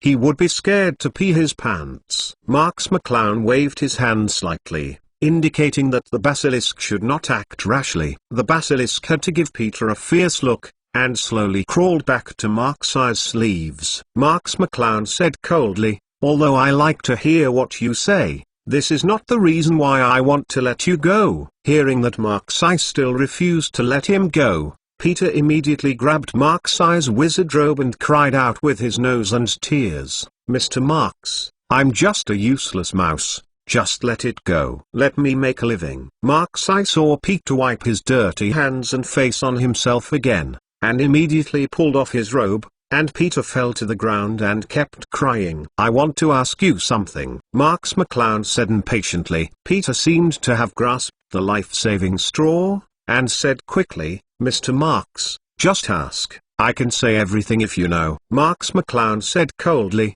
"Do you know the map of the live point?" Peter didn't dare to lie, and hurriedly nodded and said, "I know, it was developed by James and the others." "What does the live map have to do with the Forbidden Forest?" Marx McClown stared closely at Peter's 2.1 face. Peter suddenly became nervous and said anxiously, "I really don't know this, I really don't know." Marx McClown pulled out his wand, pointed it straight at Peter's front teeth, and said coldly, "If you dare to lie in front of me, do you believe it or not, you will regret it." Peter screamed, "Don't, Mr. Marx. I will tell you everything I know, but I really don't know this." Marx McClown squinted his eyes, and he saw that Peter did not look like a lie. Chapter 291, Conflict. After all, Peter, a greedy and fearful of death, cherishes his life the most. For his own life, he can even betray his close relatives and friends like James, if he really knows there is no reason not to say it. Marx McClown said, "Then tell everything you know, everything about the map and the Forbidden Forest." Peter hurriedly said, "The map of the Point of Survival was developed by James and the others. We had wanted to explore the depths of the Forbidden Forest together before, but I was too courageous to follow them in, so I waited for him outside. After they came back from the Forbidden Forest, they quickly developed a map of live spots. I really don't know anything else." After Peter finished speaking in one breath, he looked at Marx pitifully, as if I really knew so much. Marx McClough was taken aback for a moment, but he didn't expect that in Peter's mouth. He still didn't get the relationship between the survival map and the Forbidden Forest. But at least in Peter's words, what Marx I can be sure of is that the map of the spot must be closely related to the Forbidden Forest. You change back to a mouse first, and then I need your help. Marx 11 he said coldly, still not getting any key clues from Peter, making Marx I feel a little bad. Seeing Marx McClough's bad mood, Peter asked cautiously, "What do you want me to help you, Mr. Marx?" "I'm really useless, I shouldn't be able to help you," Marx McClough said coldly. "Catch you to see Sirius, shouldn't you be useful?" Peter hurriedly shook his head and said, "No. Black will definitely kill me when he sees me." Marx McClough said, "If you don't want to, I don't mind killing a mouse now." Peter was frightened in a cold sweat by Marx McClough's cold words, so he had no choice but to agree to Marx McClough's request. Peter became a huge mouse again and was thrown into a bag by Marx I. Catching Peter was only Marx I's first plan. If he couldn't get the news from Peter, Marx I could only start from Blake's side. On the other side, the Gryffindor lounge. Ron walked out of the bedroom angrily, looking around as if looking for something. Hermione happened to walk into the Gryffindor lounge with a lot of books, saw Ron at a glance, and said, "Ron, what are you doing?" When Ron saw Hermione, he immediately roared like a volcano. "Finally found you, Hermione Granger." Ron's voice was too loud and his tone was too heavy, and he immediately attracted the eyes of the students in the Gryffindor lounge and pointed at them. Plus cool, tiger. Hermione got angry at Ron when she saw her, and said angrily, "Ron Weasley, what is your tone?" Ron said angrily, "Scaly's gone again." "It must be your bloodthirsty, merciless beast that attacked my Scaly again." Hermione said, "Why do you say that to my Crookshanks?" Ron pointed to Hermione's nose and said, "This is no longer a once or twice thing. Your damn cat has attacked my Scabbers many times. This time it must have done it again." Hermione's pissed chest kept rising and falling, and was pointed at by the student next to her, making her even more angry. "Well, since you are so sure, I will take you to see Crookshanks. If it wasn't made by my Crookshanks, I want you to apologize to me in public." Ron sneered, "Your cat definitely did it, definitely." While the two were arguing, a red Persian long-hair cat with a flat face held up, as if it had accomplished something great, and triumphantly walked into the Gryffindor lounge. The sharp-eyed Hermione immediately saw the red Persian long-hair cat, which was her Crookshanks. Hermione yelled, "Crookshanks!" When Crookshanks heard Hermione calling himself, he ran to her affectionately and rubbed Hermione's feet. Ron saw a neatly haired Crookshanks, and immediately knew that Crookshanks had nothing to do with his streaking. Hermione put down the book in her hand, picked up Crookshanks, and looked at Ron and said, "Have you seen it? Crookshanks is here." "Your shame has nothing to do with Crookshanks, you apologize to me." The students around immediately booed, pointing at Ron not knowing what he was talking about. Ron's face turned purple and white. It was a shame to ask him to apologize to Hermione on the spot. He had to break the subject and said, "No, Crookshanks, you must have taken Scab. Hurry up and say, you took. Where is Scabbard hiding?" Seeing that Ron was unwilling to apologize on the spot, Hermione was about to have an attack, and the students round also made a booing noise. However, Crookshanks heard Ron say the name Scabbard, as if thinking for a moment, swished off the ground and walked to the door of the Gryffindor lounge. Hermione hurriedly called, "Crookshanks, where are you going?" Crookshanks meowed twice, and walked 537 ahead with his head swaggering, as if to take them wherever he went. Hermione, who was puzzled, had to follow behind Crookshanks. Ron thought Crookshanks really hid Scab, and immediately followed. Just as Ron and Hermione were following Crookshanks to find the spot, Harry also appeared at Hogwarts Gate. Harry had just seen Scab dashing through the corridor, as if trying to avoid something, but before Harry could react, Scab had disappeared without a trace. Just when Harry wanted to tell Ron about it, a hissing voice reached Harry's ears, and Harry was stunned. After the secret room incident of the previous year, Harry already knew that he could understand and use snake language, and now it was snake language that came into his ears. Harry didn't know who else could speak snake language besides himself. Based on his knowledge of the secret room incident last year, Harry concluded that this matter was very important. Chapter 292 Sirius. So Harry didn't have time to talk to Ron and the others, and just caught up with him alone.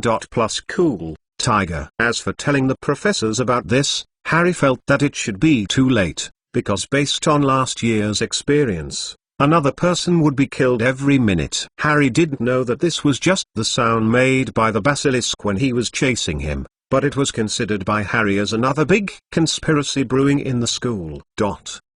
Marx McClown grabbed the bag with Peter and walked in the direction of the beating Liu. Considering that black can make Animagus a sturdy black dog, and a big dog with human intelligence and IQ, plus the time that is approaching the night, Marx feels that it is very likely that there will be a situation of hand-to-hand combat. Speaking of pure hand-to-hand combat, Marx certainly couldn't be afraid of Blake's transformed dog. After all, Marx's level 2 Animagus can become a 5-clawed golden dragon, can fly and emit dragon breath. What is a slightly stronger dog? But here is Hogwarts. Although the Beating Willow is in the suburbs, the location of the Beating Willow can be seen at a glance at Hogwarts. If Marx McClown were to become a 5-clawed golden dragon, it would be too eye-catching and would expose his whole cards. Marx McClown thought about it for a while. Anyway, the potential points are quite abundant, so he directly opened the division system and spent 1,000 potential points to upgrade his body to level 4. At the moment of leveling up, Marx McClown suddenly felt that his whole person had become extremely light, and his body was full of power, as if it was inexhaustible. Marx McClown slammed a punch casually, and shouted a breaking wind, full of power. With a light effort on Marx McClown's feet, he jumped to a person height casually. This is not something ordinary people can do. Marx McClown felt the power in her body. This feeling was very wonderful. With such a body, what counts Blake? Marx McClown smiled slightly, and walked to the Beating Liu. But he hadn't reached the attack range of the Beating Liu, who was swaying slightly in the wind, as if he was also watching Marx sand. Diaresis. A sound of grass sounded, and Marx McClown looked back. A sturdy wolf dog with black hair and countless scars stared at him from a distance, with vigilance in his eyes. Marx McClown looked at the black dog quietly, and had recognized that the black dog in front of him was Sirius Black. Blake looked at Marx from a distance. Originally, he was still wondering why someone came to the Beating Willow at this time. Could there be any trap here? So Black hid at the beginning, but soon he discovered that he was actually a student when he appeared in front of him. Black immediately felt that the student had nothing to fear. Cool Tiger, so he walked out immediately, trying to scare Marx McClown away. The sound of Peter screaming came from Marx's hand. Peter in the form of a mouse was very uncomfortable when Marx caught him, and he kept screaming. But when Peter saw Black in the distance, he immediately shrank into Marx's hand in fear, as if seeking some kind of shelter. Black had originally planned to growl low, pretending to attack and scare Marx McClown. When he saw Marx McClown holding Peter, Black couldn't calm down at all. Peter the dwarf. Blake recognized Peter's true identity at a glance, and this was the man he had desperately escaped from Azkaban to kill. Blake rushed towards Marx McClown frantically. At this moment, only Peter in Marx McClown's hands was in his eyes. He wants to catch Peter, tear into pieces.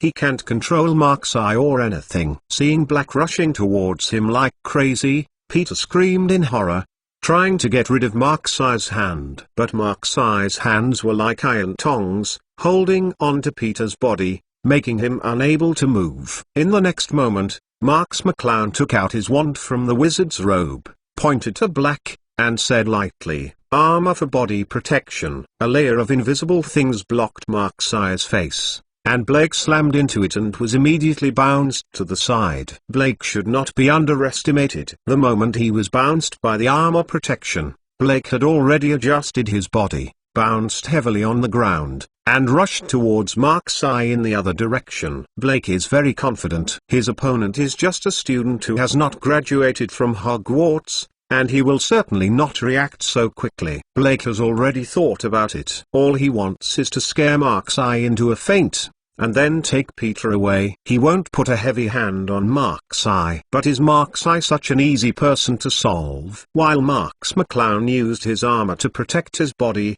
he stared at Black tightly. How could it be easy for a person who can escape from Azkaban? It is absolutely impossible that an armor body can repel Black. Sure enough, seeing Black pounced from an unimaginable angle, Marx McClown waved his wand again.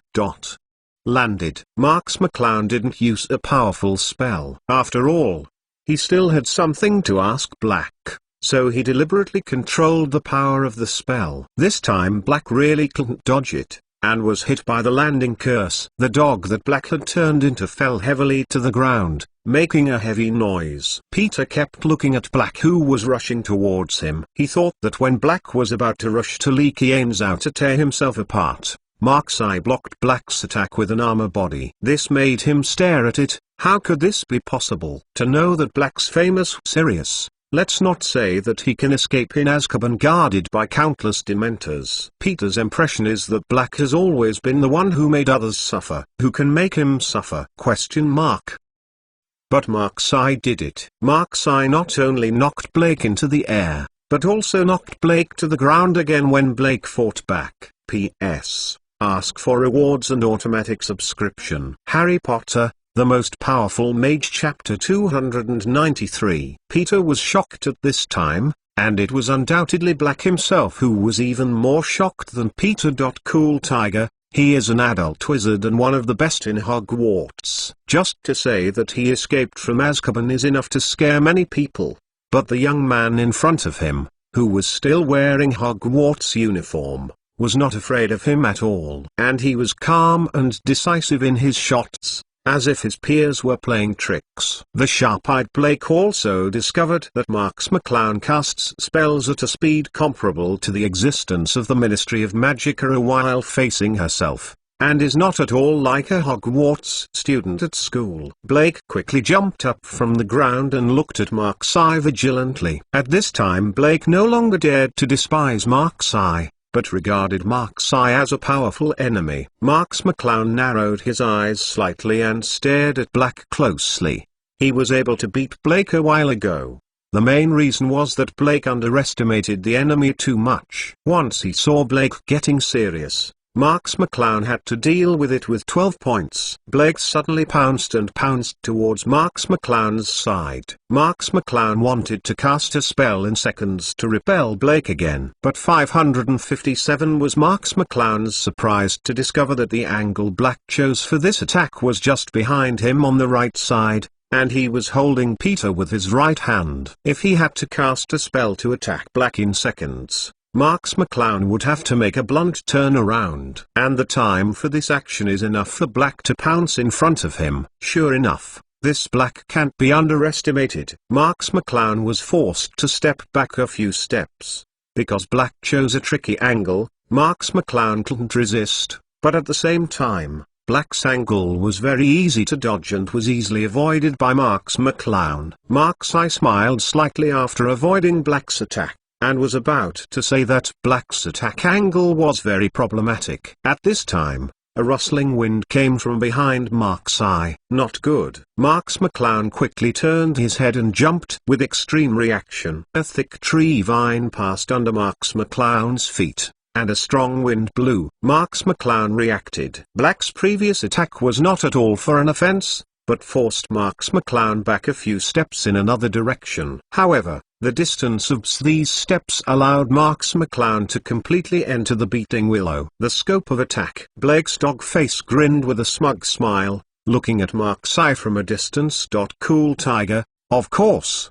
The beating Liu will not easily let Mark's eye suddenly run into his own territory. In an instant, a few thick tree vines were raised high, and they were rephotographed towards Mark's eye's position. Mark's eye could only avoid the beating Liu's attack. The vines that hit the human willow are full of percussive force, and it can also smash a clear mark alive when it hits the thick ground, making Marx McClown a little caught off guard. On the other hand, Black relied on his familiarity with the Beating Willow, and had been hovering at the edge of the Beating Willow's attack range, watching Mark's eye vigilantly. Once Marx McClown has the intention to escape from this range, Blake will not hesitate to pounce towards Marx McClown, forcing Marx McClown to stay within the attack range of the willow.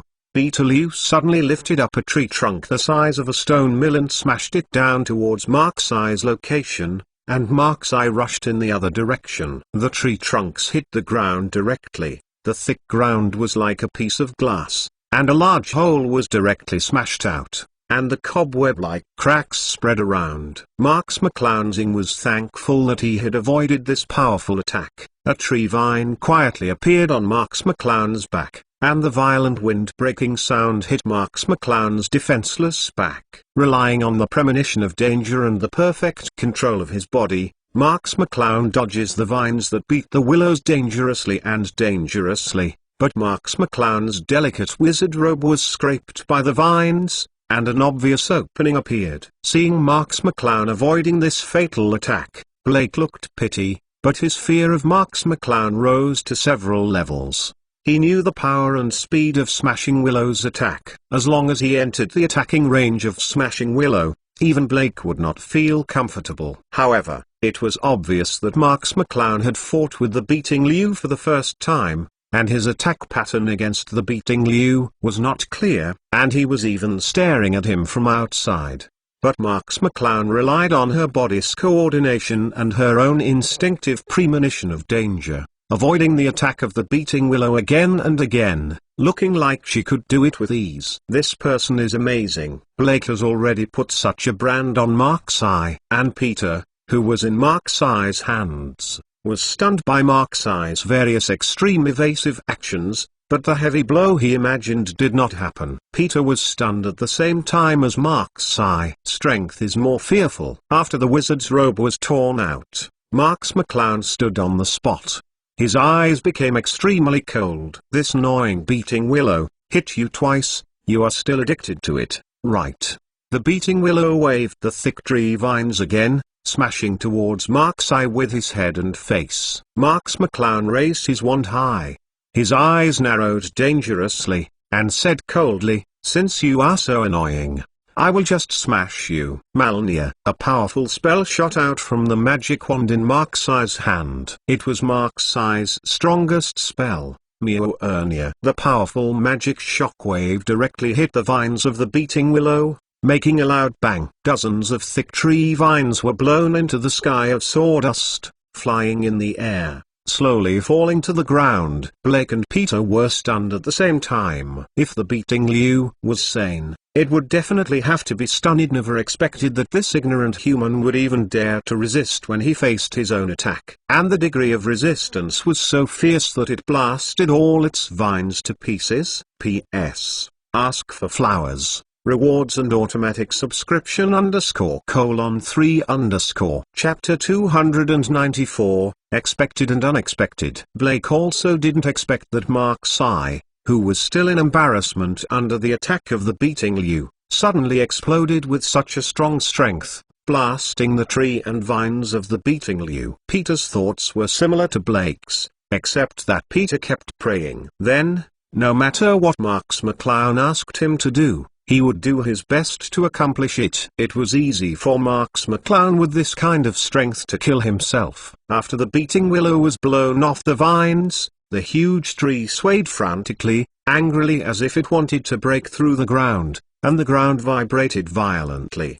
The magic wand in Marx McClown's hand pointed at the Beating Liu coldly, as long as the Beating Liu refused to admit defeat and continued to attack. Marx McClown would relentlessly display it again. Mjolnir. Although the Beating Willow is not sane, he still has a very obvious survival instinct, which is equivalent to a kind of magical creature with a low degree of thinking. Faced with Marx McClown, the person who blasted his own tree vines to pieces, Peter Willow lifted up a tree trunk without any hesitation, as if not aware of the threat of Marx McClown's wand, and smashed it down again. Malnia. Marx McClown didn't hesitate, and once again used Malnia. Boom. The hearts of Blake and Peter twitched fiercely with the loud explosion. Seeing this powerful spell hit the trunk of the willow. Unsurprisingly, the trunk of the beating willow was directly blown to pieces, once again forming a scene of sawdust flying in the sky. The beating willow lost the vines and branches,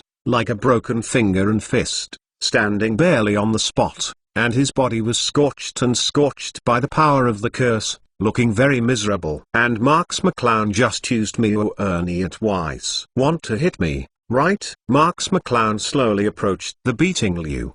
The beating Liu had no means of attack. He could only sway his body frantically, expressing his anger at the tiny human in front of him. Marx McClown said coldly, "If you want to hit me, you have to pay the corresponding price." Malnia. Marx McClown did not hesitate to display manner again. For Marx McClown, who was constantly improving his magical power and physical strength, it was a matter of urgency to perform Mana several times. The powerful Mania directly hit the beating Liu's body this time, and the huge tree body seemed to be detonated all at once, setting off countless ashes. Blake saw that the beating Liu couldn't make 3 moves in Marx's hands, and his heart was full of fear of Marx.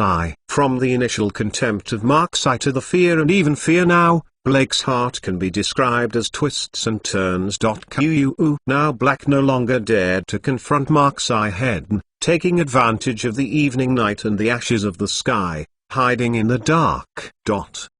At this time, Harry, Hermione, and Ron were each passing through a different route, quickly approaching here. Crookshanks walked in front of Hermione and Ron with a triumphant look. Suddenly, a dog with a doge expression on the side of the road appeared, which could pollute people's spirits at any time. It was the wave dog. It turned out that Marx had anticipated what might happen to Hermione and Ron. After all, although Crookshanks listened to the dog, the actual owner was Hermione, and Crookshanks' IQ was far behind. The dog fluctuated, and he didn't even know why he did what he did. Hermione is very likely to use Crookshanks to find Ron's rat scab, which is Peter. Therefore, Marx McClown had asked the wave dog to stop at Hermione's side after he started to act, in order to stop them halfway. As soon as the wave dog saw Crookshanks bringing Hermione and Ron over, he knew that Marx was correct and ran out quickly. "You are." Hermione was taken aback. "I remember Marx's dog, right?" At that time, the fluctuating dog was bought by Marx McClown when Hermione bought Crookshanks. Ron was also very strange. "Why is his dog here?" Crookshanks meowed as soon as he saw the fluctuating dog, as if he wanted to claim credit. Find flowers.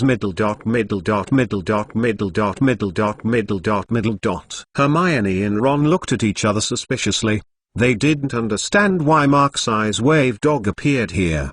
The bouncing dog ignored the beaming Koruk Mountain, and hurriedly used words that only the two animals could understand, telling Crookshanks not to lead Hermione and the others. But after all, one is a cat and the other is a dog. The wave dog has also told Marx that different species can only convey the meaning, and the wisdom of Crookshanks is far inferior to the wave dog. So of course Crookshanks don't understand. The fluctuating dog is a big reason why it cannot lead the way. But the wave dog didn't let it lead the way, it still understood it, and immediately nodded, lying directly on the ground, unwilling to move. Ron was so anxious immediately. Didn't this cat lead the way? Why suddenly he refused to move? He quickly said, "Hermione, why isn't your cat moving?" Hermione also stroked Crookshanks' hair strangely, and asked, "Crookshanks, are you uncomfortable? Why are you not moving suddenly?" Crookshanks screamed lazily, with a lazy look. Ron stomped his feet in a hurry and said, "What's wrong with your cat? I don't need it when it is critical." Hermione was about to refute Ron, and the wave dog promptly said to Crookshanks, "Crookshanks said it had a wrong memory. The mouse is not a spotty, so there is no need to take you there." Ron said anxiously, "A lie, this bloodthirsty beast must have killed my Scabbers." When the two people, one dog and one cat, were making noisy noises, There was a sudden explosion in the distance. Hermione and Ron were taken aback at the same time and looked into the distance. They could only vaguely see something exploded in the distance, and that direction was the location of the Beating Willow. P.S. Ask for flowers, rewards and automatic subscription _3_. Chapter 295. Caught off guard. The location of Hermione and Ron was actually very close to the location of Willow, so they still heard the sound of the fierce battle between Marx and Willow. The dog hurriedly explained, someone was mining ore there and blasting it. Of course, Hermione and Ron wouldn't believe the wave dog's nonsense, and hurriedly ran towards the position of the Beating Willow with their legs open, leaving behind the wave dog and Crookshanks with a blank expression. After the Beating Willow was crushed by Marx-Eye, Blake was hidden in the smoke, and Marx-Eye could not find Blake's figure at once. After seeing Marx McClown's methods, Blake understood very much in his heart that with Marx McClown's powerful spell, his winning rate against Shang Marx McClown was not too high. 5/5 Blake is not a pedantic person. Since the chance of defeating Marx McClown is not great, he can only sneak attack. He will not consider whether he will lose face when an adult wizard sneaks a student. Marx McClown stood quietly in the smoke, not knowing what he was thinking about. Black in the form of a dog slowly approached Marx-Eye. Since Black is in the state of a dog, he moved silently. With the unique sense of smell of a dog, Marx-Eye's position cannot be mistaken. Black is confident that his attack will be foolproof this time. Peter screamed in Marx-Eye's hand. As a rat, Peter had smelled Blake's breath a long time ago, and wanted to warn Marx-Eye. After all, it was him who was the last to suffer when Marx-Eye was attacked. But Marx-Eye held Peter in one hand and his wand in the other, still standing in place, as if he didn't know that the danger was really approaching. Blake has quietly arrived behind Marx McClown, and his eyes can already see Marx McClown holding the magic wand. This is what Blake thought. Marx McClown is now holding Peter Pettigrew in one hand, and only one hand holds the magic wand, so as long as he rushes over and removes Marx McClown's magic wand, Marx McClown will not have the opportunity to cast the spell. And when he took the opportunity to attack Marx McClown in close proximity, Marx McClown would not have a chance to counter him. The fact is also true. According to common sense, even a strong adult may not be able to defeat a well-trained police dog. That's why the police train police dogs. When chasing fugitives, they send a police dog. It has a great role than a police team in chasing after a criminal. There are often a bunch of people who can't catch up with a criminal. As a result, the dog will pounce and bite. Nailed it. What's more, Black, a strong dog with human intelligence and wisdom, is much better than a well-trained police dog. Therefore, Black felt that Marx McClown could no longer use any tricks. Plus Marx McClown was just an ordinary student. How could he be able to beat himself in a dog state? There is nothing wrong with Black thinking this way. This is indeed the most logical idea. But what Black did not expect is that what he has to face is not a logical person. Even though the surrounding area was filled with smoke, Marx McClown had long used spiritual exploration to discover the location of Black. Since Black tried all his best to hit him by surprise, how could he not ask Black to taste the taste of being caught off guard? The next moment, Blake's sturdy hind legs slammed on the ground, opened his big mouth with sharp teeth, and was about to bite into Marx-Eye's hand holding the wand. It's this time. Marx McClown directly released his hand, and the magic wand in his hand fell to the ground in a free fall. Everything was just like Blake had imagined. At this time, Blake had no time to think about why he had fallen without biting Marx-Eye's wand. Peter saw Marx-Eye's wand dropped, and his thoughts were ashamed, thinking that he was going to die here with this stupid kid. When Blake was about to bite Marx-Eye's hand suddenly turned over and clamped on Blake's neck with lightning speed. This reversal made Blake unable to react at all. Peter had already closed his eyes, ready to welcome the ending of being tortured and killed by Black. But after waiting for a long time, There was no response. Peter opened his eyes and saw that Black was actually held by Mark's eye with one hand like a defeated dog. Peter looked at this reversal in surprise. Black's attack was so sharp, Marx McClown was definitely going to suffer a while ago. Why did the whole situation suddenly reverse? Marx McClown understatedly raised the dog-aped Black with one hand, and his huge grip made Black unable to breathe. Blake was also caught in a daze by Marx McClown. Seeing Marx McClown's hand was right in front of him, he only needed to close his grown-up mouth. But just like the prey that was about to be obtained, just a light change of position, the identity of the hunter and the prey was immediately reversed, and he was caught by Mark's eye like a dead dog. Black could only flop his sharp claws hard, trying to grab Marx McClown's body and force Marx McClown to let go. Of course Marx McClown would not give Black this opportunity,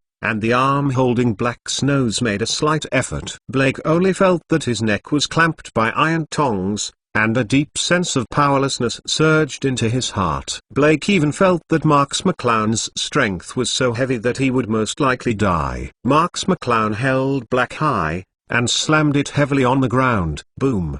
There was a huge dull sound. It's not that Blake never fell to the ground 2.6, but like this time, he fell to the ground as if being pressed by a heavy object, staring directly at the Venus.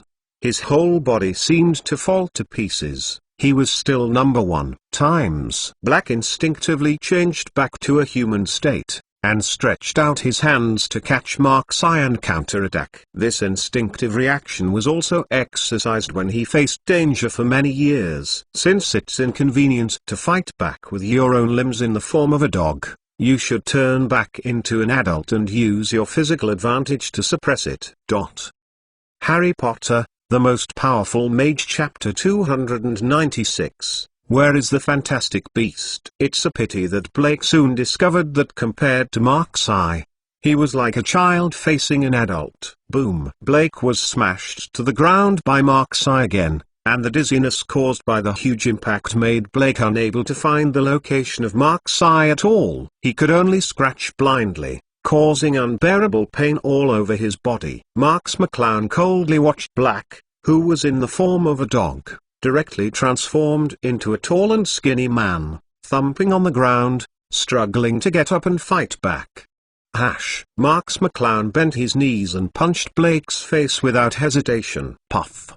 There was a huge dull sound again, which didn't sound like a bloody smell. Marx McClown's fist hit Blake's face with a huge impact, causing Blake's face to follow Mark's eye's fist. Then he broke away from Mark's eye's fist and hit the hard ground with one head. A clear blood mark immediately appeared on the ground! Black's thin face was covered with blood, and Marx McClown's punch was so amazing. Blake was completely stunned at this time. Is this still human power? Actually put yourself down with just one hand. Is this something that has never happened before? The power of Marx McClown's punch gave Blake the feeling of being hit directly by a well-trained boxer. No, it was even several times stronger than the power of a boxer of this level. Marx McClown actually stared at her fist in a little astonishment after beating Black. Cool tiger, I saw the blood on Black's body all over the fist, and Black's eyes, ears, nose, and nose had already been beaten with blood by the powerful impact, and he looked terrible. Peter can't make any sound anymore at this time, and he can see some of Mark's eye's strength, but those are all in terms of magic. Who knows that this student who looks like a gentleman is actually like this on the inside? Bloody violence. How long does it take to train to reach this level? Peter looked at Blake, then at Mark's eye, and suddenly felt that he might fall into Mark's eye's hands, and there was nothing better than falling into Blake's hands. No matter how much Black, he was also his childhood playmate. Peter knew Black's weakness and knew everything about Black. He was simply afraid of Black. And Marx McClown, the person who rumored to have destroyed Voldemort's plan, he is simply a big mystery. I have never seen the true face of this person from beginning to end. Whenever you think you have a certain understanding of him, he will always give you a bigger surprise and let you find that he is still so mysterious, so terrible.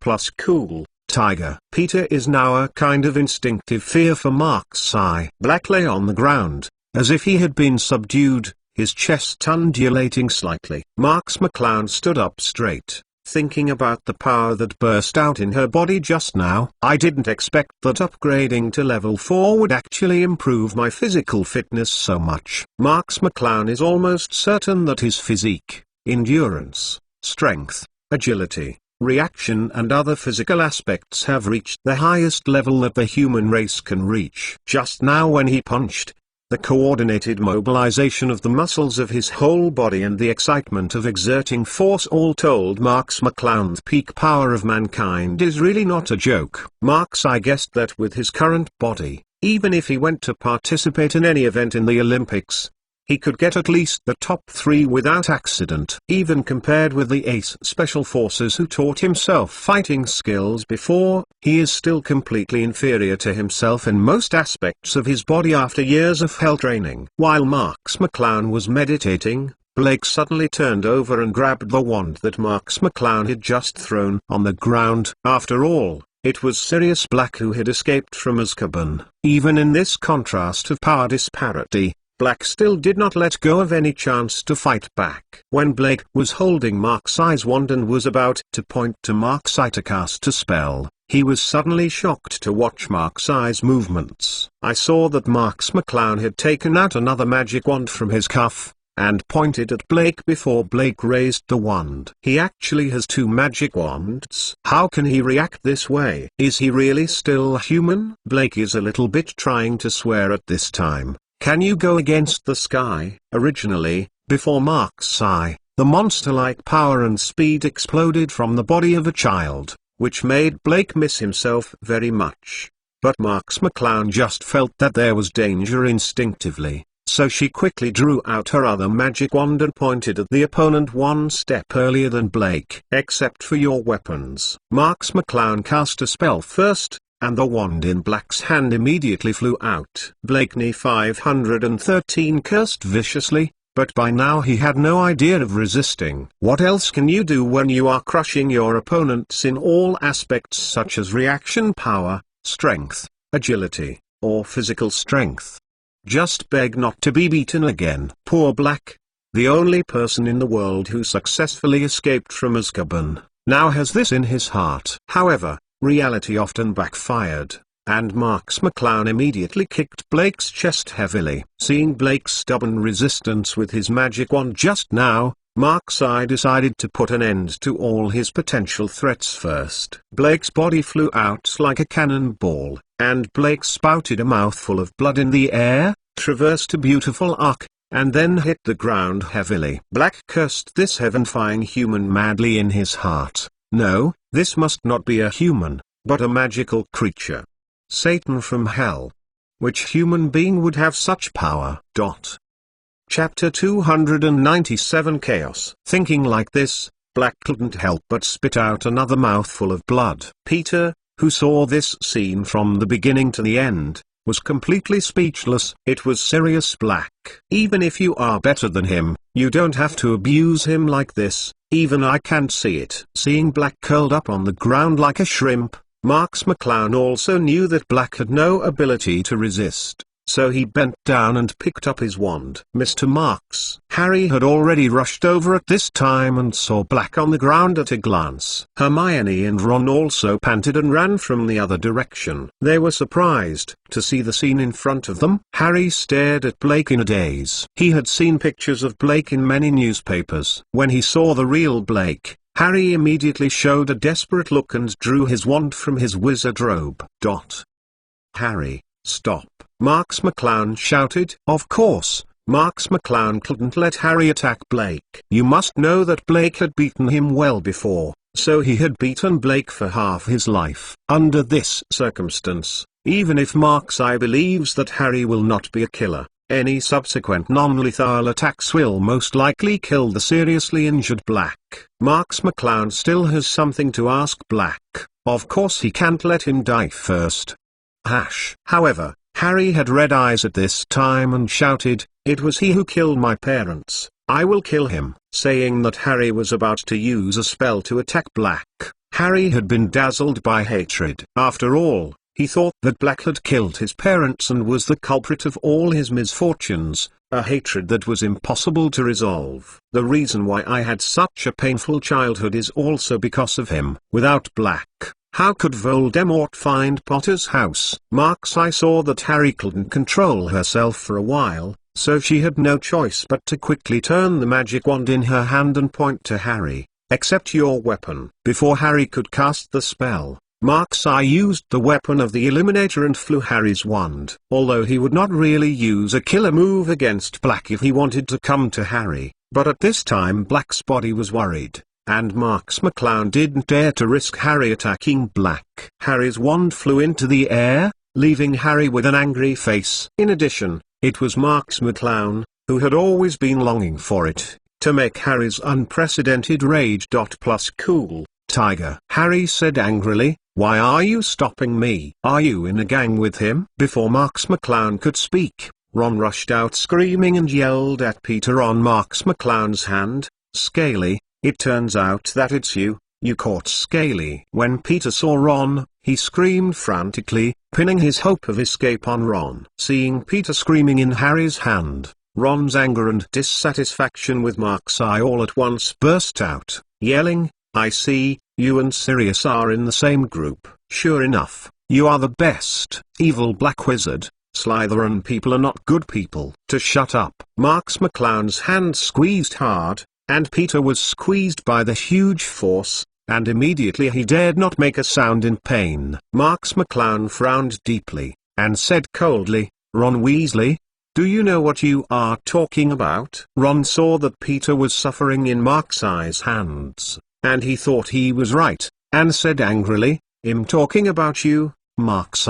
You dark wizard of Slytherin. You are not a good thing. You colluded with the evil fugitive Sirius, and took away my poor Spot. People like you should be imprisoned in Azkaban and let you be tortured by Dementors every day." Marx McClown took a deep breath and sneered, "Then you are telling me, what is the connection between the broken mouse I specially caught you and the fugitive?" Ron pointed to Marx McClown's nose and wanted to scold Marx McClown, but when he heard Marx McClown ask this question, he was stunned. He didn't know what the relationship between Scabbard and Sirius had, and he could even say that a pet in his own neighborhood was nothing compared to a famous murderer like Black.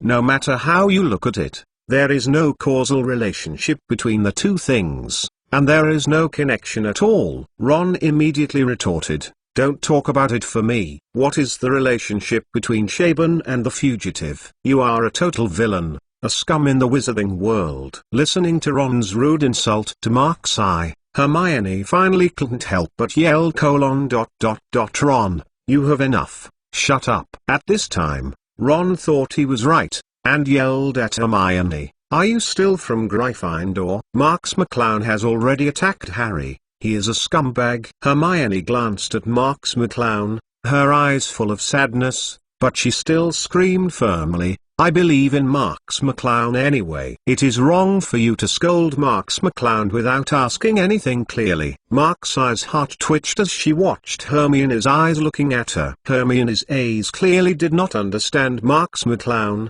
but Hermione instinctively believed that Marx McClown was a person, and that everything Marx McClown did had his own truth. Harry was also in a state of extreme anger at this time. Black, his father-killing enemy, was right in front of him. Just when he wanted to take revenge and cut this King Lee's unfortunate enemy for his life, he, the most admired Marx McClown, actually stopped him. Marx McClown hooked up with the wicked Blake in Harry's heart, making Harry feel even more uncomfortable, and the more uncomfortable he became, the more angry he became. Harry pointed to Marx and said loudly, "Marx, you better explain your relationship with Blake, or don't blame me for not showing you mercy." In his rage, Harry's name for Marx changed from Mr. Marx to his first name. Hermione looked at Ron, and even Harry accused Marx of this, and her heart collapsed. Chapter 298. Another intervention. This is definitely not the case. Marx McClown would not be such a person, and Marx McClown must have his own reasons. She kept screaming in her heart, but Hermione couldn't find any reason to argue for Mark's eye. She could only stand in front of Harry and Ron resolutely, gritting her teeth and holding back tears. Cool tiger, Ron said angrily. Hermione, you are less idiot. Okay. You still don't know the situation? That Mark's eye and Black are in the same group, and Harry was attacked by him too. Hermione shook her head feebly, and kept saying in a tone that she couldn't even convince herself, no, it's a disarming spell, not an attack spell at all. Ron said with a hatred of iron and steel, you still help him argue at this time, you are really heartless. Harry looked at Hermione's eyes, also full of incomprehension. He didn't know why Mark's eye was so obvious. Hermione still insisted on standing on Mark's eye's side, thinking about Mark's eye. Could love really make people so blind? While Hermione believed in Marx McClown unconditionally, she kept looking back at Marx McClown, hoping that Marx McClown could say something to argue with. Of course Marx McClown could announce Peter's identity, and he could also tell Harry the true facts. 740. But seeing the two distrusting him so much, Marx McClown felt that all the arguments were meaningless. When Ron saw Marx McClown saying nothing, he was even more convinced of his imagination. Marx McClown was with Blake. Not only did he help the murderer who killed Harry's parents, but he also captured his poor Shaban. Harry also thought that Marx McClown had acquiesced to all this, and felt heartbroken that the person he looked forward to the most was actually his enemy. Stop. Suddenly there was a voice not far away, and Lupin was running over here quickly. Lupin was the one who really ganged up with Black, and Black was able to break into Hogwarts so smoothly. It also relied on Lupin's help. It is with Lupin's assistance that Black can safely hide near the Beating Willow. Before Mark's eye, the fierce battle with the Beetaloo made a huge noise. Lupin heard a strange sound from the direction of Beetaloo not far away. Because he was concerned about Blake's safety, he rushed here immediately. When Lupin ran to the side of the Beating Willow, he saw Blake lying on the ground with a blood-stained body, while Marx McClown looked indifferent, holding his wand standing in front of Blake. There is no doubt that Blake was knocked down and Marx McClown It doesn't matter. Cool tiger, Harry and Ron pointed at Mark's eye angrily, and Hermione stood in the middle as if they wanted to cry but did not hold back crying. Lupin had no time to think about it, thinking that Marx McClown was going to attack Harry and Ron next, and immediately attacked first, drew out his wand and pointed at Marx McClown and shouted, "Accept your weapon." Lupin's action on Mark's eye was of course not only because Mark's eye defeated Black, but also because he wanted to attack Harry and the others. The key is that Mark's eye is too mysterious in Lupin's impression, as if he can catch everything about you, but you don't know him at all. Therefore, Lupin was very decisive to disarm Marx McClown and let Marx McClown control him. Marx McClown was distracted because of Harry and Ron's anger. She didn't realize that Lupin had attacked her unexpectedly, and she had no time to react. The wand in her hand flew into the air. Hermione looked at Lupin in surprise. She never expected that as soon as Lupin rushed over, Mark's eye was the first to start. Lupin is a professor at Hogwarts, and Marx McClown is just an ordinary student. How can a professor start with a student? When Ron saw Lupin attack Marx McClown, he felt an inexplicable joy in his heart. He wanted Lupin to give this unknowingly high and thick Marx McClown a lesson, so that Marx McClown should not always be dragged. Harry felt quite contradictory in his heart. On the one hand, Marx McClown was the person he longed for, and he didn't want the person he had worshipped for 3 years to be his enemy. On the other hand, Marx McClown did prevent him from attacking Black, and he did stand on the opposite side of him. He also hoped that Lupin could subdue Marx McClown. Lupin's eyes stared at Marx McClown fiercely. He knew how unpredictable Marx McClown was.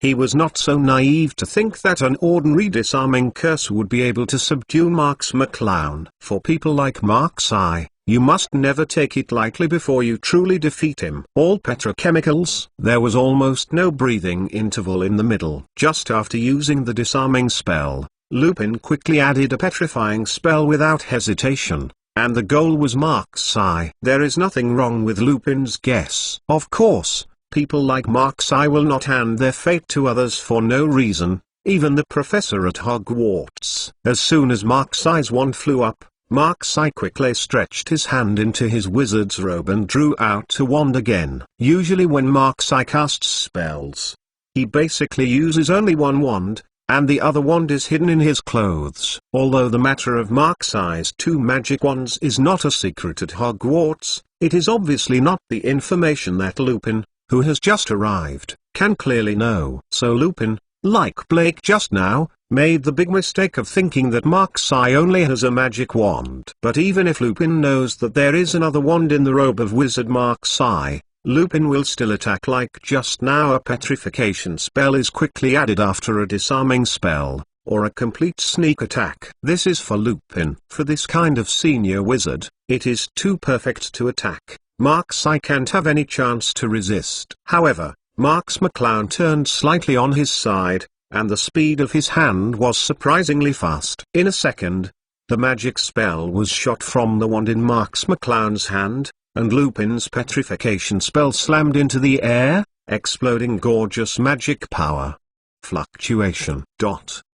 Chapter 299 War Against the Dark Arts Defense Class Professor. After casting the spell in seconds, Marx McClown also broke out in a cold sweat. If it weren't for Marx McClown's perfect control of his body, plus he was already the pinnacle of human beings, he could draw out his wand at the fastest speed, and then relying on his strong magic power and familiarity with the spell, he sent a spell in seconds. And he almost got the trick just now, and all the steps just now, even if any one of Marx did not meet the requirements. Marx at this time has been petrified. Harry and the three of them were shocked when they watched Marx McClown being attacked in such a state that he could offset Lupin's magical operation.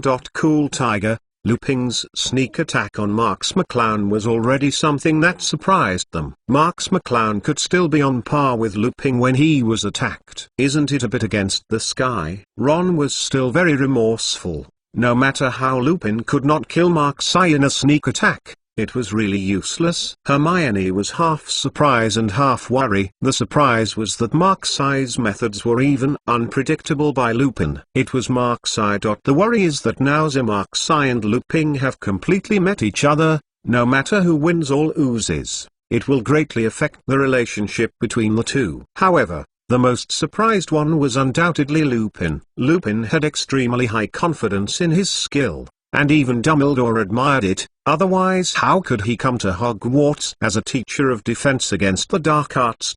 Cool Tiger.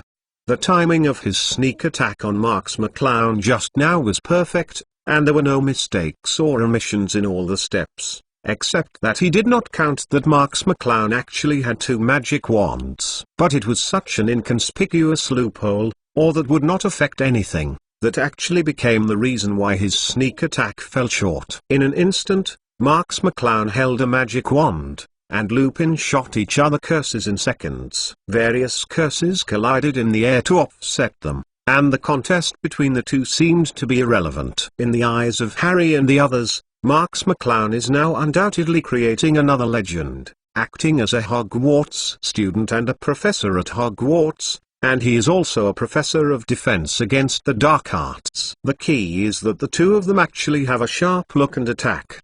All petrochemicals. Lupin cast a spell and flew out. The fire is raging. Marx McClown cast another spell. Torn apart. Faint.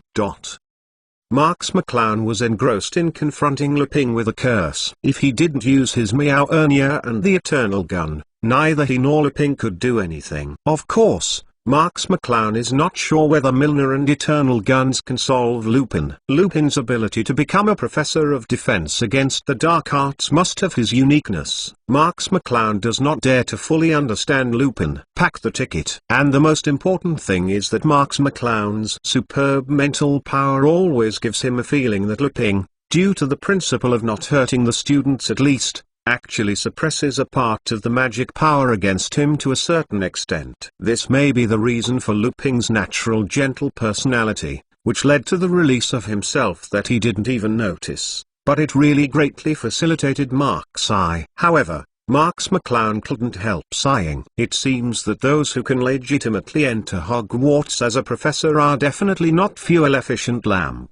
Lupin's side is more frightened by the Vietnam War. Lupin also heard some legends about Marx-I at Hogwarts. He also once said that Marx-I is the best student he has ever seen. This seems extremely high. The evaluation now seems to be that he underestimated Marx-I. Marx McClown's casting speed, strong magic power, and sensitive response, which is not something that a top wizard should possess. Marx McClown is not only the strongest school student in history, even graduates with excellent grades, no.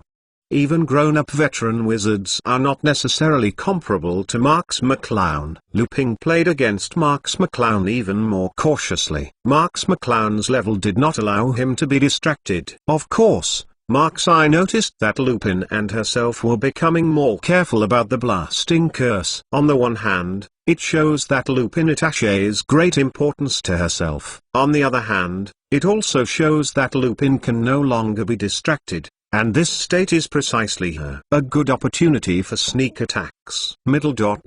Seeking flowers. Spiritual shock. Marx McClown's mental shock is an attack that the naked eye can't detect, and wins by surprise. Lupin's cautious attitude seems not easy to be attacked. In fact, Lupin is cautiously referring to the confrontation with Marx-I. This kind of caution makes Lupin less vigilant about his surroundings, and the mental shock is easy to work. Lupin was hit by Marx-I's mental shock, causing Lupin to fall into a short-term dizziness. Except for your weapons. Marx McClown downplayed raising his wand and knocking Lupin's wand flying easily. In this contest between Marx McClown and Lupin, it turned out that Marx McClown won the final victory. Impossible. Ron screamed. Just now, the two people had a spell on each other. Why suddenly Lupin was defeated? It must be Marx McClown's deception. Marx McClown defeated Lupin with despicable means. Harry also looked at all this in shock. As expected, Mr. Marx, who was a professor of defense against the dark arts, was actually defeated by Marx-I's beautiful counterkill. Even at this time, Harry still had a lot of opinions on Marx-I. Harley also had to admire Marx McClown. Hermione looked worried at this time. When it was over, Marx McClown would do anything with the professor. Now that he defeated the professor, Lupin would definitely not let Marx McClown go. The most shocking thing was Lupin. The two of them were even on the same level a moment ago. You came and went, and suddenly he was in a state of dizziness. Of course Lupin would not naively think that he had low blood sugar or something like that. It must be that Marx McClown didn't know when he cast a spell on him, but he couldn't find out. Lupin raised his hands calmly. Anyway, it was a fact that he was defeated by Marx McClown, and he could only accept this fact. The most powerful mage of Harry Potter Chapter 300. Are all children now monsters?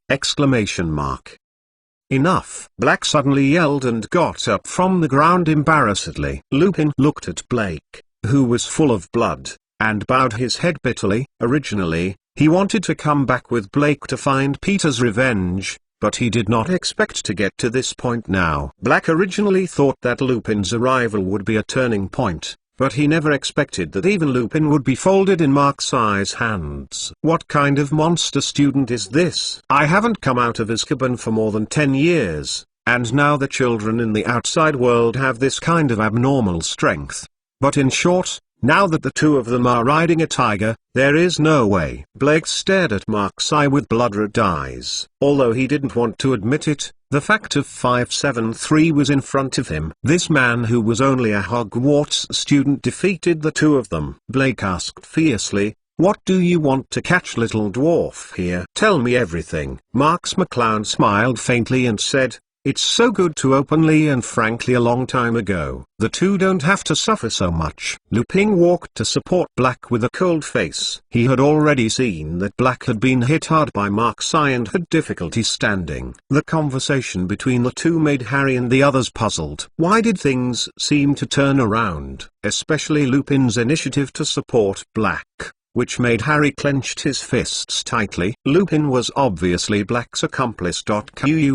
But seeing Lupin and Marx fighting, Lupin is Blake's accomplice again. Could it be that Marx really has nothing to do with Blake? It was just unspeakable to stop Harry just now. Harry and Hermione thought of this at the same time. They looked at each other, looked at Marx again, to see how things went on. Black and Lupin looked at Marx coldly and did not speak. Marx McClown looked at the two of them and said, "I just want to know the answer to one question. Once I know it, I will assume that nothing has happened. Of course, I will also forget things I shouldn't know. For example, Professor Lupin helped Sirius Black dive into Hogwarts." As soon as Marx McClown said these words, Harry and Hermione's faces changed immediately. Hermione became extremely excited. According to Marx's statement, then Marx was not with Black.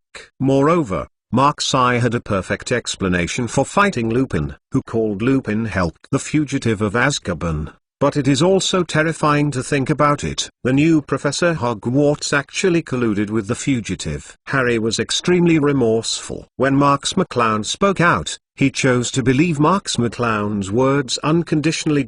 Cool Tiger, McClowner. Marx is Hogwarts' proud son and the person he admires most. How can he do things that I am sorry for the school? How can I make a conclusion based on some superficial things I have seen?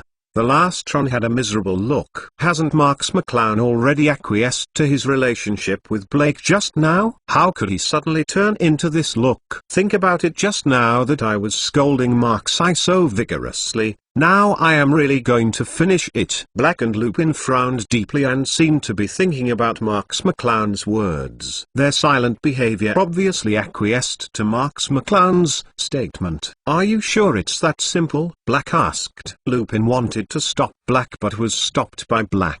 Marx McClown nodded gently and said, "It's that simple." Black pondered for a moment and said, "Then ask." Marx McClown smiled slightly, thinking that the problem he had been struggling with for so long was finally about to be solved. And he said, "I want to know the map of the live point and what is it related to the Forbidden Forest. You left Peter Pettigrew outside the Forbidden Forest that day. What have you experienced in the depths of the Forbidden Forest?" Both Blake and Lupin shook their bodies at the same time, and they didn't expect Marx McClown to actually want to know about it. Black laughed. Lupin sneered too. Black laughed like crazy. "So you got the idea." Lupin also shook his head gently and said, "You give up. We won't tell you." The two of them had a deep taboo about the Forbidden Forest and the map of the live spot, and their attitude was very firm. Harry and the others were confused. What sort of map?